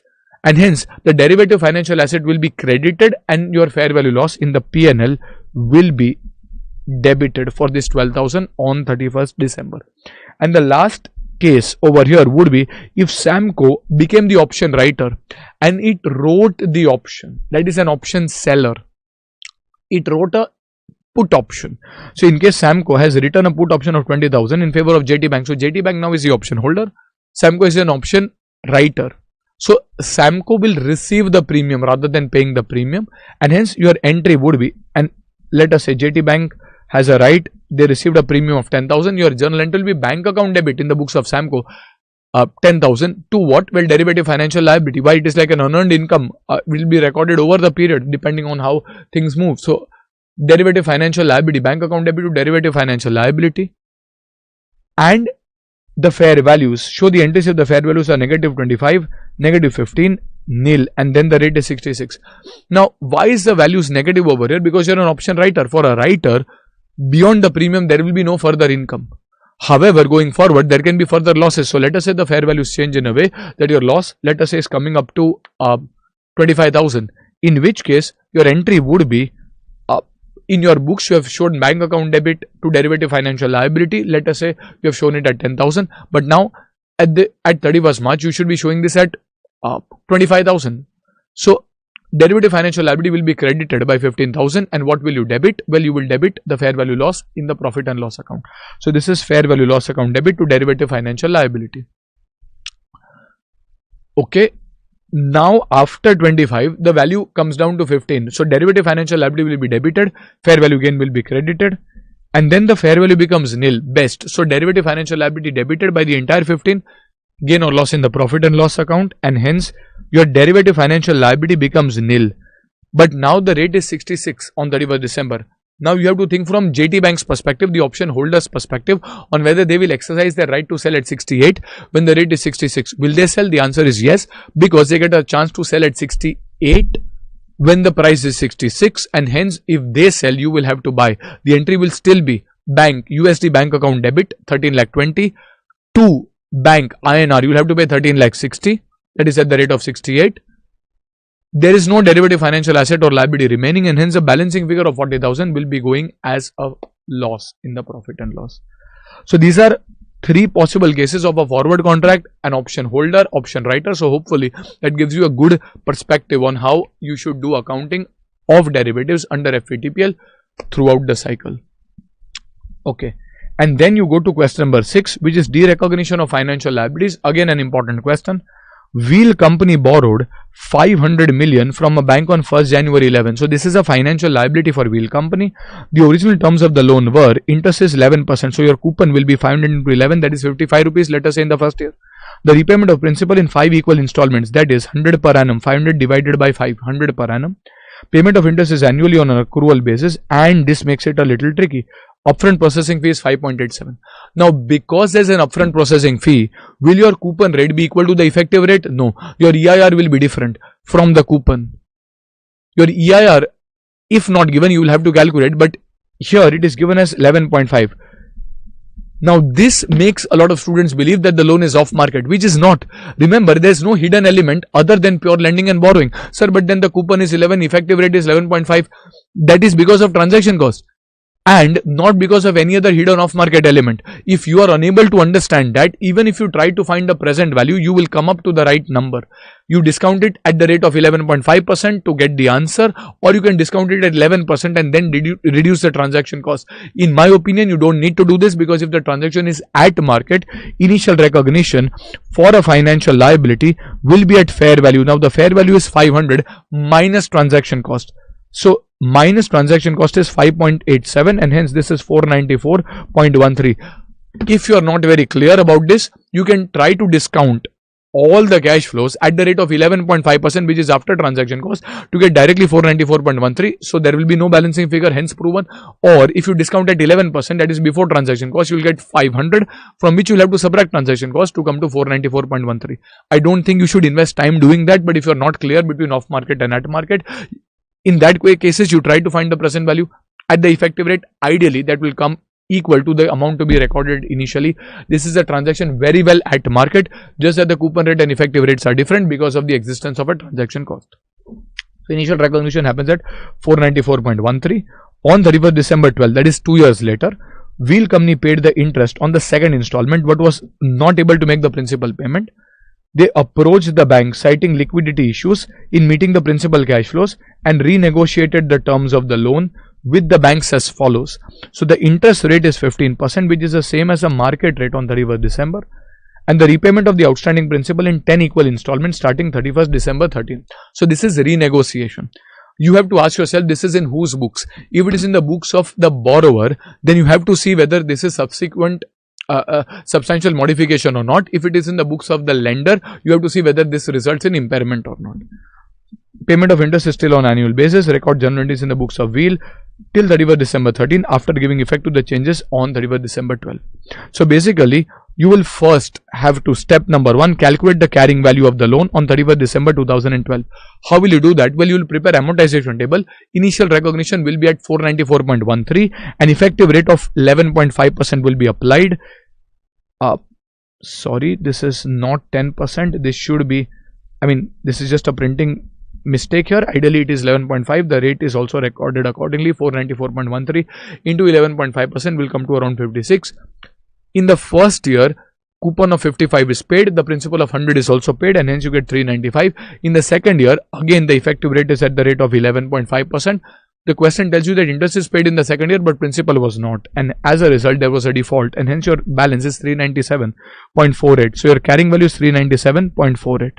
Now what do you need to do? You need to find the present value of the modified cash flows at the old EIR, that is 11.5%. Now how will you do that? Well, you will say that the modified cash flows are the remaining principal. Now what is the outstanding principal? They say outstanding principal is to be paid in 10 equal installments. Your outstanding principal was 400 because 100 was paid, to be paid in 10 equal installments, so that is 40 per annum, and the interest to be levied is at the rate of 15%. Now is there any further transaction cost? No. And as a result, whatever is the outstanding principal in the first year, you have to pay 400 divided by 10, that is 40 towards the principal, and 400 into 15%, that is equal to 60 towards the interest. So you will have to pay 40 plus 60, that is equal to 100 in the first year. In the second year, you still have to pay 40 towards the principal. Now the principal is 360, that is 40 lower, and hence the interest is 54, and so on. If you calculate, you will find all of these cash flows, 60, 54, 48 and so on, all of these interests, and you will take the total cash flows, which you will discount at the original rate, and this is just a mathematical calculation to come to 451.53. This is the present value of the modified cash flows at the old EIR, 451.53, that is 11.5%. and if you sit to calculate the difference between 451 and 397 divided by 397, the difference percentage over here comes to 13.6. Now because the difference is greater than 10%, this is treated as a substantial modification, and a substantial modification results in extinguishment of the old loan, which in your ledger is 397, and creation of a new loan. When you sit to create a new loan, a general mistake that the student ends up doing is they say that the new loan should be created at, let us say, 451. But a new loan is a new financial liability to be recorded as the present value of modified cash flows at the new EIR. Now the new EIR, well, the interest is 15% and there is nothing else, and hence the effective rate will also be 15%, and as a result over here you will do a similar working where you discount these cash flows at the rate of 15% and the answer, let us say, comes to 500 rupees. Generally the coupon is 15, discounted is 15, answer will come to 500, but institute has shown this, sorry, 400. So the institute will show that, has shown that working, you can also show it. So if you have to pass the entries, you will say the old loan will be derecognized at 397.48 to a new loan will be recognized at 400, and hence there is a 2.52 loss. This loss is a loss on modification or extinguishment, will be taken to the profit and loss account. After this, in the year 2013, your loan will appear at 400, effective rate of 15%. There will be a 60 rupee coupon and a 40 rupee principal payment, and interest of 60 will be recorded, and a payment of 60 plus 40, 100 will be recorded, and the transaction will proceed further accordingly. Now this kind of takes care of the questions. If you want additionally to refer a question on embedded derivative with that separation of loan, I mean it has never come in the exam, but if you want to, there's a separate video for which we'll share the link also in the description, or if you want to refer the solution for financial guarantee over there as well, there's a separate video, so you can do that. But otherwise, these are the 4 most important sections when it comes to the practical numerical part, which is what is most often tested in the financial instruments chapter. And I hope I have been able to give you a fairly good revision for this. If you like this, please do comment and let me know how it has gone, and that gives us a lot of motivation. And also like and share the video. I will come up with more videos as well. If there are any specific topics also that you want, please do comment, and please do show some love in the comment section if you like the video.